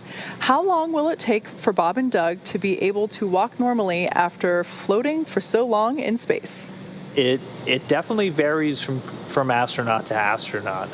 Everybody is different, and everybody tends to react to coming home from space a little bit different. And you can even have differences from if you flew a short duration shuttle mission and then you fly a longer duration, your body could react differently. And it can be pretty difficult to walk once you get on back into a gravity environment. Your vestibular system, which controls your balance and your range of motion and everything like that, can really take a hit when you're going from a zero or a microgravity environment back to a gravity. So some crew members able to walk immediately out of the capsule. Some takes a couple hours until they really get their feet steady beneath them. So it really does vary. But again, we're extremely safety conscious when it comes to bringing these crew members home. So we always make sure we have plenty of personnel, trained medical officials there with them just to make sure they're safe with their return from space. Absolutely. Something else to note, the astronauts, while on board the International Space Station, in addition to doing spacewalks and lots of science experiments and eating and sleeping, they also do a significant amount of exercise in order to keep their bodies in tip-top shape while they are experiencing a microgravity environment. As Dan just said, everybody is affected differently, but one thing is for sure, lots of exercise while in space is able to counteract those effects. So even though it might seem like they're going to the International Space Station and having a leisurely time hanging out in the cupola and taking pictures of planet Earth rotating below, they actually have action-packed schedules and exercises as a really big piece of that. Going to our next question coming from Twitter, comes to us from Ridge Runner. Has the tropical storm influenced the landing site? Yes, absolutely. So tropical storm or Hurricane Isaiah, it was recently downgraded back to a tropical storm, but it has definitely impacted our choices for landing site. Dragon capsule is capable of landing on either the west coast or the east coast of Florida. We have two identical recovery ships on either coast that is ready and able to support. The decision on where to land actually isn't made until just a few hours prior to departure from the ISS. So it's important that both coasts have the ability to be able to support, but the opportunity that we had for this particular mission, we had 7 potential landing zones picked out, and due to that tropical storm, it ruled out all 3 located on the eastern coast of Florida. So that made decision-making pretty clear that we were going to select from our Gulf Coast sites. And after a couple days of evaluation, not only of wind speeds, but also thunder and lightning storms, in addition to wave slope degrees, as whenever you land in the ocean, you're subjected to, of course, the wind, as well as the condition of the seas itself. All of those things taken into consideration to make sure that landing is safe and as comfortable as possible for Bob and Doug. So yeah, I would say that tropical storm certainly had a major impact, but fortunately, today's anticipated conditions for splashdown are going to be very mild, if not picture perfect, with a very low degree slope of those waves and just barely 1 mile per hour wind. Yeah, we got extremely lucky. We've had to kind of dodge around weather a bunch with this mission. For those that remember the launch, we got all the way down to just kind of the final minutes before launch and had to scrub just because of some storms in the area. And things were not looking great earlier this week. And then we just kind of hit that lucky window. That's why the teams will continue to go down all the way to just the final hours before we undock to try and preserve these opportunities, because weather around Florida, very dynamic. You just really never know. Our next question comes from Jasmine, who wants to know which is more stressful, launch day? Personal question. I don't really know which one I'm usually more stressed about. I think splashdown day kind of feels like it lasts longer. Launch is something that's over so quick. You either you did it or you didn't. Exactly. Splashdown day, we have a little bit more time. Things take a little bit longer. I don't have a good answer for it. Yeah, it's something I noticed in the interviews that Bob and Doug have been performing on station for the last couple of weeks. They're not stressed about anything. Yeah. They're cool cats up there, and that's partially attributed to not only their personalities, but also the fact that they have done extensive training with the NASA and SpaceX teams in preparation for every element of this mission. Everything from the phases that you go through prior to launch itself, to ascent, docking, all of the mission operations while actually on station and completing the mission objectives for this demonstration mission, and then of course undocking and re-entry. They've done it all. They're not. It doesn't. I never got the impression that they were stressed about anything. My personal response would be, I think it's similar. Splashdown has a little bit more dynamic in terms of to the total timeline. Also, it's just so exciting that knowing that we're bringing our space dads home today. All right. Our next question comes from Megan, who wants to know what the difference is between zero gravity and microgravity. It's a good thing to pick up on because it's something that gets kind of confused between the two very easily. For sure. On board the International Space Station, and Bob and Doug right now, what they're experiencing is microgravity. So they are actually subject to the Earth's gravity right now, almost the exact amount that we are. When you're on the International Space Station, you're subject to more than 90% of the Earth's gravity. The reason it seems like everything floats for them is because they are in microgravity, and that's because they're in a constant state of free fall. You can actually mimic the exact environment that they have just on an airplane if you fly in a parabola that has an exact deceleration rate as the rate of gravity going down. And one of the easiest ways to kind of visualize it is if you were to stand on a hill and throw a ball as hard as you could. That ball would eventually go out, and then it would come back down to Earth. And the harder you threw that ball, the further it would go. Now, if you could throw that ball so fast that it was able to just keep going and going and going, that's essentially what they're doing. They're moving at a speed so fast that even though they're falling, they're moving forward too fast to ever hit the ground. So you're in a constant state of free fall, and that's why they experience microgravity. Zero gravity would be the actual absence of gravity. So you would have to be much further away from something like planet Earth, which has a very big gravitational pull, as it is a very large object. Yeah, great question. Good ears picking up on the difference there. Next question comes from Jason. Will the plasma trail be visible in daylight? Ooh, that's a great question. So what Jason is referring to there is the plasma that will be building up on the exterior of the capsule as it is re-entering Earth's atmosphere.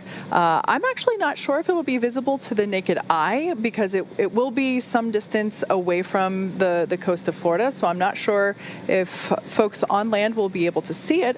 That being said, we'll be able to provide visual of that. We will have a thermal camera mounted on our WB-57 plane, which will be bringing us live views as it is re-entering. So we will certainly be seeing that plasma tail for sure. But in terms of being able to see it with the naked eye, I don't believe so because, like mentioned, it will be occurring in the daylight. All right, so we're going to continue taking those questions throughout. Again, just keep using the hashtag AskNASA. If you're just now tuning in, things haven't quite picked up yet, but Bob and Doug are awake on board Dragon ship Endeavour and awaiting really just all of the activities that are coming up in a couple of hours. And we'll run down a couple of key times for you just to know when it's really time to pay attention when things are heating up. So we're going to start off the operations a little bit later today with our trunk separation. And this is when we'll essentially split Dragon into two different pieces. The trunk will detach from the capsule. The trunk burns up in the Earth's atmosphere, exposing the capsule's heat shield. for its eventual reentry. Before the trunk can separate, we need to get Dragon in the appropriate attitude and do something called a slew, which is just a maneuver to correctly orient Dragon for that trunk separation. That's scheduled to take place at 10:48 a.m. Pacific, 17:48 GMT, just a little under 5 hours from now. Then the claw will separate. This is what actually connects the trunk, and through a number of fluid and other quick disconnects to the Dragon capsule itself, that claw will separate, followed shortly after by the trunk itself, and we're looking for that trunk separation at 10:51 a.m. Pacific, 17:51 GMT. Yeah, so after we get that separation, we will then position the vehicle into the appropriate attitude to begin that deorbit burn. Excuse me. The deorbit burn will last about 11.5 minutes, and that deorbit burn is what will be placing Dragon on its final trajectory, really pointing it home to its landing spot off the coast of Florida in the Gulf of Mexico. So once that deorbit burn is completed, we will then note that that's not actually the reentry phase. That's just the trajectory positioning. The nose cone will be closing at 11:11 a.m. The forward bulkhead thrusters, the forward Dracos, are what will be used to perform that previous deorbit burn. So once those are no longer needed, they'll be safed, and we'll lock the nose cone and make sure that that forward hatch located there is well protected for the reentry. The capsule will then begin to re-enter Earth's atmosphere, and at 11:36 a.m. Pacific or 1836 Universal, we will have an expected communications blackout. Like I said, there will be plasma building up on the exterior of the vehicle as it will be reaching temperatures towards 3,500 degrees Fahrenheit.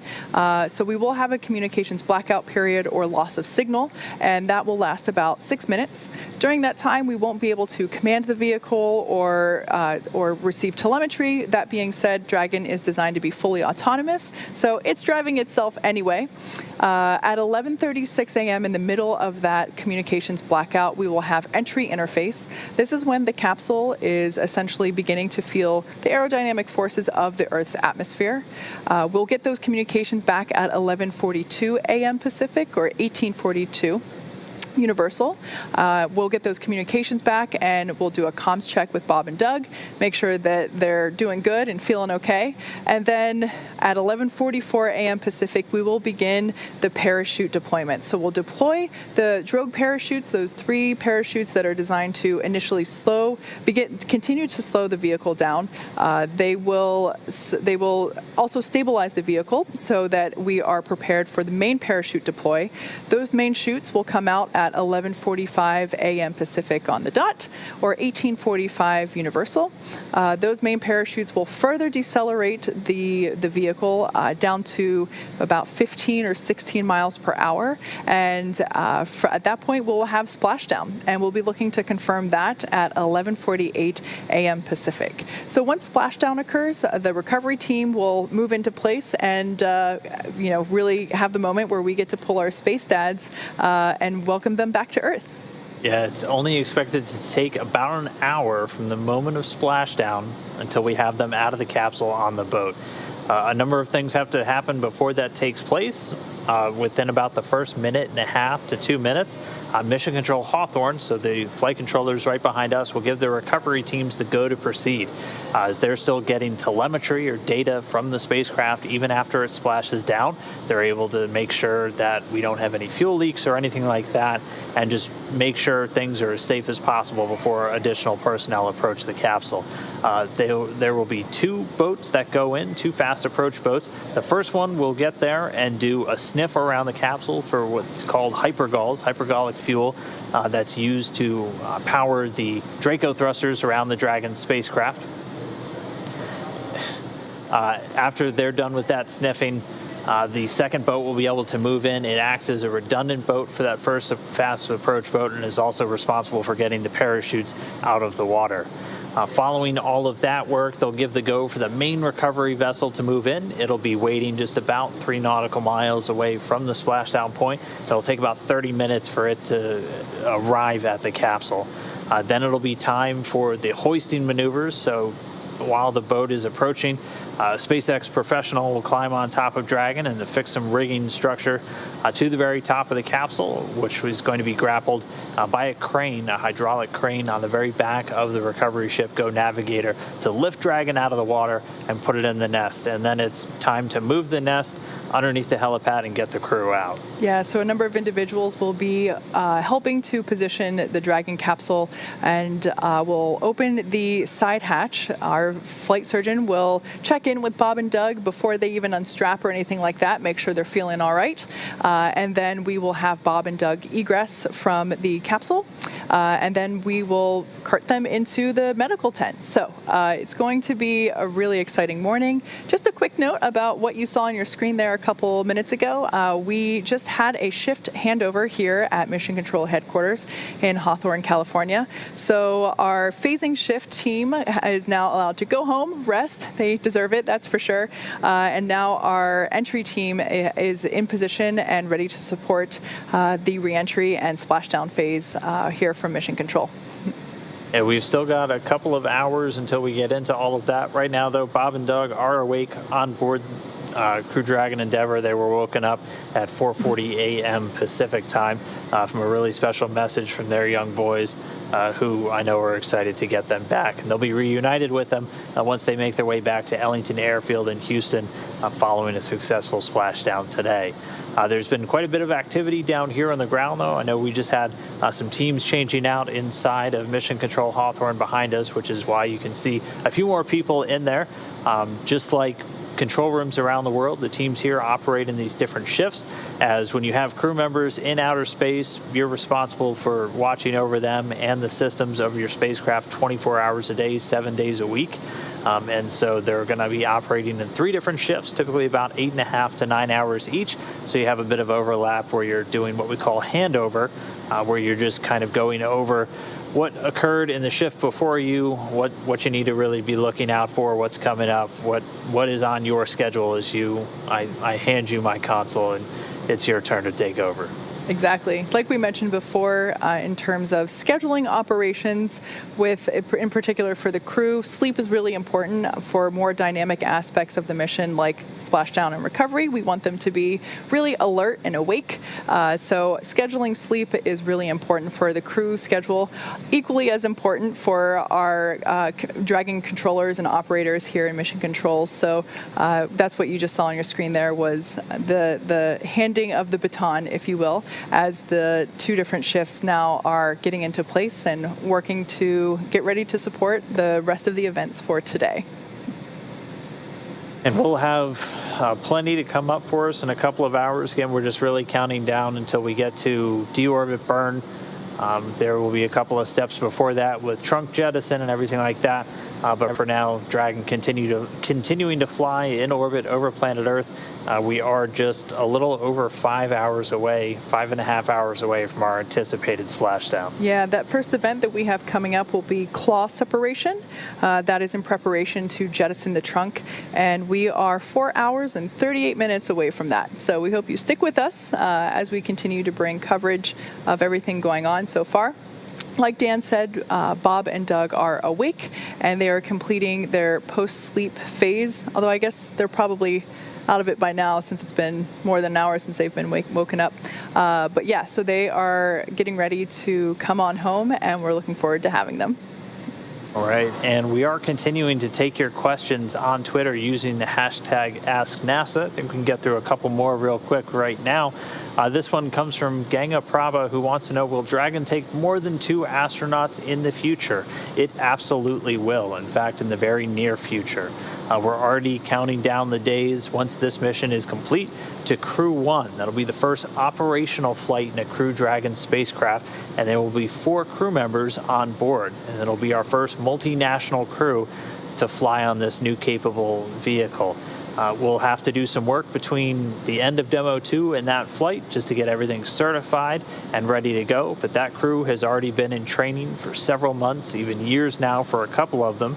And we're looking forward to them flying as early as late September. Yeah, it's really interesting. You know, I've been at SpaceX for 5.5 years now, and to be able to say that we're coming up to our first fully operational mission is incredible. My job is to work the certification element of our human spaceflight with NASA, and it's just mind-boggling, and that we're at the point where for so many years we've been getting ready for things like Demo 1 and Demo 2, and the fact that Crew 1 is knocking on our doorstep already is amazing. It's a really exciting time. All right, our next one comes from Annie, who wants to know, is the Crew Dragon trunk reusable? That's a good question. Right now, it is not. It would be amazing to have a 100% reusable vehicle. Of course, the first stage and the inner stage, we have a number of flight-proven missions for our first stage and inner stage. Unfortunately, the trunk is not something that we are able to reuse. We will be reusing the Dragon capsules themselves, but after Dragon capsule separates from the International Space Station, as it prepares for re-entry, we will jettison that trunk, and it will disintegrate in the Earth's atmosphere as it re-enters. We do this because we need to expose the heat shield at the bottom of the Dragon capsule in order to, have a safe landing. Also, the trunk is responsible for carrying the solar panels, which provide power to the Dragon capsule throughout flight. So, since we will be coming home soon, and even in the event of a wave-off scenario where we have to delay after departure from the International Space Station, and we have to delay for whatever reason, that trunk would still be able to provide the necessary power through those solar panels. But yeah, so the short answer is the Dragon trunk is not reusable at this point, although that would be nice because we wouldn't have to build it. Dragon for inventory. Go ahead, Dragon, with the inventory. Hey, Solo, good to hear your voice this morning. Let's start with location 9. So from bag 204, we consumed 2 additional waters, so bag 204 is now empty. From location 10, we consumed 2 more waters from 208, so bag 208 is now empty, and then 1 additional from 207. So 207 has 2 water bottles remaining.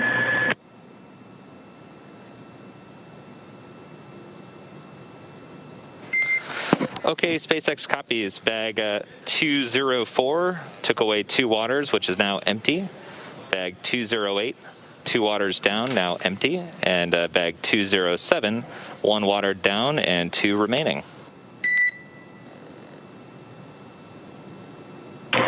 Good read back.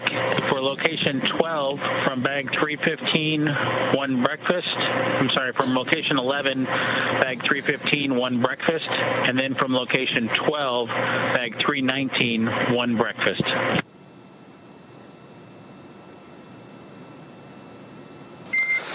Okay, Bob, we copy 1 breakfast down from bag 315 and 1 breakfast down from bag 319. It is also great to hear you guys as well, and a request to come back aboard when you're able.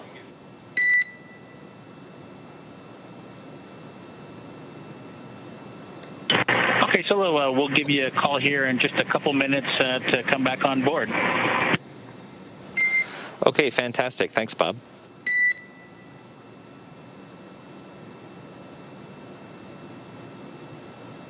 All right, so that exchange right there real quick was really just an inventory. Believe it or not, one of the hardest things about spaceflight is just keeping track of everything. Things tend to float around and get lost in microgravity pretty easily. There's a couple of stories of wanted posters for items on board the International Space Station when they go missing. And even on the station, which much bigger than just the Crew Dragon itself, they have very intricate system to track everything through RFID and very meticulous ground annotations like we were just hearing read off. So if a crew member ever gets in a situation where they need to find something, you have people dedicated here on the ground who will know exactly where that is. It always kind of blows me away when you can give them an item and they can tell you it's in this rack, in this bag, this is also in that bag.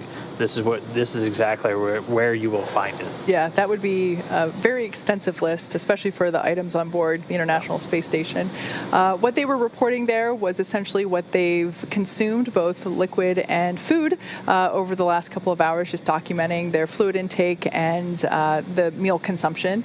Also, that to translate that request to come back on board, that is requesting permission to let the cameras turn back on, of course, for privacy reasons during the sleep phase and their wake up, the post-sleep phase, as they're waking up and stretching their legs. The cameras are turned off for the crew privacy. So that was just our core here in Mission Control requesting to have those cameras turned back on. So hopefully we get some views over their shoulder or just inside the cabin in just a little bit. But again, for Bob and Doug, they're finishing up that post-sleep period. And so they're really just going to be kind of getting their house in order, really getting Dragon ready for that reentry. They'll have some steps just to get suited up and get positioned into the Dragon space, inside Dragon itself, where they're going to be monitoring the deorbit burn, all the different events on their touchscreen displays. They're going to be able to see changes in orbit, changes in velocity, all just the really critical bits of data to tell them how the performance of these burns and these different activities are going. They're going to be able to tell exactly what orbit they're on and see when it lines up with the coast or with the ocean just off the coast of Pensacola, Florida a little bit later. They'll largely be in a monitor mode, as Dragon is designed to fly autonomously and kind of guide itself back, but they are in the loop essentially where they could jump in and be that backup capability if required. Yeah, as Dan said, that they'll be putting their suits back on here shortly. We only have them wear the suits for the more dynamic phases whenever they are inside the capsule. So obviously we want them to have that on as they re-enter the atmosphere. So they'll put it on well before we begin those deorbit sequences. That being said, they were able to sleep. Therefore, they were able to sleep not in their suits and comfortably in their chairs with a little bit more wiggle room there.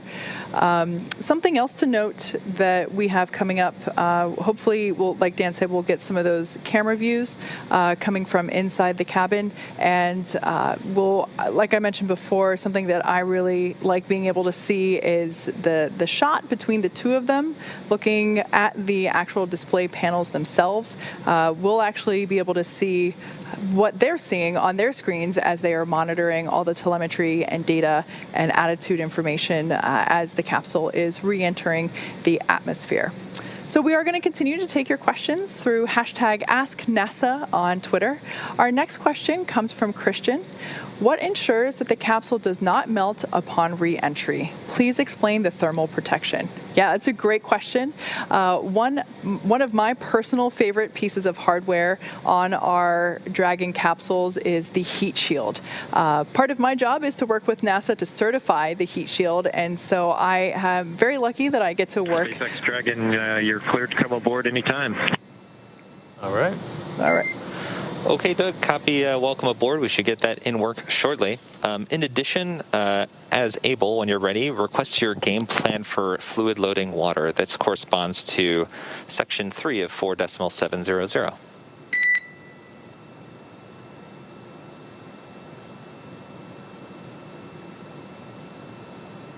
So that call out that we heard there was inviting us to turn the cameras back on inside the capsule. Okay, I think our plan is as prescribed. And then I will be drinking water out of the other corresponding, probably all 3 of those bottles, and Bob's probably going to have to break into his corresponding bag, as well as potentially one more in volume 10.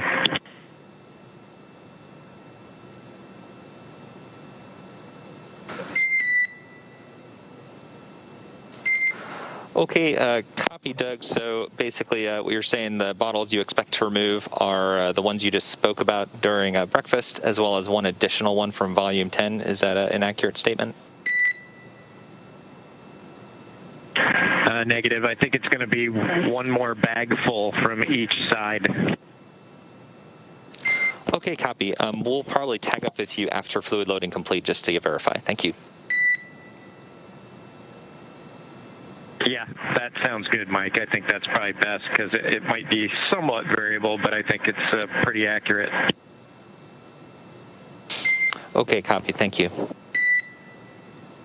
So that conversation there about fluid loading, the official space way of saying, drink your water. Making sure that Bob and Doug will remain hydrated throughout the re-entry period. If you fly on airplanes, if you do your research, it's important to stay hydrated while you're flying on airplanes due to the different pressures. Your body tends to lose a little bit more water, and so it's important to continue to drink water to stay hydrated. Same here for Bob and Doug. You heard them mention as surprise. Oh, there we can see them in their capsule. There is Doug Hurley there reading his instructions. Looks like Bob is there to your right. Looks like he's wearing a blue sweatshirt there, drinking some water. Yeah, so they're just checking to make sure, there's the back of Doug's head, just to make sure that they are drinking enough water. You heard them mention as prescribed. That means that our flight surgeon is prescribing them how much water they should be drinking, whether or not they should be taking salt tablets to help them retain that water as they are making their journey back home. So here's that view we've talked about a couple of times, looking directly over their shoulders. And so you have those three main touchscreen displays, and they can configure them in a number of different modes. It looks like the one they have in the middle is giving them their trajectory. They had one on the right that was looking at a lot of the different control systems, and they get everything from current velocity, altitude. They can get deep insight into their life support system, all of the pyrotechnics on board, all of the different things of the Dragon spacecraft. Those displays are really their window into it. You'll also notice a couple of illuminated buttons underneath the touchscreens. Some of the really critical functions that require immediate action get a button dedicated to them.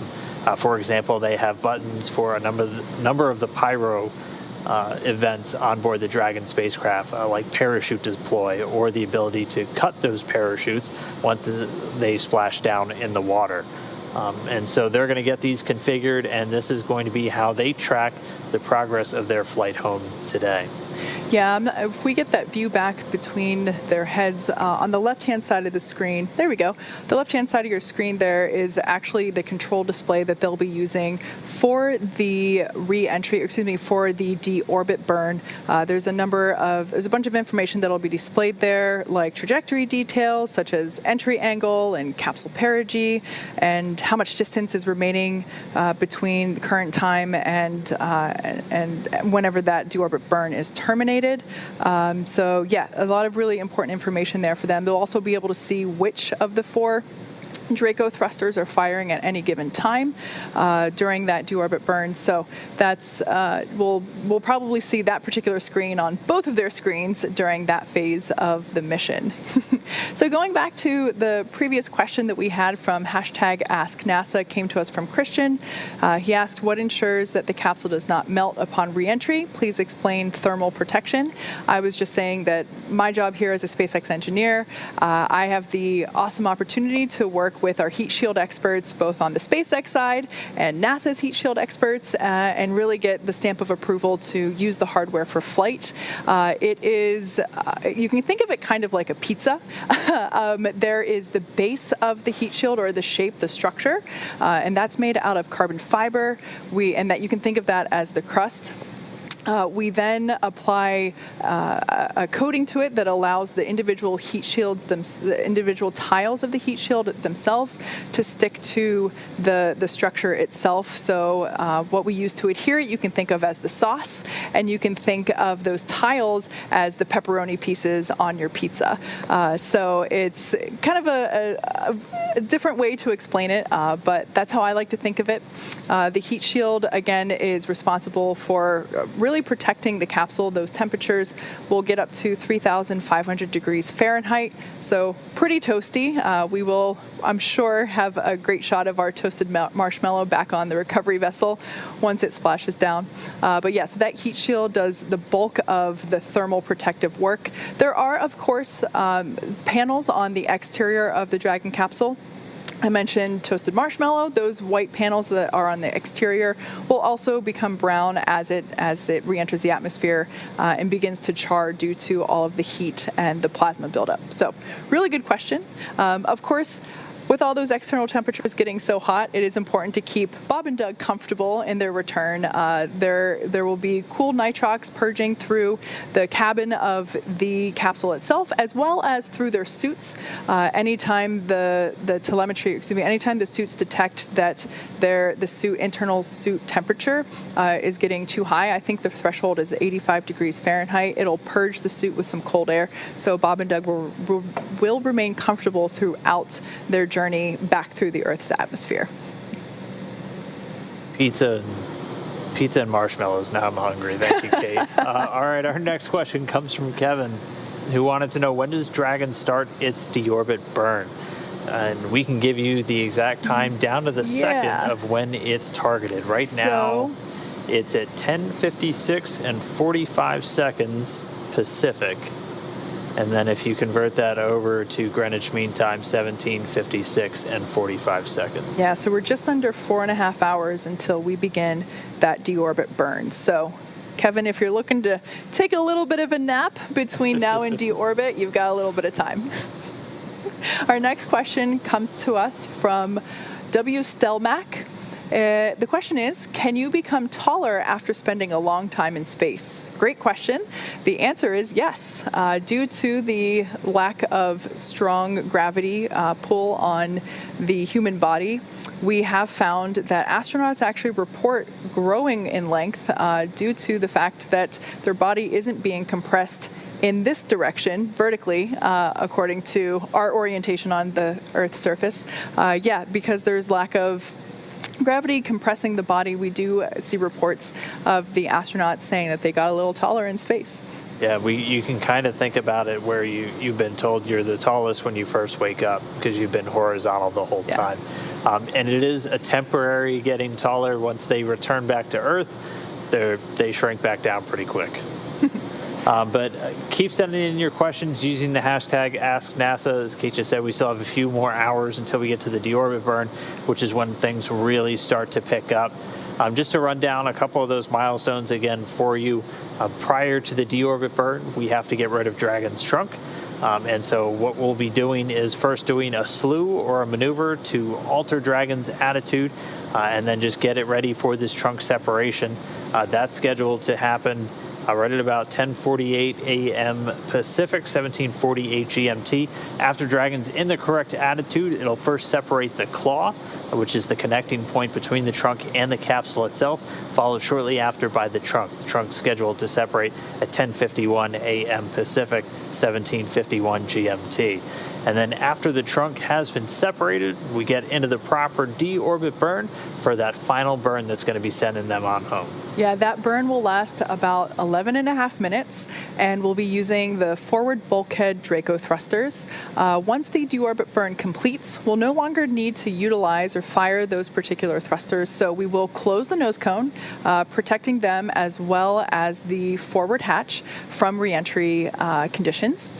About 20 minutes after that, the fun stuff begins. At 11:36 a.m. Pacific or 18:36 Universal Time, we will have an expected loss of signal, communications blackout. That will last about 6 minutes. During that time, we won't be able to command Dragon or receive telemetry or communicate with the crew. That being said, Dragon is designed to be completely autonomous. It is steering itself at that point anyway. That blackout will last, like I said, for 6 minutes. In the middle of there, or just a couple minutes after that blackout period begins, we will have what's known as entry interface. This is when the capsule is really beginning to enter the Earth's atmosphere, is beginning to feel the friction and the aerodynamic forces associated with hitting that atmosphere. We'll get those communications back at 11:42 a.m. Pacific or 18:42 Universal. Just 2 minutes after we get communications back, we will have the drogue chute deployment. There are 3 smaller drogue parachutes that will pop out at 11:44 a.m. Pacific, and those are designed to continue to slow the capsule down further beyond what the slowing of the capsule from the atmosphere.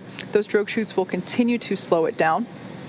Those drogue chutes will release about a minute later, and we will see those main parachutes deploy. 4 orange and white big old parachutes will come out and continue to further decelerate the vehicle. At that point, it will be going from 350 miles per hour. So originally, the velocity during the deorbit phase, while on station, is 17,500 miles per hour. As it continues to rotate around Earth, still going that fast, will come down to 350 miles per hour. As it re-enters the atmosphere, the parachutes will further decelerate it to a mere 15 or 16 miles per hour as it touches down into the Atlantic Ocean. We are anticipating that splashdown to occur at 11:48 a.m. Pacific or 18:48 Universal. And at that point in time, our recovery operations will begin. And that is something that we are all very excited to see. Yeah, I mean, the clock starts ticking almost from the moment they hit the water, and the teams move to work extremely quickly, but also keeping safety kind of at the forefront of everything that they're doing. This is the first time we've returned a crew to a splashdown since Apollo, since the very last Apollo mission, the Apollo-Soyuz test project back in July of 1975. So it's something we haven't done in a long time, but it's something that we've definitely rehearsed many times for this moment, including on our demonstration flight just last year. So the teams are going to move in extremely quickly within the first couple of minutes of splashdown just to get the capsule itself safe and ready to get lifted up onto the recovery vessel. The GO Navigator has left the port at this point and is currently making its way out to that splashdown zone at Pensacola. So it'll be there ready and waiting, about 40 plus people on board standing by to help bring Dragon onto the boat itself and get the crew out of the capsule. Yeah. It's an exciting day. Like I said, we're about 4.5 hours away from those events, that deorbit burn from occurring. So we have a little bit of time. We will continue Dragon SpaceX for heat exchanger bypass.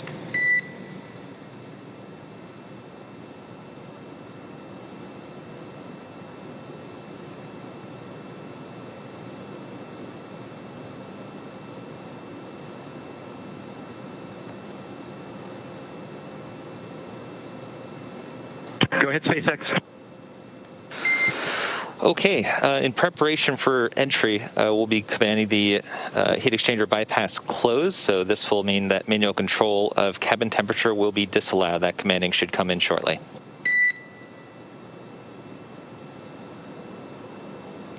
Okay, copy that. Thanks, Mike. No problem. In addition, we do not expect to need to elevate the loop speed for pre-chill. Oh, okay, copy that. Thank you.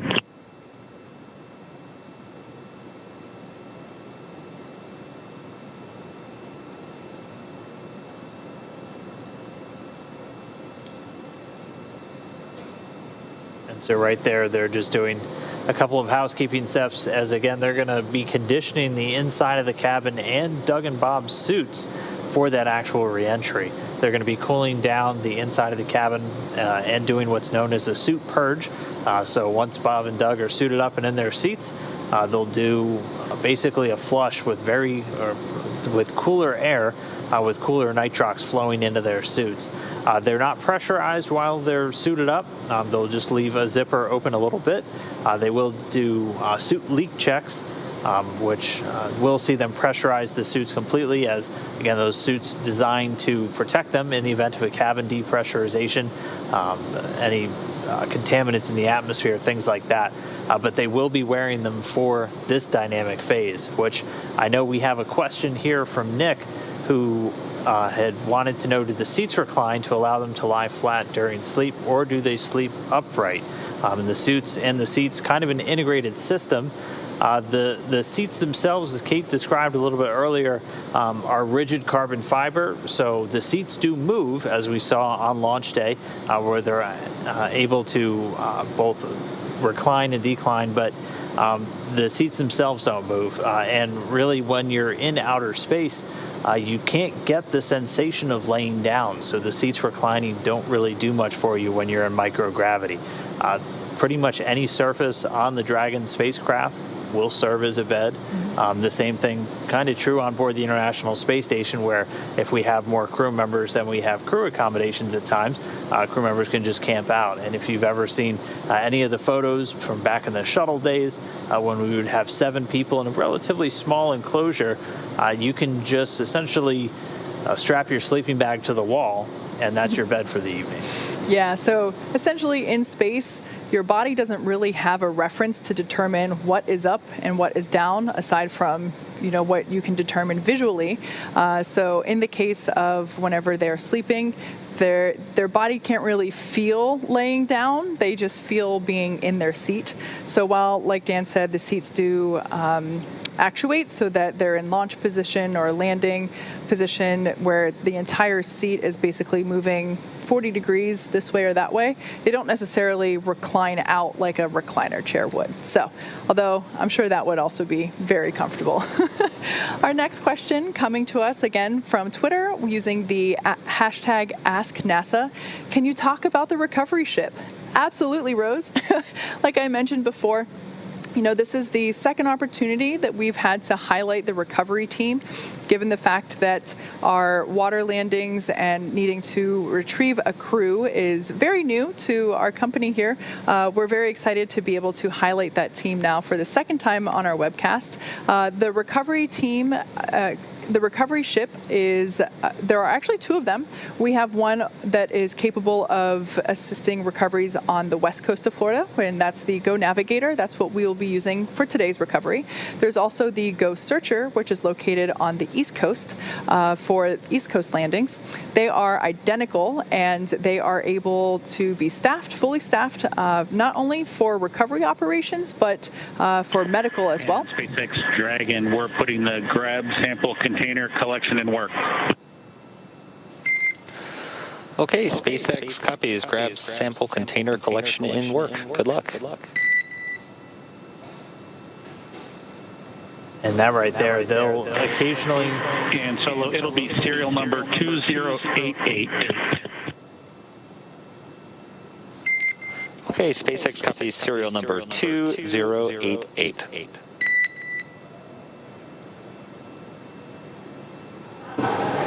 That exchange right there real quick. The crew members on board Dragon, something they do on board the station as well, take occasional air samples. You heard them call it the grab sample, where they're basically taking these samples and sealing them up, and then they just get assessed back down on the ground. You're just constantly looking for what kind of atmosphere your crew members are in, as when you're in a spacecraft, it's an enclosed environment, so you have to worry about everything that gets put into that atmosphere stays there. So things like carbon dioxide, carbon monoxide, any other contaminants can build up in an enclosed space and eventually become hazardous. So we have to have a lot of systems to help constantly scrub or clean those things out from the atmosphere. And we'll do these grab samples just to make sure that they're basically doing their job. Yeah. Going back to Rose's question coming to us from Twitter using the hashtag #AskNASA, asking us to talk about the recovery ship. Yes, so we have 2 identical recovery ships or vessels. Specifically to our recovery today, we are utilizing Go Navigator for our for our landing in the Gulf of Mexico. In addition to the recovery ship itself, there are also 2 fast boats. So those will be transported to the general location, about 3 nautical miles away from the landing site itself. Those fast boats will be deployed from the vessel, and they will make their way very quickly to the capsule itself. They'll wait a couple hundred feet away from the capsule as the initial sniffing tests are done. Those sniffing tests are intended to determine whether or not any toxic vapors from the hypergolic fuels on board. Hypergols are essentially propellants that whenever you put them in contact with each other, they ignite. So it is an ideal propellant used in space because you don't need an ignition source. You just combine the 2 and you have your reaction. So those fumes are toxic, and so the team will make sure that there aren't any of those floating around and make sure that it is safe to approach. Once they get that go for approach, they'll head over to the capsule and essentially someone that I'm really excited to see in action today will actually climb up on top of the capsule and attach the rigging equipment necessary to hoist the Dragon out of the water and onto the recovery vessel. So that should take about 35 minutes. And at that point, the recovery vessel will be in place. They'll be able to hook everything up, use the hydraulic crane to lift the capsule out of the water and onto the recovery vessel, get it settled comfortably in the nest. And at that point, we'll open up the hatch and say hi to Bob and Doug. Yeah, and they'll almost immediately move into medical quarters on board the ship, as it has pretty much everything you need to outfit and sustain a crew of a little over 40 people. And then immediately over the Dragon capsule is the helideck, where they'll be landing a helicopter following recovery today, which is what's going to actually bring Bob and Doug back to shore. Next up, our question comes from Spinach, who wants to know, why do you need a heat shield on entry but not on ascent?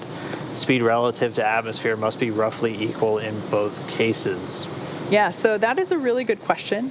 The short answer is it's all about directionality. So whenever we are launching the Dragon capsule, it's pointing upwards and it is heading towards the International Space Station.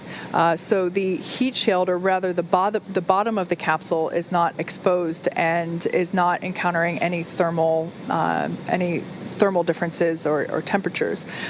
During that ascent phase, also, it's important to note that while the capsule is actually going through the Earth's atmosphere, which is where you have atmosphere and therefore friction as you're moving through the atmosphere, and that's what causes the charring as we see upon reentry.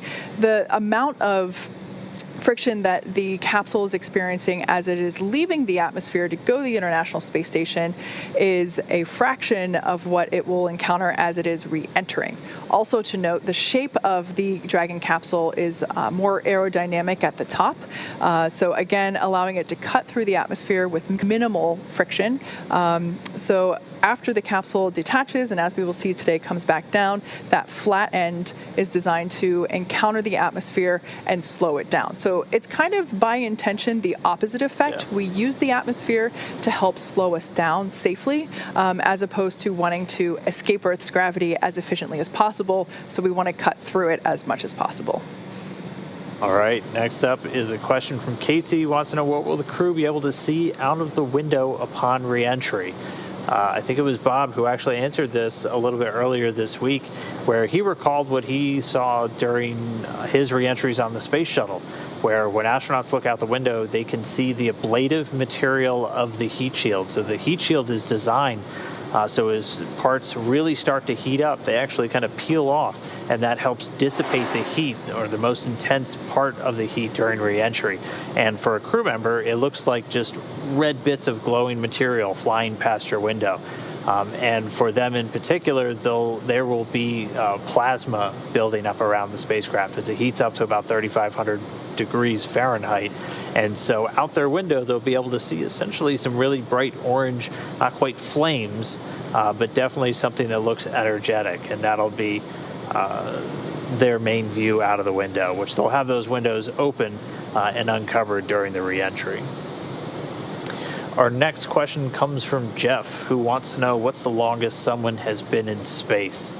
I know the cumulative record holder right now is a Russian cosmonaut, Gennady Padalka. He's got a little over 800 days in space. He's been a long-duration crew member not only on the International Space Station, but also previously on the Russian Mir space station, which was really kind of the harbinger of long-duration space flight, where you had people up there living for months and months and months at a time.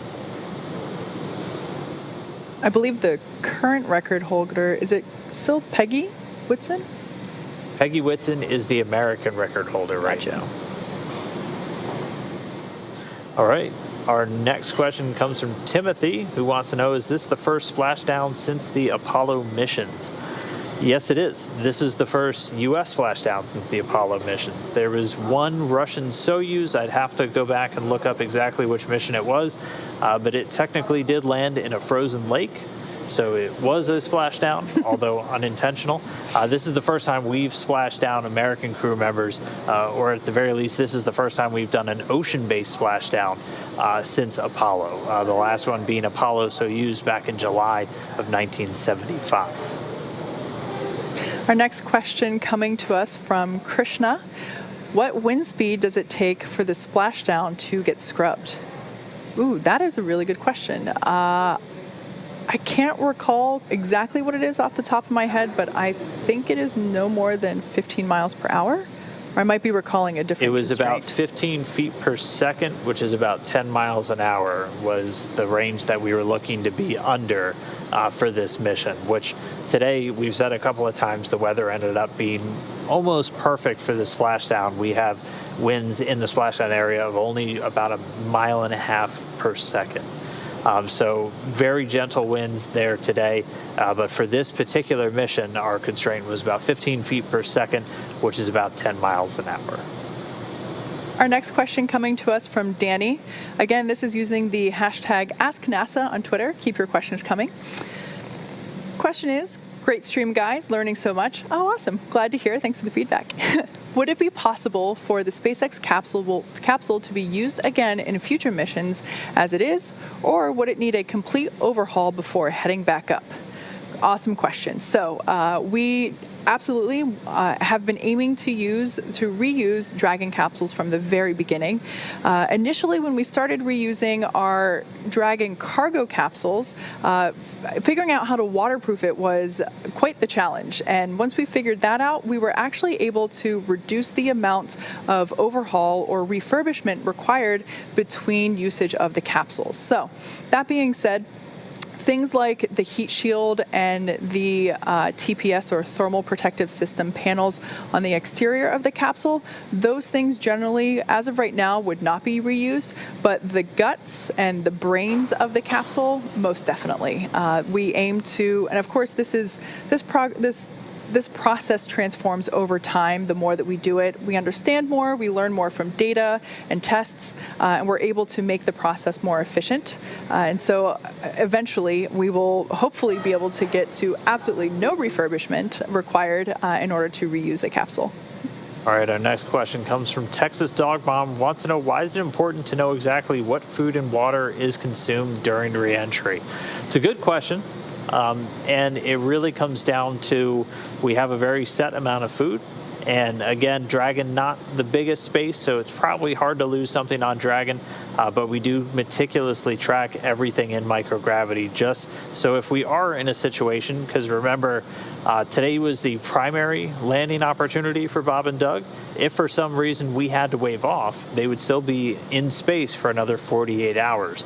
And so we're always just tracking where everything is inside that capsule for the mission, not only so it's easy to find, but at the end of the mission, if we find something is missing, you have to go and find it. That's something, if you think to how aircraft factories operate, anything that gets brought into the area has to be tracked, because if something is found and it hasn't been tracked previously, or if you know you brought something in and you can't find it, you have to generally stop what you're doing and go find it. So definitely important to track everything on board. Water and food was just the item of the day for them this morning as they were in their post-sleep, just wrapping up, getting their breakfast before they began their day. And there you see a live shot of our Mission Control Center here in Hawthorne, California. Our Dragon operators are ready to begin our deorbit phase, which, again, that won't be happening for a couple hours still.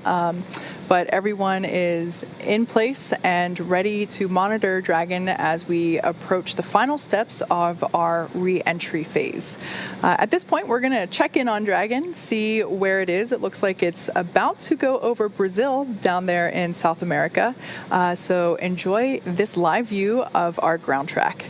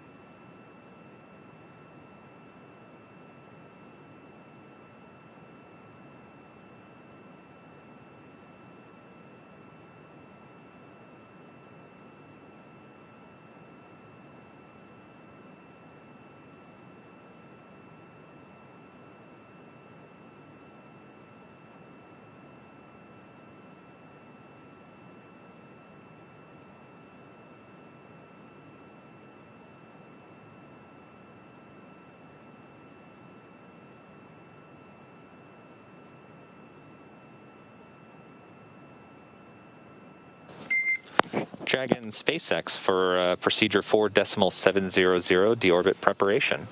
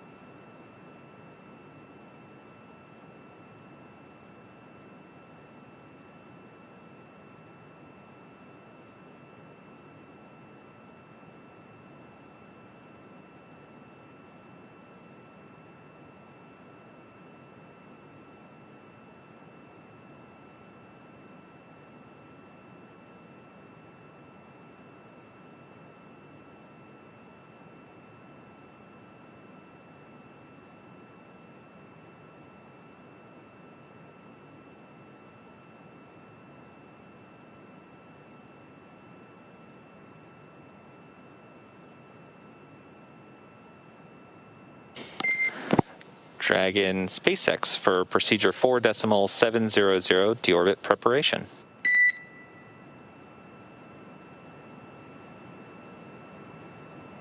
Go ahead, Mike. Hey, Doug. Just want to clarify a couple things. So per the previous mention, for Section 1, the no path is applicable because we will not be elevating loop speeds. In addition, when completing step 3.4, please be sure to untether and stow the camera caps back in location 8.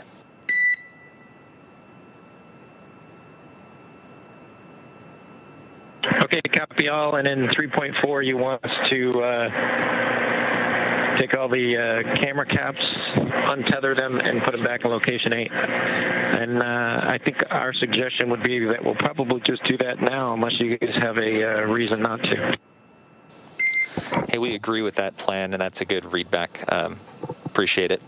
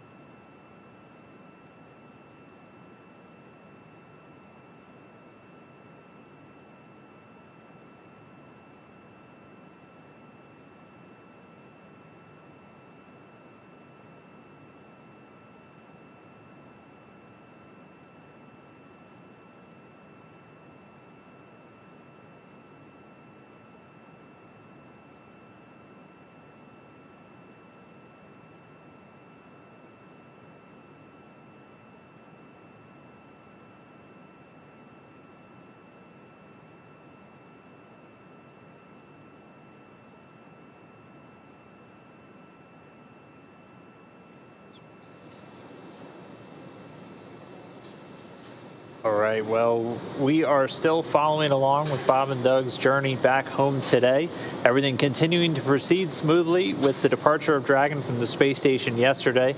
They have been awake for a couple of hours now after getting their 8 hours of rest on board the Dragon capsule, and everything's really focused on the events coming up in just about 3 hours from now. Yeah, so we have a number of things that will be happening. As Dan said, we're actually looking for our events to begin in 3 hours and 42 minutes. First, we will have claw separation. So that is deactivating or separating the trunk. The claw is the piece of hardware that delivers power and telemetry and fluids between the trunk and the Dragon capsule. In order to expose the heat shield in preparation for re-entry, we will jettison the trunk. It will re-enter the Earth's atmosphere and disintegrate during that process. But once we do that, Dragon capsule will be in its final physical form prior to re-entry. We'll then initiate a deorbit burn. It'll last about 11.5 minutes, and that burn is intended to place Dragon on its final trajectory for its landing site, which is just off the coast of Florida near Pensacola. So once that deorbit burn happens, Bob and Doug will then sit back and continue to monitor all the telemetry and data that they have on their screens. That's their primary mission for today, is to just keep a tab on things. There you can see on your screen that they're now not in their suits yet. We'll wait a little bit longer before they have to don their suits, but they're there doing some checkouts and moving about the interior of Crew Dragon. Like I said, we will perform that deorbit burn, lining up the capsule for that final reentry and splashdown off the coast of Florida. And after we do the deorbit burn, we will close that nose cone. So the deorbit burn will utilize the 4 forward bulkhead Draco thrusters. We will not need to use them, and we want to for the remainder of the mission, and we want to protect that forward hatch there. That's the hatch that is used for ingress and egress, or entering and exiting the space station. And as these capsules are designed to be reusable, we definitely want to protect that hatch. So we close and lock that nose cone. And then after the nose cone is in place and we confirm that it is locked up, we then maneuver to that deorbit burn attitude. Let me rephrase that. We are performing the deorbit burn. The nose cone will close, and we will then begin the process of re-entering the Earth's atmosphere. Yeah, that was pretty cool. We just saw Bob kind of re-stowing his spacesuit. They keep their spacesuits, at least for this mission, in the seats on either side of them, as Bob and Doug are right there in the middle, the commander and the pilot seat. But after they're able to successfully re-enter the Earth's atmosphere, we'll get out of that comms blackout and we'll get to the actual parachute deploys. So first we'll have 2 drogue chutes come out. Those will do the initial slowing and stabilization of the vehicle, followed shortly after by the 4 main parachutes, which are scheduled to deploy right around 11:45 a.m. Pacific. All of that sets us up for splashdown in the Gulf of Mexico off the coast of Florida, just a few miles away from Pensacola. That splashdown time targeted for 11:48 a.m. Pacific, 18:48 GMT or Universal Time. There to meet them is going to be the crew of the Go Navigator, which has left its port. These actually some live views from the boat itself as it continues to make its way out to the recovery zone. It was able to leave the port right at around 9:20 a.m. Eastern Time this morning.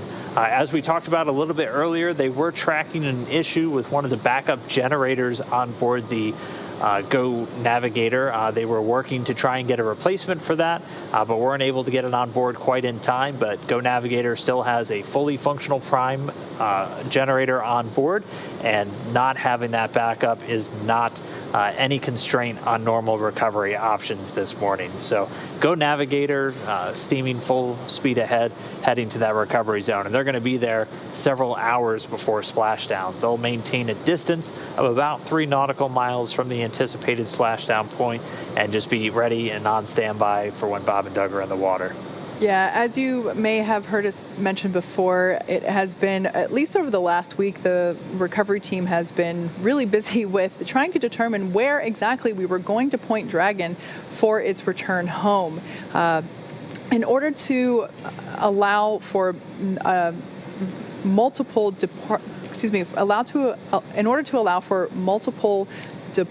departure times from the International Space Station. So again, this is just trying to line up things like crew sleep schedules and weather and just physical location as it is orbiting Earth. We identified 7 potential splashdown locations.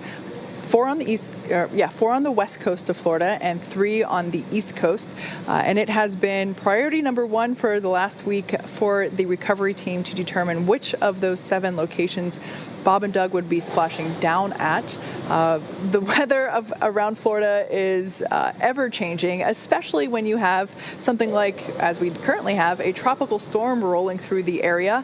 Having that storm roll up the east coast of Florida had prevented us from obviously being able to land at any of those. So selection was then narrowed down to the 4 in the Gulf of Mexico on the west coast of Florida. And we continue to evaluate the weather at designated intervals, and we were able to determine that the best location for recovery would be off the coast of Pensacola.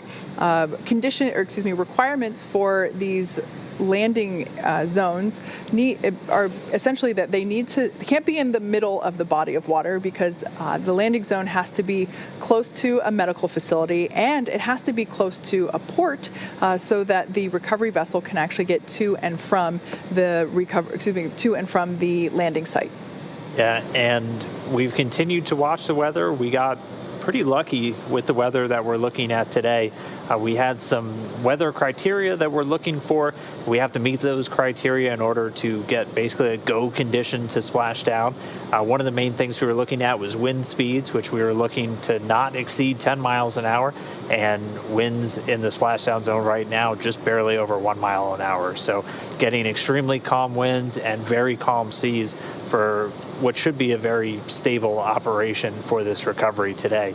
We actually just locked in Panama City a few hours ago. Our kind of last chance to lock in an alternate site was just a little over an hour and a half ago at about 5:48 a.m. Pacific. Dragon has the capability to change alternate sites once it's in free flight, and we do have, again, 7 different splashdown locations. Just based off of the weather and everything else that we looked at, Panama City was chosen as the alternate for this opportunity that was already looking like our best one just based off the weather, and they just locked that in a few hours ago. But everything continuing on track for this Pensacola splashdown. Go Navigator is well on its way to the splashdown location, and Bob and Doug are just a couple of hours away from that deorbit burn. We are taking your questions this morning from Twitter. Be sure to use the hashtag AskNASA, and we'll try to cycle through as many of them as we can get to. This question comes from Tim. What's the current distance to the ISS? Good question. Something that I find that people often assume is that the International Space Station is really, really far away, and it's actually not. It is about 250 to 300 miles above the Earth. I think when I saw a report earlier, or maybe it was actually Leah who mentioned it in the earlier broadcast, I think it's about 263 miles above the Earth's surface right now. So depending on where it is in its orbit, it might be a little higher, it might be a little lower, so it's actually not that far away. It's basically the distance from Los Angeles to San Francisco, as the crow flies, just above us. So it's really not as far as many people think. Again, this is using the hashtag AskNASA. This next question comes to us from Nicholas. How far off the coast will the capsule land? Will it be possible to see any of the action from the coastline? Trying to find our exact distances. It varies depending on which coast that we're going to. We do stay far enough away that you wouldn't really be able to see it from the coast. Obviously, you do want to still be coming down in an area pretty far away from land to make sure you're hitting a splashdown zone, and just so you're not near any major air traffic areas, things like that, is you do have to clear air zones. We have to make sure that we have notices going out to ships not to go into a certain area. But they're just several kilometers, obviously, or several miles offshore. The Cape is the closest one. That one's typically only about 24 miles offshore. The other ones range anywhere from about 50 miles all the way up to a few hundred, just about 200 or so. When we landed Demo 1 last year, it was about 240 miles off of the Cape. So it is different depending on where you're going, but one of the things that we have in our recovery arsenal are helicopters, where Bob and Doug will get recovered by that main recovery vessel, the Go Navigator, and after they're out of the capsule and into the medical facility, a helicopter will come and land on the deck, and then it's only about a 10-minute helicopter ride from the Go Navigator back to Pensacola, where they'll be moving on to a NASA plane ready to take them over to Houston. Yeah, so one thing to note, the capsule will be re-entering Earth's atmosphere, and we will have parachute deployment starting at about 18,000 feet above the surface of the Gulf of Mexico. Those drogue parachutes and the capsule itself. Dragon SpaceX for timeline and recovery status update. All right, we should be getting an update up to the crew now.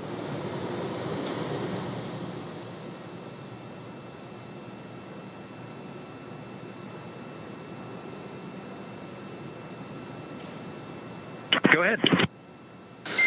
Okay, first off, for timeline update, we are now within 4.5 hours of splashdown for contingency planning purposes. How copy?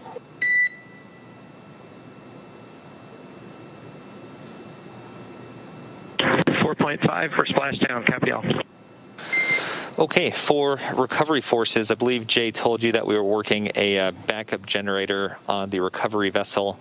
Unfortunately, we were unable to get that generator aboard before Go Navigator had to depart due to timing constraints. However, Go Navigator has departed and is expected to be on site at approximately 1700 UTC.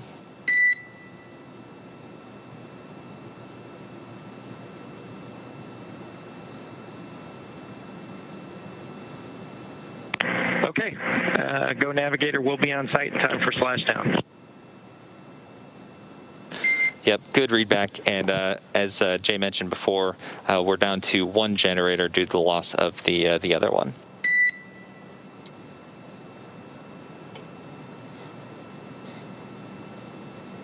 Yep, we copied.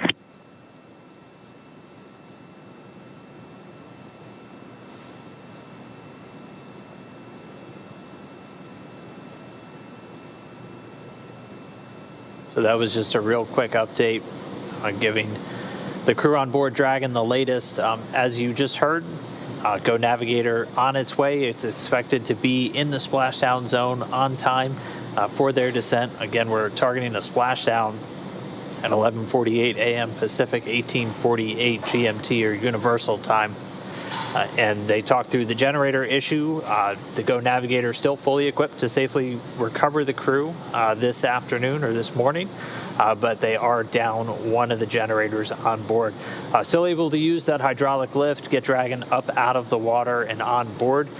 The ship itself has a full deck area where it has an A-frame on the very back of the ship, and we'll get some views from the boat throughout the operations once we get a little bit closer into the recovery zone. But that A-frame used to physically lift Dragon out of the water and onto the deck. The crew stays in their suits, in their seats the entire time they're in the water, as long as everything is following the nominal timeline, and they'll get picked up out of the water and put into the Dragon nest on the boat, eventually moved under the helideck up to a crew access platform where we'll have some people standing by to open up the hatch and assist Bob and Doug getting out. Yeah. So just real quick, going back to the Twitter question that we had a minute ago, if action would be available to view from onshore, I just did a little bit of sleuthing, and due to the splashdown location, I do think that if you're in the Pensacola area, you might be able to spot the main parachute deployment or after they inflate. Those main parachutes are deployed around 6,000 feet whenever Dragon is descending, when it hits about 6,000 feet above the Earth's, above the surface of the ocean. Those main parachutes will deploy, and it takes about a minute or so for them to fully deploy out into their larger state, capturing all that airflow. But it is possible that I think that if you're in the Pensacola area and you have really keen eyes, you might be able to spot those orange and white parachutes off in the distance. Again, the capsule, from that distance would be pretty small, so no promises, but it might be worth a look. So if you're in Pensacola, take a look south and around 11:48 I've lost track of my time. 11:48 a.m. Pacific or 18:48 Universal. Yeah, and it's on what we call an ascending approach.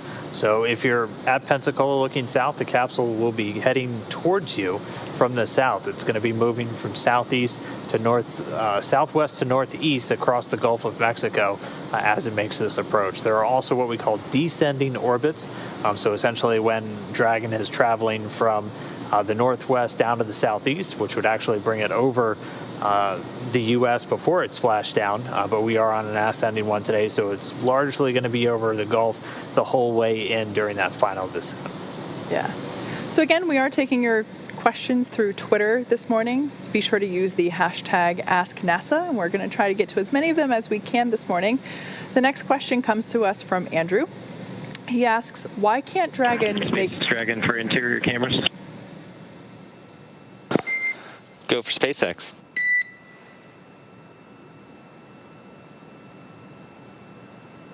Yeah, Mike, could you take the interior cameras down for a few minutes? In work.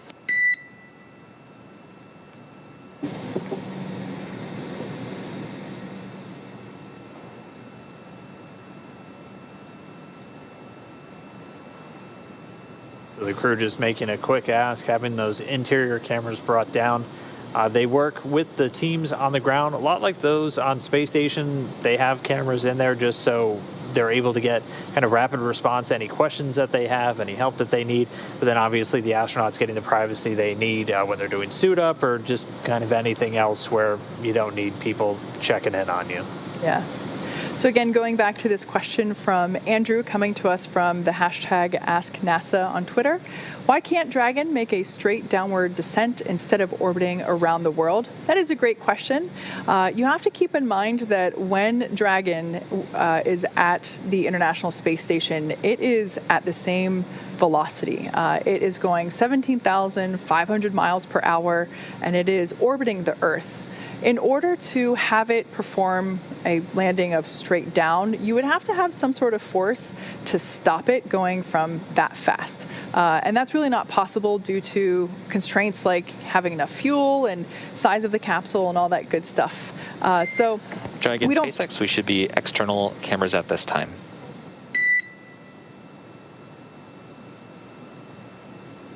Thanks, Mike.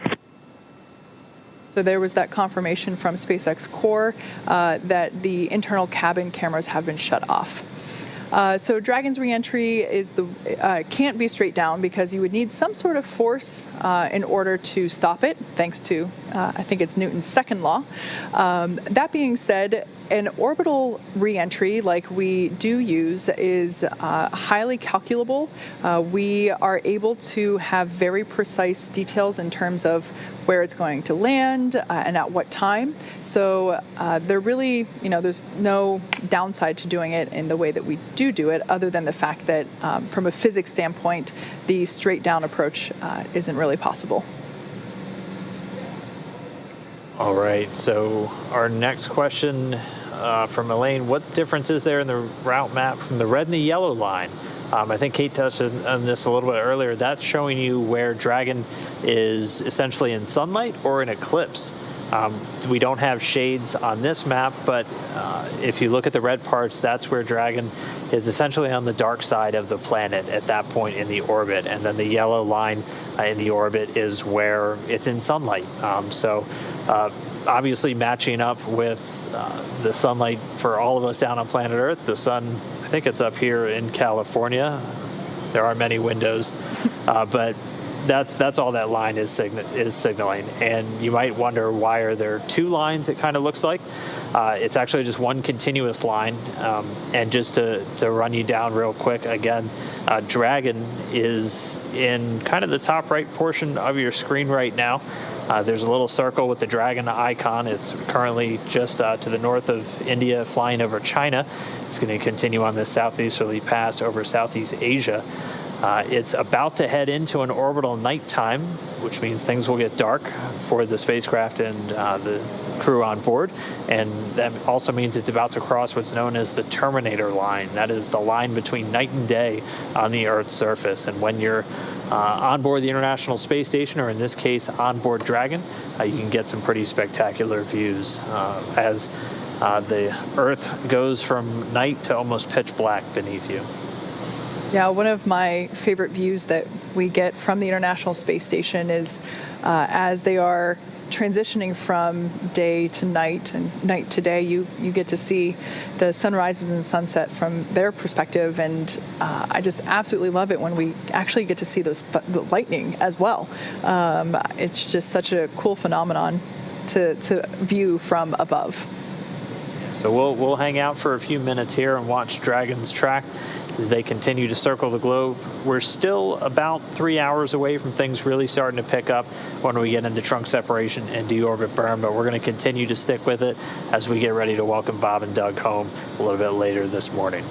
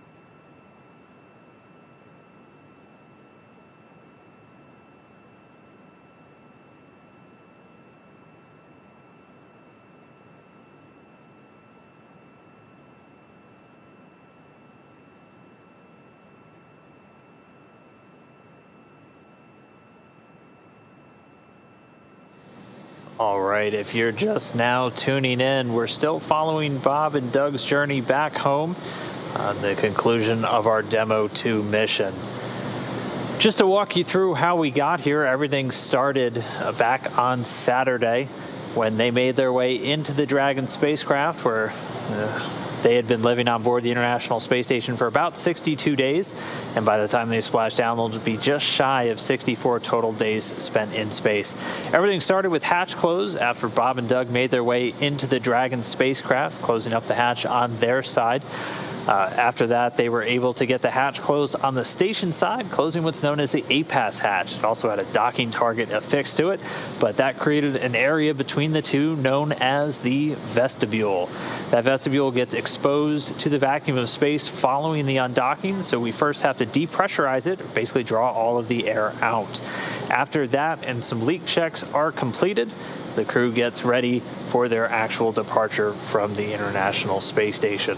The teams on the ground, both here in Hawthorne and in Mission Control Houston, did a go, no go. Basically, we check everything on Dragon, everything on station, and get them ready for departure. Following a successful go for undocking, it's time to actually move Dragon away, and separation takes place. A docking command was sent, and then just about 5 minutes later, Dragon fired its thrusters in 2 small bursts to separate from the International Space Station. It then begins to fly away, and did so yesterday evening, doing 4 departure burns to bring it first up and over the International Space Station, eventually passing beneath and out in front. All 4 of those departure burns done successfully. By that point, Dragon's opening rate away from the station got larger and larger and larger until it was time for it to move into its departure phasing burn. This was one several-minute-long burn, about a 6-minute-long burn, to fine-tune Dragon's path to its eventual splashdown site. That was conducted successfully last night after Bob and Doug had gone to sleep. And then once that departure phasing burn was in the book, we only had one more burn coming up down the line, and then we were going to get ready for this reentry. Bob and Doug did have about an 8-hour crew sleep period, as this is about a 19-hour trip door to door from space station down to the ocean off the coast of Pensacola in Florida. That crew sleep is completed. They woke up a couple of hours ago, and our more dynamic action is about to pick up soon. Yeah, so our events coming up next will be the claw and trunk separation. This will essentially be the final, when we separate the trunk, it'll be the final physical form of Dragon prior to reentry. We will then have exposed the heat shield at the bottom of the capsule after jettisoning that trunk, allowing it to get ready for its reentry. We put a deorbit burn. We activate the deorbit burn sequence, and that puts Dragon on its final trajectory to the landing site off the coast of Florida in the Gulf of Mexico. That deorbit burn will last about 11 and a half minutes. After that deorbit burn completes, we then close the nose cone. The deorbit burn will utilize the 4 thrusters at the top of Dragon, as you can see there. We no longer need to utilize them, and we want to protect the top hatch, or the forward hatch there, so we close that nose cone and lock it up. After that, Dragon will begin to re-enter the Earth's atmosphere, and we will experience a 6-minute-long communication blackout due to the plasma building up on the exterior of cabin, due to the buildup of plasma on the exterior of Dragon. We won't be able to send commands or receive telemetry, but that's okay. Dragon is completely autonomous. It is designed to steer itself anyway. So with that blackout communication period will last for about 6 minutes or so. After that, about a couple minutes after that, after we regain those communications with the crew, we will deploy the drogue parachutes. These are designed to begin to slow the vehicle down even further, and also to stabilize the Dragon capsule. About a minute or two after drogues deploy, we'll fire off the main parachutes. So these will be 4 orange and white parachutes that will deploy and begin to catch even more air and create more air resistance, slowing the vehicle down even further to a mere 15 or 16 miles per hour as the capsule then splashes down in the Gulf of Mexico. we've located a designated landing location near Pensacola, Florida. Recovery operations then begin immediately after splashdown is confirmed. The main parachutes will be cut from the capsule autonomously, and the recovery crew will then begin to move into position in order to retrieve Bob and Doug. The team will actually be waiting 3 nautical miles away from the splashdown site. Whenever the splashdown approaches, they will then move closer. They will pull get the capsule ready to be lifted onto the recovery vessel. Once that is secure in the nest, they'll then get to open the hatch and have Bob and Doug egress or exit from the Dragon capsule. And at that moment, it'll be their first breath of fresh air in 2 months since they've launched back on Falcon 9 in late May. So we're really excited. All of that will be coming up shortly. Those events that we have in the future, that the deorbit burn and the jettison of the trunk, that will all be in like 3 hours exactly. So my countdown here shows that the trunk separation will be happening 3 hours from now. So we're looking forward to all of those events coming up. It's going to be a very exciting morning. Like I said, seeing Bob and Doug for the first time coming out from the capsule on that recovery vessel. Go Navigator will be the first time that they are getting, they're back down on planet Earth for the first time in 2 months. Safety is everything, and of course the human body experiences microgravity, and just to be safe, we will place them into a wheelchair or my mind is blanking. Stretcher, yeah, there we go.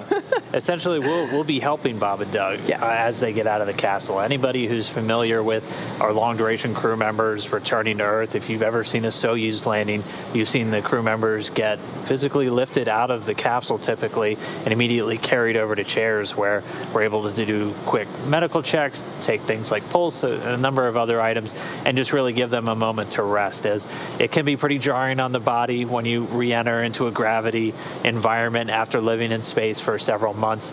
So we're just doing everything we can possibly to keep them safe. Not only just physically once they get back, we've also had a lot of protocols put in place with the current environment with coronavirus, just to make sure every member of our recovery team has been self-isolated and tested prior to being in that close contact with Bob and Doug. Yeah, so really awesome morning we have coming up. Now, with respect to the recovery ships themselves, I should say recovery ships, so there on your screen, we have live views coming to you from Go Navigator as it is making its way to the designated landing site off the coast of Pensacola, Florida.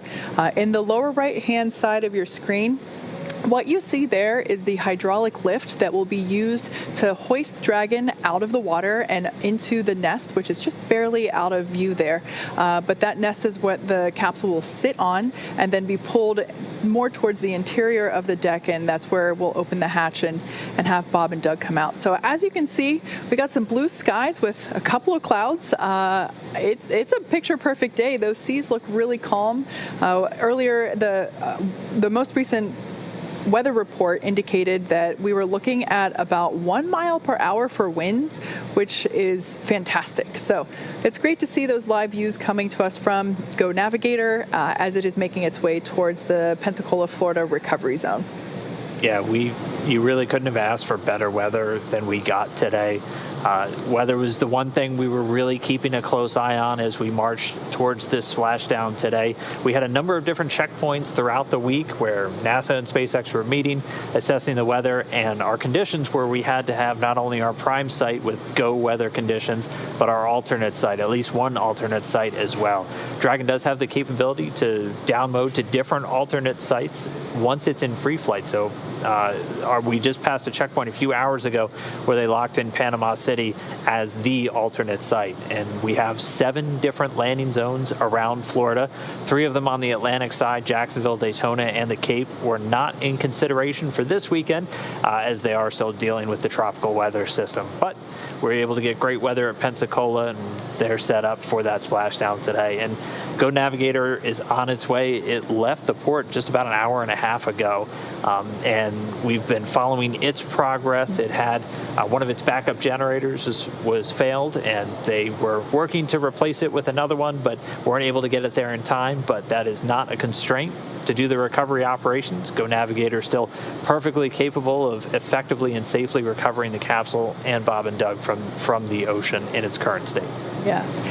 So like we mentioned before, we are taking your questions this morning through Twitter using the hashtag AskNASA. Our next question comes to us from Jim. He'd like to know, what are all those people in that room doing? That's a great question. That is Mission Control Center here at SpaceX headquarters in Hawthorne, California. There you see all of our Dragon operators and our mission director. So those are the people that are essentially continuing to monitor Dragon. As I've mentioned before, Dragon is designed to fly itself autonomously. There are very few things that the folks in that room have to command manually.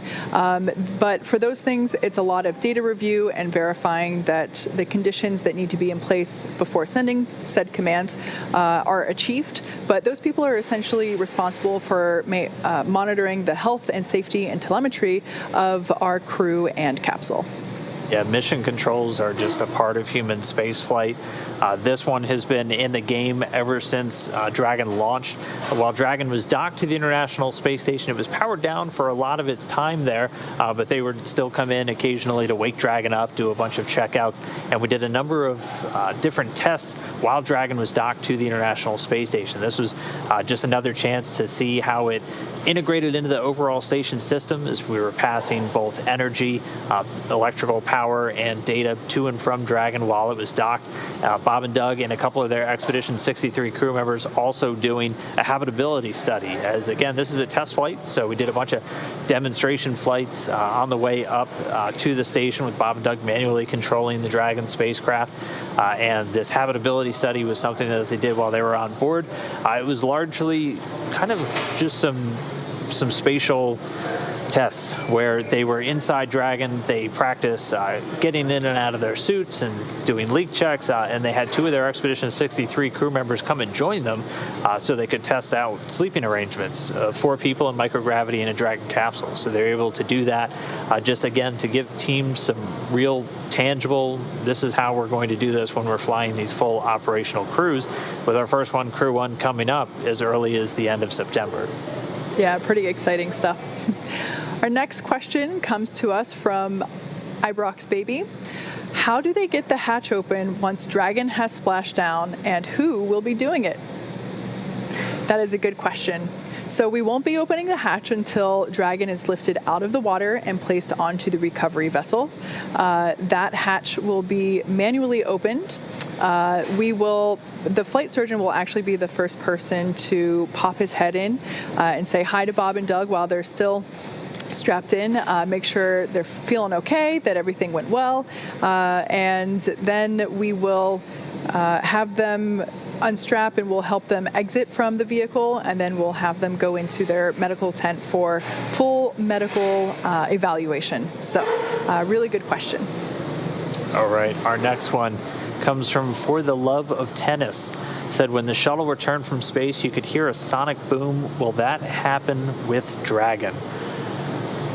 As far as I know, no. That will not happen, I don't believe. But I'm not entirely sure. I know that nobody will likely hear it if it does happen this time, as Dragon's going to be passing over the Gulf for its entire descent through that final after deorbit burn and actually passing through the Earth's atmosphere. So if it happened, it would happen out in the middle of the Gulf of Mexico, where it would be very unlikely. I'm not sure, though. We'll come back to this one a little bit later and get you an answer on that.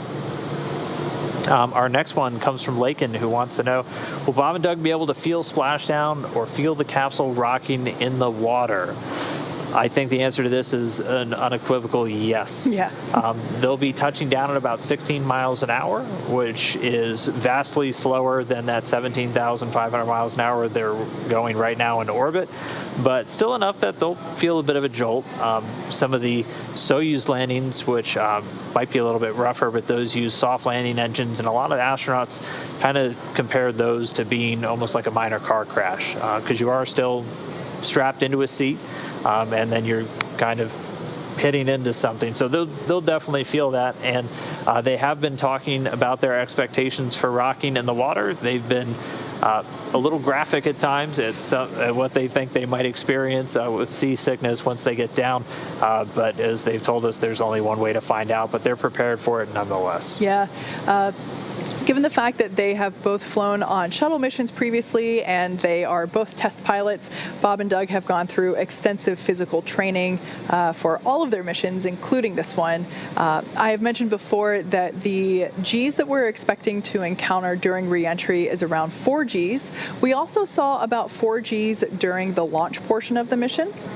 So this really shouldn't be anything too different from what they've experienced previously.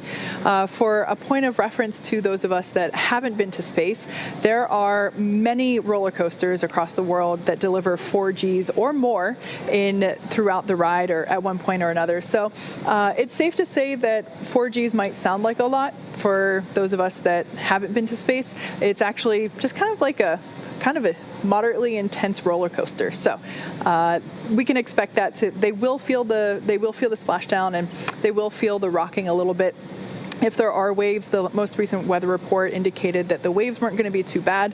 So all in all, we are expecting it to be a pretty comfortable touchdown for Bob and Doug on their return home to Earth. Our next question comes from Terry and his dog. At what speed will the capsule hit the water? Great question. So we are anticipating about 15 or 16 miles per hour will be the speed when the capsule touches down in the Gulf of Mexico. Like we said before, we're targeting just off the coast of Pensacola, Florida. That is where Go Navigator, our recovery ship, is en route to. And when the capsule is re-entering the Earth's atmosphere, the atmosphere itself is helping to slow it down.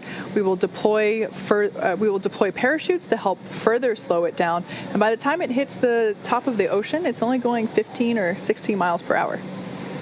All right, our next question comes from Ezekiel, who asks one that I think a lot of people are going to be thinking about real soon. How do we get to buy tickets soon for traveling to the International Space Station? That, good timing, as that is something we're looking at in the not too distant future.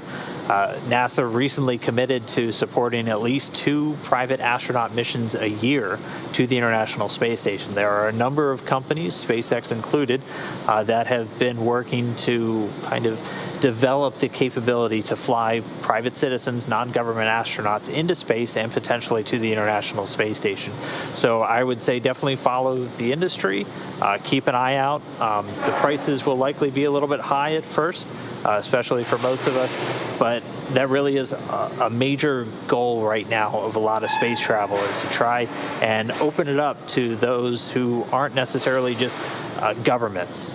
Space travel for so long has just been the realm of governments who would have the budgets to do these kinds of things, and we've seen basically an explosion of commercial activity in low Earth orbit. The International Space Station's been kind of the cornerstone of enabling that entire market with a marketplace and a capability for research and transportation and a number of other things. And we work with a lot of partners in the space industry to try and just grow that even more. Yeah. Another question comes to us from Twitter using the hashtag AskNASA. This one comes to us from Chris. How airtight is the ISS? Well, I think it's safe to say that the ISS, the International Space Station, is completely airtight. Given the fact that it is orbiting Earth in the vacuum of space, it has to be airtight in order to make sure that the crew is safe throughout their stay on station. Yeah, it is essentially airtight. There is enough that you will get a tiny little bit of leak sometimes through seals. So it's never anything where you'll be sucked up against the side of a hatch or anything like that. But just because making something perfectly vacuum proof is extremely hard, especially when you have so many interconnecting parts. That's why we do occasionally have to inject additional breathing gases into the space station atmosphere. We actually deliver them in these super densified spheres called NORS tanks, nitrogen and oxygen regeneration system, just to kind of top off the atmosphere inside of the International Space Station. But great question. Mm-hmm. Well, let's do one more from Andrea. Why are spacecraft usually painted white? That is a good question. So generally speaking, a lot of it comes down to preference. All SpaceX vehicles, our operational vehicles, are black and white. Of course, Starship currently is silver. But as of right, that's still in development. But all of our operational vehicles are black or white. And in this case, it just so happens that in order to conform to that aesthetic, the paint that we use, the thermal protective paint, on top of those panels on the exterior of the capsule, we make it white. And a lot of other things are white exactly for the reason Kate just said, is those thermal properties. When you're in outer space, the only way you can really heat up or absorb heat or reject heat is through radiation. And if you are a black surface, it's just like down here on planet Earth. If you wear a black shirt and you feel hotter, that's because your shirt is basically absorbing more of that infrared radiation. So to help keep things cooler, essentially, you can paint them white with these reflective or very low albedo coatings, and that can help maintain a better thermal. We have a lot of things we call thermal blankets, which are just essentially white fabrics that will cover up metallic areas of the space station that would otherwise get really hot in direct sunlight, that you can keep cool just with that white color. Great question, though. Again, we are taking your questions through the hashtag AskNASA on Twitter, so be sure to continue to submit those. We'll try to get to as many as we can throughout the morning. And for now, we're just going to continue to watch Bob and Doug as they zip around planet Earth. We are a little less than 3 hours away now from things really starting to pick up. We're going to be looking for all of those events that we talked through, starting with that trunk separation coming up soon, and everything's still on track for a splashdown today at 11:48 a.m. Pacific, 18:48 Universal Time. So stay tuned.